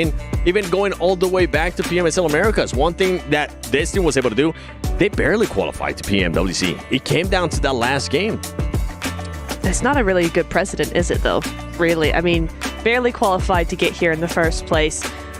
Barely just about not quite make it to top 8 for finals. And now you're looking at, survival stage. I mean, I think everybody has kind of decided they're going to be a shoo-in, right, for finals based on survival stage, based on the way the other teams have been playing. However, we saw big step-ups from teams like EA. We saw big step-ups from teams like Nongshim as well. So those teams who are also going into the survival stage, I'm kind of like, A7, I mean, at least today, those teams outperformed them by a lot. I hope it's a wake-up call. I hope it's a big wake-up call for that team because I feel like, yeah, they have been having fun. They have been testing out different stuff, but you can't do what you do in PMSL Americas here in the global stage. It's just not going to work out that way. And before we end the day, Max, is there anything you want to tell the viewers in regards to going to survival stage? Maybe some teams to keep an eye on. You need to get ready because what we just witnessed from teams such as Alter Ego, Four Thrives, DRX, like they are going to play in a very similar fashion going into the finals. You need to be able to match, if not exceed, those kind of plays that were pulled off by those teams. So you better get back to work because otherwise, guess what? You're not making it to the finals and you're definitely not going to be taking home that trophy. A big step up for some of these teams, especially the teams that are towards the bottom of Neptura. Yeah, I'm looking at a lot of those teams that are down there. I mean, you've got G-Maxes down there. We haven't seen hardly anything from them. They are going to the survival stage. If they want another chance at those finals, then they really need to put in a lot of work because we've, over 2 days, have not seen anything from them. There's a lot of teams that we could say the same thing about. So definitely there's got to be some research going in there. Something's got to change. Yeah, and we both agree Falcons is like the outlier. Falcons. Please, Falcons. We need to see more presence in these games because right now, I'm going to be brutal here. I'm beyond disappointed. I wanted to see way more, and we know they can deliver. So I'm just hoping that we're going to be seeing their S-tier gameplay here going into the survival stage. This is the thing. I was promised a new jersey from Falcons because I have the one when they were with Nigma Galaxy. I've been promised one, now they're with Falcons. I would love a jersey from a PMWC finalist team. Guys, do it. Come on now. I was trying to see where you were going there with that one. I was like, makes sense. Is she just pitching the idea for them to just give her a free jersey? You know what? While you're at it, make sure you give all of us a jersey. But I'm excited. I'm excited to see what's going to be happening in survival stage. I'm excited to see how these teams are going to be progressing. They're going to have a day off, luckily. They're going to be able to go back to the drawing board, do that VOD review, talk to their coaches, talk to their analysts, do everything that they can to set themselves up perfectly to not just succeed in survival stage, to also improve when they go to the grand finals. My name is the 7WG, joined by Neptura and Maxman. I do hear, though, that we have an interview with none other than Barney in order from Waybo Gaming. Welcome back to the main stage. You might all recognize this man on my left. It is, of course, Order from Waybo Gaming. What a final match for you guys. I kind of want to dive into how you felt during that final game. Did you guys know that you had secured a place in the grand finals directly? And what were the comms like? Were you guys nervous? 首先就是很精彩的最后一局，就想问你，当时最后一把的时候，你们是已经知道你们成功的晋级了这个总决赛了呢，还是当时可能队内还是可能比较紧张一点的，以及你们当时最后一把的队内的沟通是什么样的？当时就想着先我一个人拉右边去嘛，但是不知道他们是一个满米队。我们当时场上情况是因为我们进了个独狼，我们没有记清楚就场上的情况，然后以为是个3打2打1，然后就是出一点失误嘛。然后分数的话，我们都一直是不担心的，我觉得我们都是稳进。I would say that generally we were pretty self-assured in the sense that we knew that we were definitely gonna go into the grand finals early on. But for the final matchup when we were up against the final remaining team, there was a bit of miscommunication. We saw that there were like 3 players alive. We thought that it was us 3 against 2 teams of like 2 players and a single lone wolf. However, it turned out that it was like a full team, so we had a bit of miscalculation there, and we made some misplays. I think that if we were in a calmer or more focused state of mind, it could have gone the other way. Well, nevertheless, you guys made it into the grand finals, so congratulations. You've got 4 days now between here and the grand finals. What's the plan? Are you guys going to, relax and reset, or is it straight back into practice and creating strategies for the grand finals? 那现在你们成功晋级到这个总决赛，你们有4天的休息时间。你准备这4天功夫大概做些什么事情呢？你们战队是可能更偏向于休息调整，还是可能更加刻苦的训练呢？因为我们版本还是不是很适应嘛，所以我们需要花更多的时间去练习。Well, we think that we're not exactly very used to the new patch right now, so we're definitely going to spend this 4 days practicing a lot more. I like that. We look forward to seeing you guys in the grand finals. Congratulations once again. Thank you so much for joining me in this interview order. And with that, the group stage is now over. The survival stage will be beginning on Tuesday, and it is going to get spicy, I can assure you. Thank you so much to all of the players, production, and talent. You guys have been fantastic over the last 3 days. But of course, thank you so much, mostly to you guys, the fans, for watching and supporting all of your favorite teams throughout this. We've got more games to play. The survival stage starts on Tuesday. We'll see you then.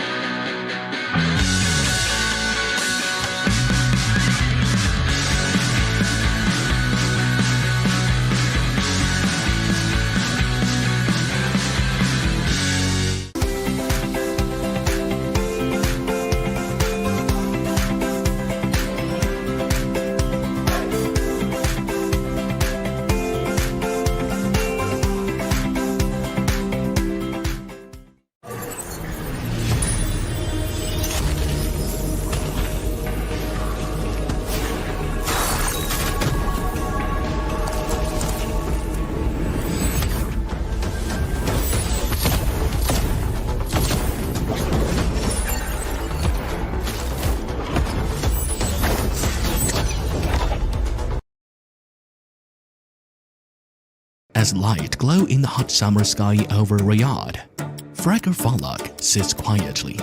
His team, 4th Rives, managed the shocking 111 eliminations along with 2 victories in the 2025 PMWC group stage, ultimately securing 2nd place and advancing to the grand finals. They were the best performing Pakistani team on PUBG Mobile's world stage, and their legendary breakthrough has been etched in history. In this story, Falak plays the role of the team's highest damage dealer. There is no shortage of talent in this international tournament, but Falak stands out among the crowd as the most explosive. He chillly blasted his way to the grand finals, I like grenades because they can create opportunities in unseen places. When he was still a small-time player exploring the map with a friend, he experienced the thrill of winning a chicken dinner and has been driven by passion since. In Pakistan, gaming is considered worthless, but he lucked out over the fact that his family always accepted his choices. They allows me to play this game and they are very supportive. It's thanks to being surrounded by such acceptance that he was free to explore all the game had to offer, quickly giving birth to countless genius ideas to try. He can always find the riskiest entry point on the map. Those with the talent eventually get noticed. The first time Falcons joined a tournament, his smaller stature and youthful face stood out. It was a great journey with them. I learned a lot from there. He smiles at the memory, his voice still carrying a childlike quality. Receiving his first MVP trophy made him go from being just another talented youngster to becoming a formidable contestant. It was the first time Pakistan witnessed one of their youths breaking into the esports scene with grenades and aggressive plays. In 2023, Falcons joined Pakistan's most prestigious team, i8 Esports. He never took any detours in his journey. Talent and success ensured his career path blew wide open, like an explosive grenade. In i8 Esports, he was no longer a lone hero who acted according to his own whims, but a vanguard leading a tactical operation. In the 2023 PMPL Pakistan, i8 won the championship by a large margin, thanks in part to Falcons' outstanding performance as a fragger, which culminated in him achieving MVP. At the time, he'd already gained the reputation of being the young genius on the battleground.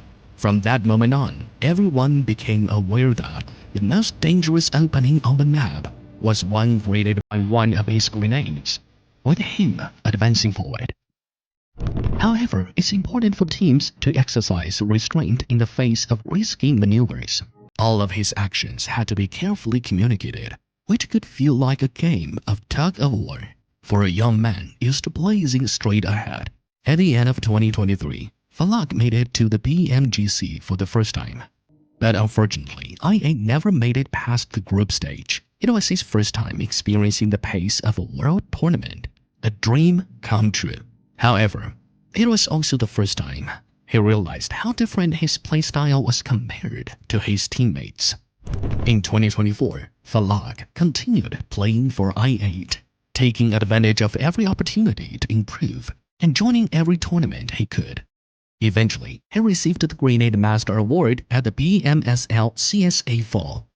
However, his second time battling in PMGC's group stage ended in failure once again. It was a somber year, but Falcons knew he was capable of more.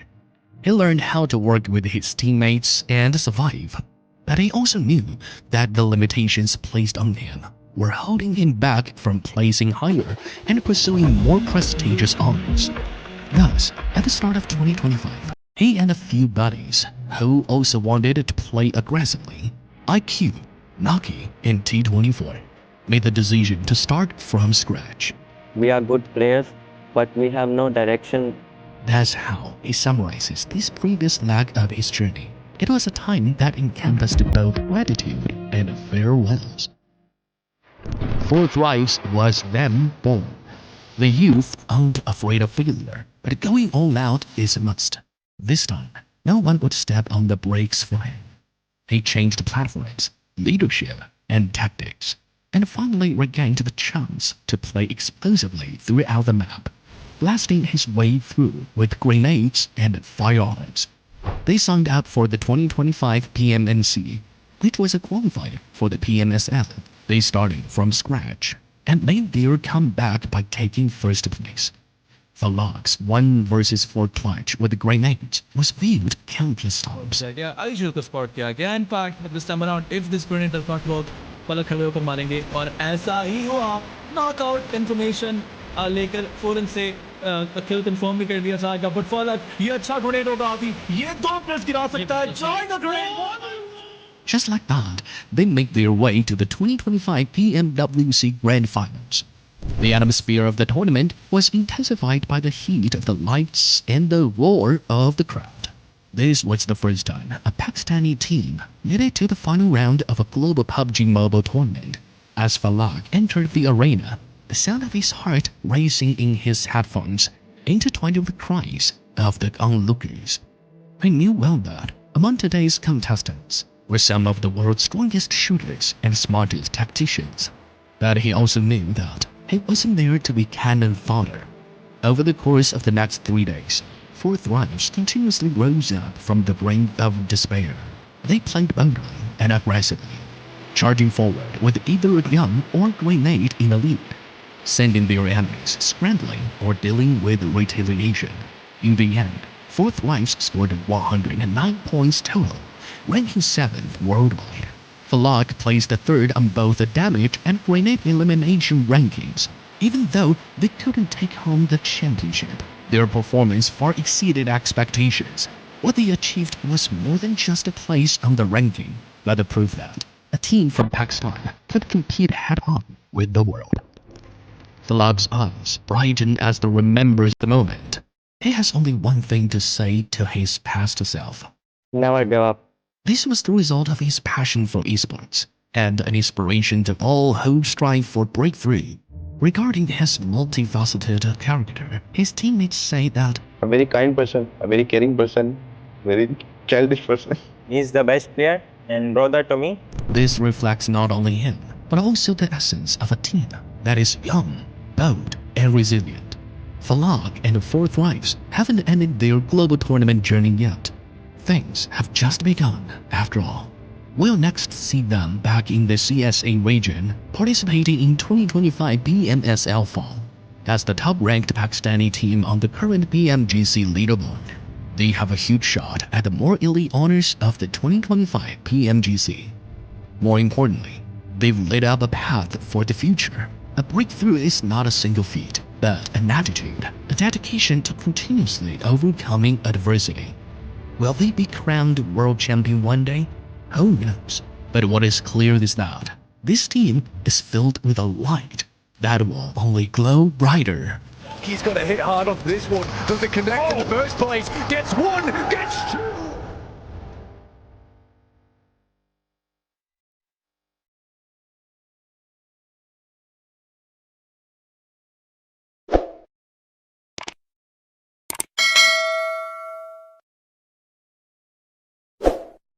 लेकिन drop clash हो चुका है और drop clash पे देखते हैं कि कौन जाएगा लॉबी। अभी फिलहाल के लिए दागिस्तान के ज़दीरा को पकड़ लिया जा चुका है। टीम 4 थ्राइव्स के खिलाड़ी हैं। पहला नॉकआउट तो दर्ज उन्होंने कर दिया है, लेकिन सैनहॉक है, कभी भी बाजी पलट सकती है। टीम 4 थ्राइव्स को एग्रेशन दिखाना है, ओवर एग्रेशन बिल्कुल भी नहीं दिखाना है, संभल कर खेलना है, पकड़ना जरूर है दागिस्तान के खिलाड़ियों को। एक और प्लेयर गुडनों पर लेकर आ जाएगा इस बारी। T24 ओपी होंगे जो अपने DBS से बोलबाला करते हमें दिखाई देते हैं।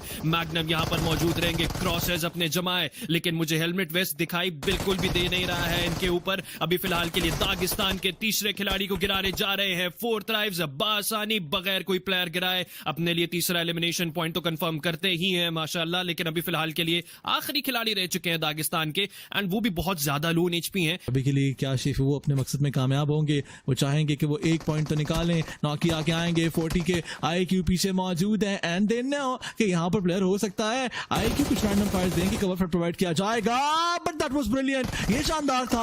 एक एक करके नहीं, साथ जाना है। नाइस वन किए जाएंगे, बहुत ज्यादा लो एचपी है, नीचे से ही नॉकी उनको फिनिश करेंगे जाए। लेकिन विर्चस प्रो अपने व्हीकल्स में बैठेंगे, स्लैम इन दिया जाएगा सर्कल के ईस्टर्न साइड पर। कोनिना पार के खिलाड़ियों पर IQ यहाँ पर नॉकडाउन निकालते, कोनिना पार के जेरिश पर एलिमिनेशन पॉइंट। लेट्स सी के क्या कंफर्म वो कर पाए हैं। जी हाँ, बिल्कुल अपना Nova elimination point team 4 thrives confirm कर लेकर जाती है, एंड विर्चस प्रो इस मैच से बाहर कर दी गई है। Virtus pro gets eliminated. मान रखना है आखिर में टॉप 3 के अंदर वापस इस मैच के अंदर अपनी जगह बनानी है, पिछले मैच की तरह से ही। लेकिन अभी फिलहाल के लिए होरा ई-स्पोर्ट्स वो भी बहुत ज्यादा पुरुम्मीद है। 2 एलिमिनेशन पॉइंट्स उन्होंने इकट्ठे किए इस मैच से, लेकिन फलक ही गेट्स एलिमिनेटेड अनफॉर्चुनेटली। हीलियन के रॉरिनो के हाथों फलक को एलिमिनेट कर दिया जाएगा। T24 the man with the golden hand grenade दागते हैं, नॉकआउट निकालेगा ग्रेनेड अपने लिए। चौथा एलिमिनेशन पॉइंट भी कंफर्म करते हैं, लेकिन नॉकी ज्यादा बाहर जा चुके हैं, अपने कवर को अबैंडन कर नॉकी gets eliminated as well. 5 elimination points team 4 thrives अपने लिए कंफर्म कर लेकर जाती है। सिर्फ प्लेयर गवाया है। सेम कच्छा गेमिंग एक प्लेयर गवाती हुई नजर आई हमें, बट कच्छा के पास ट्रेड में 4 एलिमिनेशन पॉइंट्स हैं जो कि एपीजे के पास नहीं है। बट देखते ही देखते करीना पार वो इस मैच से बाहर हो चुकी है। टीम स्पिरिट उनकी तरफ से 3 एलिमिनेशन पॉइंट्स निकाले गए। साइड अब टीम स्पिरिट का फोकस बनेगा टीम 40 के ऊपर थोड़ा बहुत डैमेज पड़ेगा, दोनों साइड पर ट्रेड किया जाएगा, मेटिक लो एचपी हो जाते हैं। पर टीम 40 के जो नॉकी हैं इनको ध्यान रखना है, अगर स्लैम आता है तो सबसे जरूरी है कि इनकी पोजीशन यहाँ पर नॉकआउट खा लिया तो बहुत प्रॉब्लम बन जाएगी। But rowdy as he takes down मेटिक, ओह सामने एक एलिमिनेशन पॉइंट चलता फिरता आईक्यू को नजर आया लगता था। अनफॉर्चुनेटली अभी फिलहाल के लिए आई एम रियली वरीड। लेकिन विचेस प्रो एक साइड से अगर R3G उनके ऊपर बुलेट स्पैम करे तो शायद मुमकिन हो सकता है, लेकिन नॉकी जो काम करने आगे बढ़े थे वो काम कर दिखाएंगे। लेकिन संभल कर आउट इन दी ओपन आगे बढ़ना चाह रहे हैं। ऊपर से अगर R3G के प्लेयर्स ने आगे आने की कोशिश की तो फिर शायद 40 को भी स्पॉट डाउन किया जा सकता है। लेकिन 8वां एलिमिनेशन पॉइंट और 9वां नॉकआउट दर्ज कर दिया जा चुका है टीम 4 थ्राइव्स की तरफ से। लेकिन ग्रेनेड शानदार तरीके से क्लिक कर सकते हैं, एक ग्रेनेड और वीपी अपना दूसरा प्लेयर भी नॉकआउट करवा सकती है। Right on the target it is. 40 के नॉकी एक नहीं बल्कि 2 प्लेयर्स को गिराने में कामयाबी हासिल कर पाएंगे। ये 2 एलिमिनेशन पॉइंट्स तो आप समझें कि दर्ज हो ही चुके टीम 40 के खाते में, क्योंकि रिवाइवल अब नामुमकिन है। टीम विर्चस प्रो की जो एडवांटेज था, जो कमर थी, वो तोड़ दी जा चुकी है टीम 40 के प्लेयर की तरफ से। लेकिन वहीं पर टीम R3G वो भी सर्कल के क्लोज टू सेंटर है, लेकिन 4th राइट से उनके प्लेयर्स को अभी भी सर्कल के अंदर अपनी जगह बनानी है। फलक ये ग्रेनेड्स का अच्छा इस्तेमाल आयरन करते दिखाई दे रहे हैं। वहीं पर 4th राइव्स उनके भी 2 खिलाड़ियों के हाथ में, बल्कि तीनों के तीनों खिलाड़ियों के हाथ में हमें यूटिलिटी दिखाई दे रहा है। लेकिन यूपीजी के वो 2 खिलाड़ी जो यहां पर इस फाइट के दरमियान में मौजूद हैं, वो किसको बैकस्टैप करेंगे या उनको क्या स्पॉट डाउन किया जाएगा या नहीं किया जाएगा। अभी फिलहाल के लिए टीम R3G अपना एक प्लेयर गवा देगी। टीम 4th राइव्स अपने लिए एलिमिनेशन पॉइंट कंफर्म करती है सारी सूरत हाल में। R3G लेट्स सी, मलिक बहुत ज्यादा लो एचपी है एंड यूपीजी वो भी दिक्कतें R3G के लिए बहुत ज्यादा बना रही है। फॉल बैक करते करते मलिक को भी पिक ऑफ कर लिया जाएगा। टीम 4th राइव्स इस सारी फाइट के अंदर दूसरा नॉकआउट दर्ज करती है। लेकिन R3G के वाज अनफॉर्चुनेटली वो आखिरी कुछ खिलाड़ियों में से रह जाएंगे। आयरन और वाज के ऊपर अब जिम्मेदारी आ जाएगी एंड उनको रियलाइज हो चुका है कि उनके पीछे भी 2 प्लेयर्स हैं और उनके सामने पूरे के पूरे 4 प्लेयर्स उनसे फाइट लेने के लिए तैयारी पकड़े हुए हैं। लेकिन 4th राइव्स आगे बढ़ा जाएगा टीम रेजिसाइड के प्लेयर की तरफ से। वाज गेट्स एलिमिनेटेड एंड 40 अपना दूसरा एलिमिनेशन पॉइंट बिलाखिरकार इन कॉम्पाउंड्स में रहते कंफर्म करती है। लेकिन 4th राइव्स अब जिस जगह पर वो आ चुके हैं अलादीन, यहां पर उनको अब ही फाइट्स लेनी है। This can be either one of the most aggressive game जो कि 4th राइव्स खेलने वाली है, क्योंकि उनको फाइट्स पर फाइट्स अब लेना पड़ेंगी आसपास में।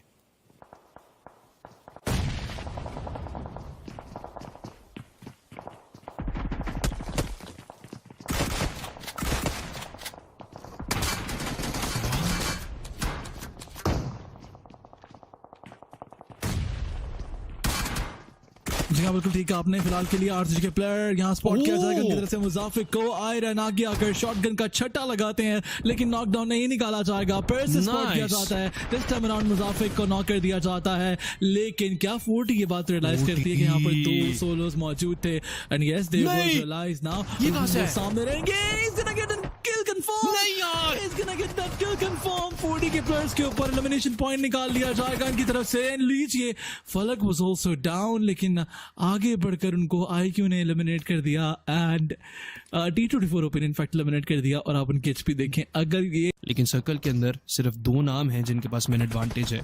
वीकू जिनके 3 प्लेयर्स हैं, टीम होरा स्पोर्ट्स जिनके चारों के चारों प्लेयर्स सर्कल के अंदर एक बहुत शानदार जगह पर है। लेकिन रोटेशन निकल कर आएगी, आगे बढ़ा जाएगा टीम फाचे गेमिंग के प्लेयर। T24 की साइड से, फलक की साइड से कहर बरसाया जाता है। एलिमिनेशन पॉइंट भी अपने लिए टीम 4th राइव्स छठा कंफर्म कर लेकर जाती है। लेकिन वहीं पर कच्सिया उनके भी प्लेयर्स फाइट के अंदर आ जाएंगे। टीम होरा स्पोर्ट्स के खिलाफ कच्सिया एलिमिनेट हो जाएगी। यहाँ पर अगर हम लोग बात करें तो फाचे गेमिंग अनफॉर्चुनेटली वो जो कॉम्पाउंड उन्होंने तब्दील किए हैं सड़क को पार कर उसी के दौरान में ही प्लेयर्स बेशुमार एलिमिनेट हो गए हैं। 2 एलिमिनेशन पॉइंट्स टीम वीपी उठाती है फाचे पर और 2 ही एलिमिनेशन पॉइंट्स टीम 4th राइव्स लेकर के गई है। 7 एलिमिनेशन पॉइंट्स के ऊपर पाकिस्तान से आए, ये 4 टॉप 6 के अंदर हैं, तो इससे ऊपर भी जा सकता है। लेकिन वही बात है, अभी फिलहाल के लिए लेट्स सी कि सर्कल क्या करता है, किस तरह से किस टीम को फेवर करेगा इस मैच के अंदर। थोड़ा वेस्टर्न साइड पे हमें सर्कल दिखाई दे रहा है, अच्छी बात है, थोड़ी चेंज आई है।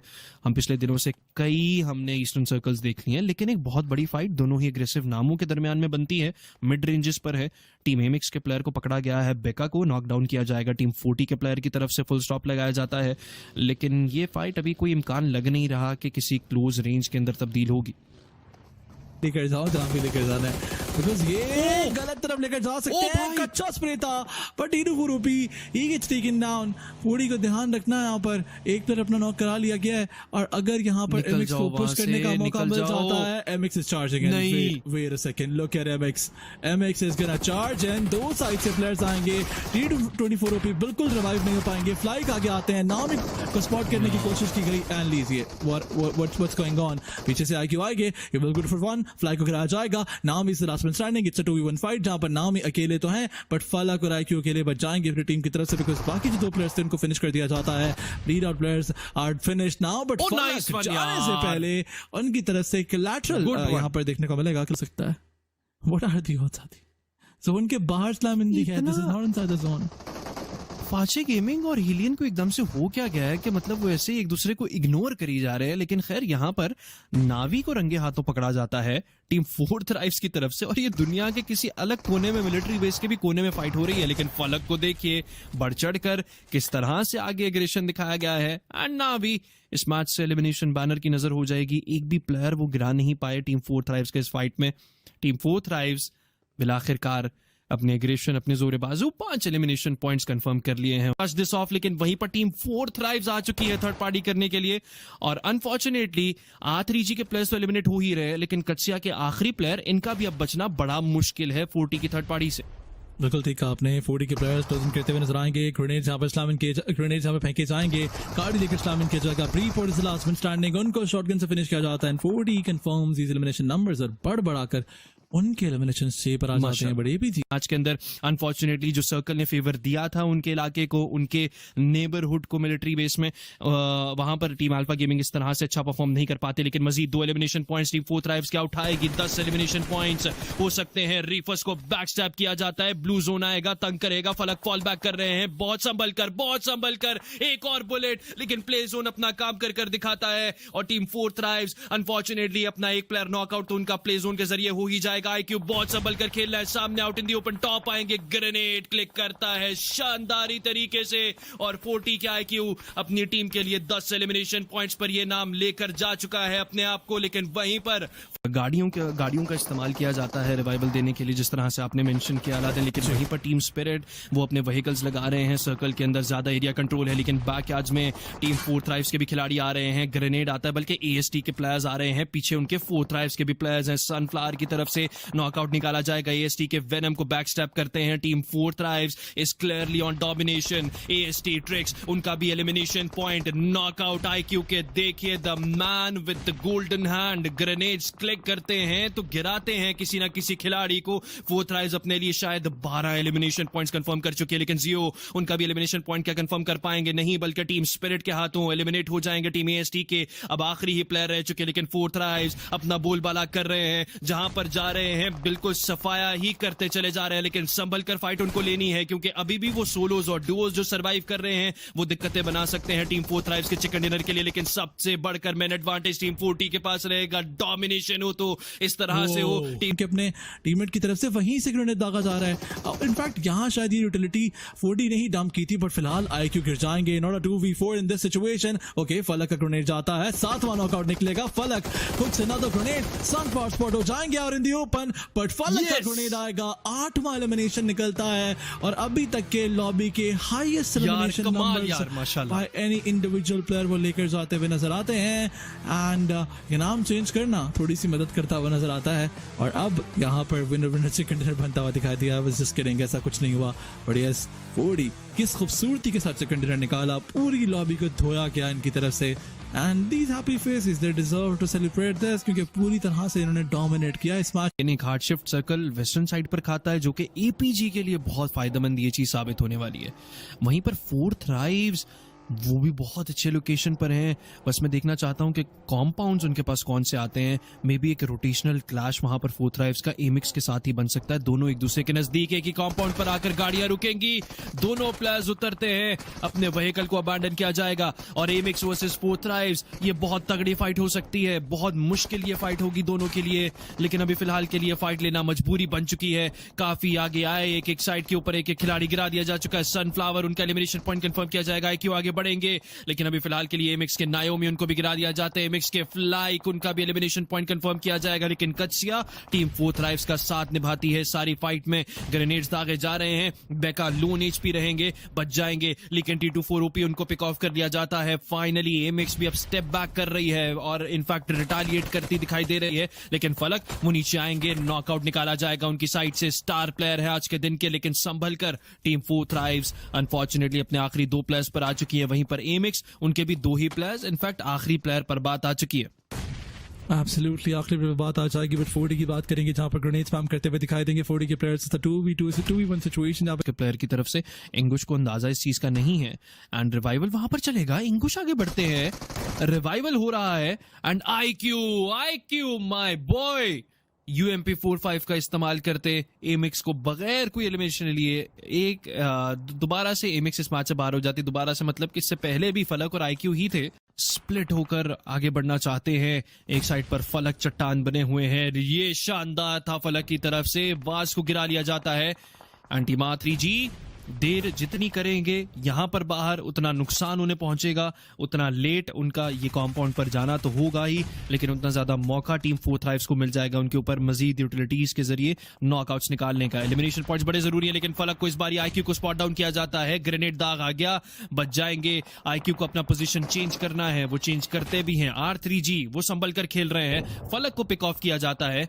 AST के प्लेयर्स की तरफ से बैक स्टैप किया गया। पिंकमैन एलिमिनेशन पॉइंट भी कंफर्म कर लेकर चले जाएंगे अपने लिए दूसरा, लेकिन वहीं पर पिंकमैन आगे बढ़ते हैं। लेट्स सी अब क्या होगा। यहां पर आईक्यू अकेले खिलाड़ी रह चुके हैं जिनके कंधों पर आएगी जिम्मेदारी, लेकिन उनको भी एलिमिनेट शायद क्या किया गया, नहीं किया गया, बल्कि आईक्यू यहां पर पहले प्लेयर को गिराएंगे। R3G is done and dusted. वहीं पर टीम फोर्थ राइव्स अपने लिए 5 एलिमिनेशन पॉइंट्स हासिल कर चुकी है। एंड आईक्यू का क्या ये 1v4 था? I think so. Out A6 side will be left with the last one standing. But देखते ही देखते what टीम स्पिरिट के ऊपर नॉकडाउन निकालते हुए 4D दिखाई दे रही है। How on earth is this happening? 4D के फलक and sunflower they pushed on team spirit, वो पुश कर जाएंगे एंड आगे बढ़कर फलक नोमी को फिनिश करेंगे। ये दोनों एलिमिनेशन पॉइंट्स फलक के बैकपैक में जाएंगे एंड टीम स्पिरिट इस मैच से बाहर हो जाएगी। और 4D क्या कमाल अंदाज में खेल रही है भाई। हाउ एलिमिनेट हुए हैं एंड DRS अपने प्लेयर्स को रिवाइव दे देंगे। ज्ञानते को रिवाइवल दे दिया जा चुका है, लेकिन DRS दिक्कतें उनके ऊपर बनने वाली हैं। वो यहां से निकलना चाहते थे, लेकिन अनफॉर्चुनेटली टीम स्पिरिट का जो स्प्रे आया है उसने रोक दिया DRS को यहां से आगे बढ़ने से। लेकिन वहीं पर एलिमिनेशन फीड में दस्तक देते हुए फलक एक बारी फिर से एलिमिनेशन पॉइंट्स में इजाफा करते दिखाई दे रहे हैं टीम AST के खिलाफ। 5 से 7 तक पॉइंट्स निकाल लिए गए टीम 4D की तरफ से, तो वो काफी शानदार रहेगा। लेकिन अभी के लिए स्पिरिट के प्लेयर्स अपने एलिमिनेशन नंबर कंफर्म करते हुए दिखाई देंगे। This time around its DRS। Okay, 2 players पर आ जाती है। ज्ञानते ये काम नहीं करना, पीक नहीं देनी। अगर नॉकआउट निकल आया तो दिक्कतें बन सकती हैं, बिकॉज एक नॉकआउट निकालने के बाद spirit will just charge in. लेकिन अभी के लिए कुछ फ्री स्टाइल ग्रेनेड हवा में फायर क्रैकर बनते हुए नजर आएंगे। दिस टाइम अराउंड ज्ञानते के पास गिरेगा एक ग्रेनेड, बट मिलते ओ भाई फलक, ओ भाई Wait a second. फलक की तरफ से 1v3 किया जाएगा।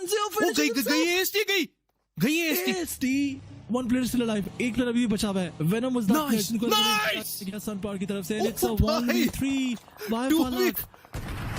Oh my goodness, it was a 2v4 और 1v3 किया जाता है फलक की तरफ से। कितना यार, वो कैप्चर क्यों नहीं हुआ स्ट्रीम के ऊपर?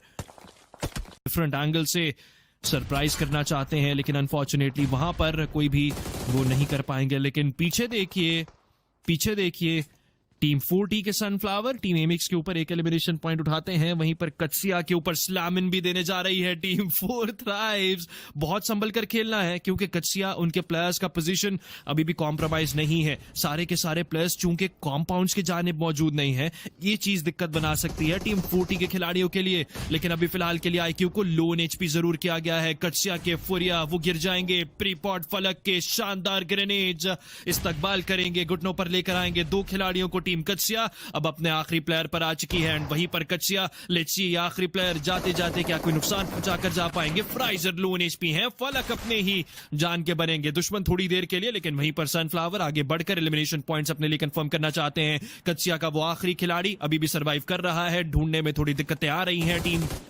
40 जांच नहीं पा रहे कि कहां पर एग्जैक्टली प्लेयर मौजूद हैं। पहला कंफर्म किया गया, लेकिन AXI8 के इतराफ में आप देखिए हर जगह पर टीमें ही टीमें और प्लेयर्स ही प्लेयर्स हमें रोटेशन करते दिखाई दे रहे हैं, लेकिन नावी लेमन वो बिल्कुल बैक कैच में आ रहे हैं। टीम 4 थ्राइव्स IQ को बहुत संभल कर खेलना है, IQ को अपना पोजीशन चेंज करना है, लेकिन अनफॉर्चुनेटली ऐसा मुमकिन नहीं हो पाएगा। IQ को लो HP किया गया, नॉकआउट कर दिया गया है लेमन की साइड से और पॉसिबली शायद वो एलिमिनेशन पॉइंट भी कंफर्म करने की कोशिश करेंगे। जी हां, एलिमिनेशन पॉइंट IQ का कंफर्म तो हो ही जाएगा एंड 4 थ्राइव्स उनको अंदाजा हो चुका है कि बैक यार्ड के ऊपर भी टीम नावी उनके ऊपर अपने क्रॉसेस बनाए रखे हैं, लेकिन फलक वो अभी भी आगे बढ़ना चाहते हैं। स्मोक्स का इस्तेमाल करते हुए फलक को भी स्पॉट डाउन किया जाता है, हर अतराफ से मुख्तलिफ क्रॉसेस बनते हमें टीम 40 के खिलाड़ी के ऊपर दिखाई दे रहे हैं, लेकिन फलक या इन कॉम्पाउंड्स को ब्रीच कर पाएंगे और सबसे बढ़कर क्या वो टीम FG के प्लेयर्स को गिरा पाएंगे। ग्रेनेड दागे जा ही रहे हैं, लेकिन 40 के बाकी के प्लेयर्स कहां पर मौजूद हैं ये देखना अभी भी बाकी रहेगा। फलक अकेले ही वन मैन आर्मी बनना चाहते हैं, आगे बढ़े जा रहे हैं,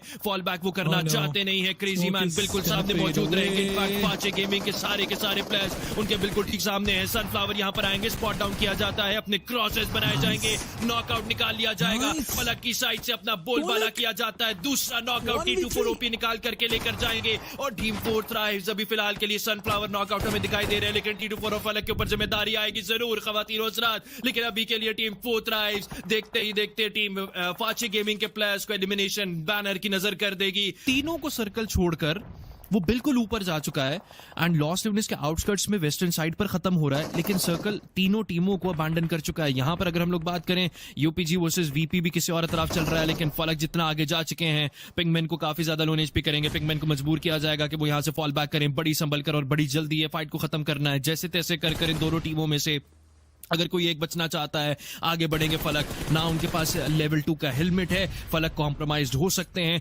स्मोक्स का अच्छा इस्तेमाल किया जाएगा, स्मोक्स जी हां यहां पर इस्तेमाल करने हैं बेशुमार टीम 4 थ्राइव्स को अगर यहां से बचकर वो निकलना चाहते हैं। And same goes for team R3G as well, लेकिन अभी फिलहाल के लिए R3G के शाका वो सर्वाइव कर रहे हैं, क्रॉसेस में लेकर आएंगे। नॉकी गेट्स लोन HP, शाका को पकड़ लिया जाएगा, पिंगमैन का एलिमिनेशन पॉइंट कंफर्म किया जाएगा। पहला 4 थ्राइव्स कंफर्म करती है और साथ ही साथ पहला क्या सीधा छलांग तीसरे पर लगाई जाएगी और R3G अनफॉर्चुनेटली हाश 14 पर इस मैच से बाहर हो जाती है।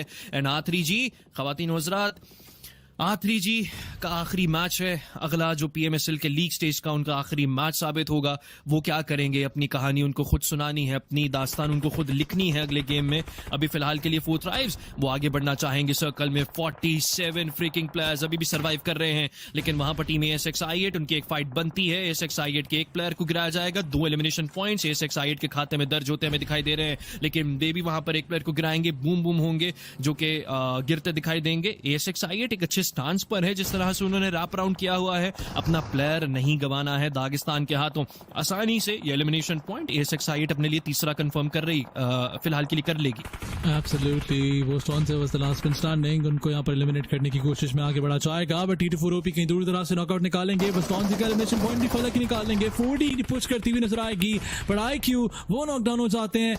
IQ गॉट फिनिश समहाउ, उनको इनफैक्ट हु की तरफ से फिनिश कर दिया जाएगा, इंस्टेंटली आर्गन की तरफ से फिनिश कर दिया जाएगा।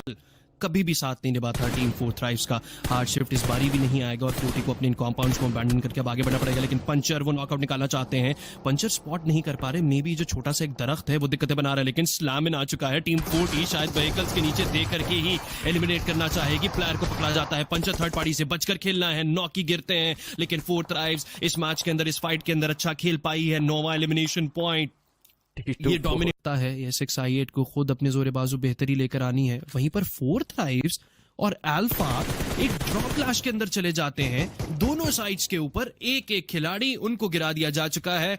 टीम अल्फा की तरफ इनफैक्ट 2 प्लेयर्स गिरा दिए जा चुके हैं और डोमिनेटर्स हैं अल्फा, पहले पायदान पर हैं। टीम 4 थ्राइव्स अगर आगाज में अपना कोई भी खिलाड़ी गवाए बगैर इनको एलिमिनेट कर देती है तो ये बहुत बड़ा सेटबैक टीम अल्फा को इस मैच के अंदर पहुंचेगा, क्योंकि इसके बाद सिर्फ और सिर्फ 2 मैचेस रह जाएंगे टीम अल्फा के लिए। लेकिन वहीं पर टीम 4 थ्राइव्स, उनको बड़ा पुश मिलेगा इन 4 एलिमिनेशन पॉइंट्स अगर वो हासिल कर लेते हैं। 4 में से 2 एलिमिनेशन पॉइंट्स टीम 4 थ्राइव्स तो कंफर्म कर लेकर चली जाएगी। लेकिन टॉप, क्या वो जाते जाते कुछ सरप्राइज करेंगे टीम 4 थ्राइव्स के खिलाड़ियों को? ये भी एक एलिमिनेशन पॉइंट टीम 4 थ्राइव्स को हर हाल के अंदर कंफर्म कर लेकर जाना है। लेकिन डॉग भी आ रहे हैं, डॉग और टॉप दोनों ही बेहतरीन खिलाड़ी हैं, डोमिनेटर्स हैं, और इनकी ये खतरनाक जोड़ी जो सलामत रह चुकी है। दोनों के पास बेशक हमें आर्मर तो कोई खास दिखाई नहीं दे रहा, हेलमेट वेस्ट तो कोई खास दिखाई नहीं दे रहा, लेकिन दोनों के पास बंदूकें मौजूद हैं। टॉप के पास शॉटगन मौजूद रहेगी।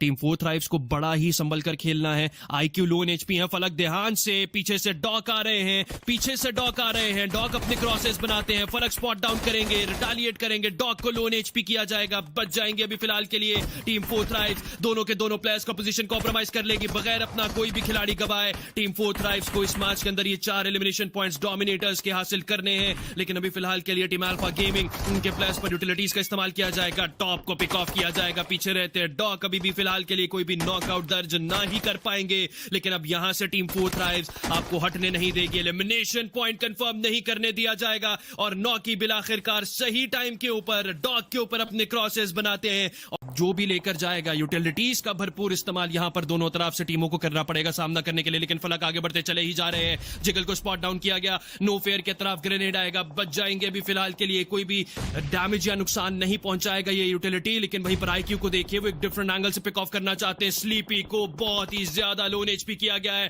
फॉल बैक करते करते आईक्यू वहां से पकड़ लेंगे। टीम 4 थ्राइव्स अब हौसले पस्त करती दिखाई दे रही है। नेपाल से आए नाम होरा स्पोर्ट्स के, लेकिन अभी फिलहाल के लिए होरा स्पोर्ट्स बहुत ही ज्यादा संभल कर खेल रहे हैं। उनके बाकी के 3 प्लेयर्स अपना पोजीशन बिल्कुल भी कॉम्प्रोमाइज कर नहीं रहे हैं। रिवाइवल वहां पर चल रहा है, फलक को लोन एचपी किया जाएगा, बच जाएंगे। पीछे से थर्ड पार्टी करते टीम स्पिरिट के खिलाड़ी भी हमें दिखाई दे रहे हैं। नोमी बैक स्टैप करते हैं, 40 के आईक्यू को पकड़ लिया जाएगा। आईक्यू को गिराया गया है। एलिमिनेशन पॉइंट अपना कंफर्म नहीं करना। T24 OP आगे बढ़ते हैं। बाकी के 3 खिलाड़ियों पर अब जिम्मेदारी आएगी। 9 की बहुत ही ज्यादा लोन एचपी रहेंगे। लेकिन होरा स्पोर्ट्स अब फिलहाल के लिए अपने सारे के सारे प्लेयर्स को रिवाइवल दे दिया जा चुका। लेकिन T24 आगे बढ़कर एक और प्लेयर को गिराएंगे। होरा स्पोर्ट्स की कहानी इस मैच से खत्म की जा रही है। 9 की इज ऑन फायर। वहीं पर टीम 40 अपने लिए 7 एलिमिनेशन पॉइंट्स लेकर के जाएंगे। होरा के आखिरी प्लेयर बिल्कुल सामने मौजूद रहेंगे। अपना प्लेयर नहीं गंवाना है टीम 4 थ्राइव्स को। इस फाइट में कोई भी एक प्लेयर नहीं गंवाना है। लेकिन ग्रेनेड आता है, टीम स्पिरिट की थर्ड पार्टी हो जाएगी। बहुत ही बुरी टाइमिंग रहेगी। टीम 4 थ्राइव्स अपने लिए एलिमिनेशन पॉइंट्स कंफर्म करना चाहती है जाते जाते। जी हां, किए भी जाएंगे। होरा स्पोर्ट्स इस मैच से बाहर हो चुकी है, लेकिन स्पिरिट का थर्ड पार्टी करना टीम 4 थ्राइव्स के बेशतर प्लेयर्स को नुकसान पहुंचाता है। 9 की यहां से निकल कर चले जाएंगे। 9 एलिमिनेशन पॉइंट्स पर ये डोमिनेटर्स पाकिस्तान को लेकर आ चुके हैं। इस मैच में तीसरे पायदान पर हैं। अभी फिलहाल के लिए दूसरे पायदान के लिए खेलना है इनको। जरूर है सारी ही मंजर यहाँ पर, क्योंकि अगर रिवाइवल नहीं मिल पाता तो फिर जो यहाँ पर चीजें खराब नजर आ रही थी। लेकिन फाइनली प्लेयर उठेंगे, फाइट यहाँ पे स्टार्ट की जाएगी और नॉकी वो प्लेयर रहते हैं जिनकी तरफ से यहाँ पर नॉकआउट किया जा चुका है। लेकिन वो जो फाइट है जहां पर ये नॉकआउट्स निकल रहे हैं वहां में जाना पड़ेगा, उसको भी देखना है कि आखिर किस तरह से वो फाइट ली जा रही है। लेकिन हीलियन गेमिंग वर्सेस टीम एमएक्स और यहाँ पे फ्लाई क्यू फायर करेंगे। सामने मौजूद है फैल्कन, जिनको थोड़ा सा यहाँ पर जो फायर हमें कनेक्ट करते हुए दिखाई दे जाएंगे। लेकिन फर्स्ट एड है होकर यहाँ पर आपको जहाँ पे लगाना ही थी अपने और बैक एंड साइड पे रहने वाली जो टीम्स हैं उनको भी खैर कुछ जो फाइट्स अच्छे तरीके से एग्जीक्यूट करना है। जी हाँ, बिल्कुल आदि जो है रिवाइवल दिया गया था और यही चीज़ आई थिंक थोड़ी देर पहले जो मैं खुद भी देख रहा था, मैंने मेंशन भी किया कि जी हाँ, टीम 40 की तरफ से जो यहाँ पर गेम चेंजर अभी के लिए रहा है, दैट इज के प्लेयर्स रिवाइव करने में कामयाब हो चुके हैं और फाइट में टीम वापस आएगी। टीम 4 थ्राइव्स उठ खड़ी होती है, फाइट यहाँ पर ली जाएगी और टीम स्पिरिट जिन्होंने यहाँ पर थर्ड पार्टी करके मौजूद है। क्रॉसहेयर शायद वो अपने बना पाए, लेकिन टीम 40 बहुत संभल कर रोटेशन निकालनी है। एमिक्स के बेका को गिरा लिया जाएगा उनकी साइड से। शानदार आगाज जरूर किया गया है उनकी तरफ से, लेकिन नायोमी एक डिप के अंदर मौजूद हैं। फलक उनको स्पॉट डाउन भी कर सकते हैं। टीम एमिक्स अपने 3 खिलाड़ियों पर तो सर्वाइव कर रही है, लेकिन फलक को भी पिक ऑफ कर लिया जाएगा। पीछे रहते टीम होरा के खिलाड़ी टीम एपीजी के साथ लड़ते दिखाई दे रहे हैं, लेकिन फ्लाई को ग्रेनेड से इस्तकबाल किया जा जाता है। एमिक्स को भी पिक ऑफ कर लिया जाएगा। एलिमिनेशन पॉइंट्स अपने कंफर्म करना भी बाकी रहेंगे। 2 खिलाड़ी टीम 4T के एलिमिनेट करेंगे इस मैच से। टीम एमिक्स जो कि बिल्कुल खतरा बन सकती थी टीम 4 थ्राइव्स के लिए, 5 एलिमिनेशन पॉइंट्स इस फाइट से उठा लिए जाएंगे और एमिक्स इस मैच से बाहर हो जाती है, जो कि तीसरे पायदान के लिए 4T को नीचे गिराना चाहते थे। वही इस मैच से एलिमिनेट कर दिए गए हैं 4T के ही हाथों। लेकिन वहीं पर टीम कोरिना पार, वो भी अपने लिए एलिमिनेशन पॉइंट्स की जो जंग उन्होंने शुरू की थी, जो दौड़ शुरू की थी, उसके अंदर अनफॉर्चुनेटली पीछे रह जाएंगे। 3 खिलाड़ी अपने उन्होंने गंवाए हैं। Team alpha gaming in total उनके पास जो एलिमिनेशन पॉइंट्स रहेंगे वो में 8 पर जाते हुए दिखाई देते हैं, लेकिन टीम 4 थ्राइव्स के उनके IQ वो भी यहाँ पर नॉकआउट्स निकालते हुए दिखाई दे रहे हैं किल फीड के अंदर, और कोशिश यहाँ पर जारी है और अपने आप को लेकर आने की जंग है यहाँ पर इन दोनों टीम्स के दरमियान के नंबर 1 पर हमने एंड करना है। लेकिन talking about team alpha gaming, तो खैर I think it's all over now कि टीम अल्फा गेमिंग ही खैर आपको जो वो टॉप पर रहने वाली टीम दिखाई दे रही है। और टीम अल्फा गेमिंग जिस तरह से उन्होंने स्टार्ट किया, जिस तरह से एंड करते हुए दिखाई दे रही है, अपने यहाँ पे डिस्ट्रक्शन डाइज आएगी। लेकिन T24 लो HP IQ वो पीछे बच जाएंगे। फलक वो पहले नॉकआउट थे, लेकिन team A1 Esports they tried the level best for the last time, लेकिन अनफॉर्चुनेटली टीम आगे रही। बट ये मैच सिर्फ एक आम मैच था। अगर उस दिन 90,000 लोग नहीं होते तो इसकी कोई सिग्निफिकेंस नहीं होती मेरे हिसाब से। I woke up at 7:30 or 8, made myself couple of cups of coffee, had breakfast. Surprisingly, I was getting into a routine before every game. मैं जिम में जाता था, अपनी mobility and stretches and all that stuff मैं वो करके जाता था। In 2020 cricket, I take a afternoon nap. Of all the games that I've been part of, I can never forget singing the national anthem in front of so many people. For me, that is the one thing all your supporters and you as a team do together. This wasn't just another game.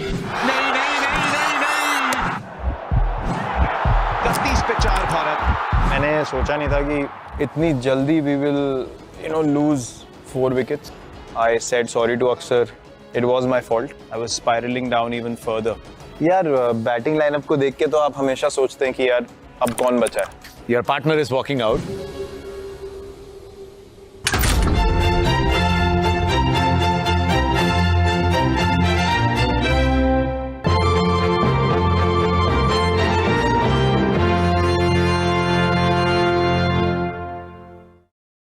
Your partner is walking out. Yes, हार्दिक बाहर आ रहा है। Out walks Hardik Pandya. India are 31 for 4. Perhaps their last throw of the dice. It's good that you bat deep. And then you also just receive him and start walking. But it's a big day. Hardik Pandya has to make this happen. जैसे हार्दिक बाहर आया, the way you received him and the way you guys said was there कि बस तुमने 4 wicket लिए हैं, but we're eager to face the next ball. Tell me about उस time पे क्या सेट कर रहे थे, just that moment. Yeah, I mean, it's basically the first words I think मैंने उसको बोले थे, let's build a partnership. I said, yeah, let's do it. तो मतलब एक optimism था कि यार मैच को लंबा लेके जाने की जरूरत है यहाँ से। Obviously आप finish line as I said अभी नहीं देख सकते, लेकिन एक ही conversation regularly हो रही थी कि हार्दिक was only mentioning one thing कि we'll keep rotating strike and keep looking for the odd boundary in between. And then I told him they will panic at some stage. Now it is upon our skill and responsibility और जो भी आप बोल लो कि वो stage तक कैसे पहुंचना है जहाँ पे they panic and we are still in there. बस इतनी हमारी conversation हुई और फिर उसके बाद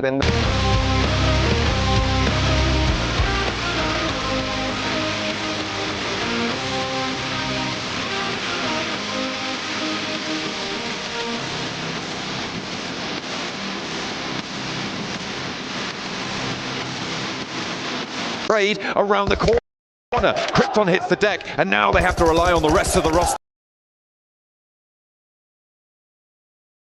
to pull this one back under control. Everyone wielding weapon here on the top of the mountain. The spray down though, the reload necessary. Day 2, excuse me, and day 1 ultimately for Alter Egos is tough. It really is. Luckily, they're doing just fine in the points category. They can let one map go and then come back even stronger in the 5 remaining that they have. I still fully expect them to qualify in top 8, but yeah, early on, getting the ego out of the way, Thunder Talk says, we'll take the fight to you in the excuse me, I think there was one down, but they get them back onto the feet. That is a dominating win.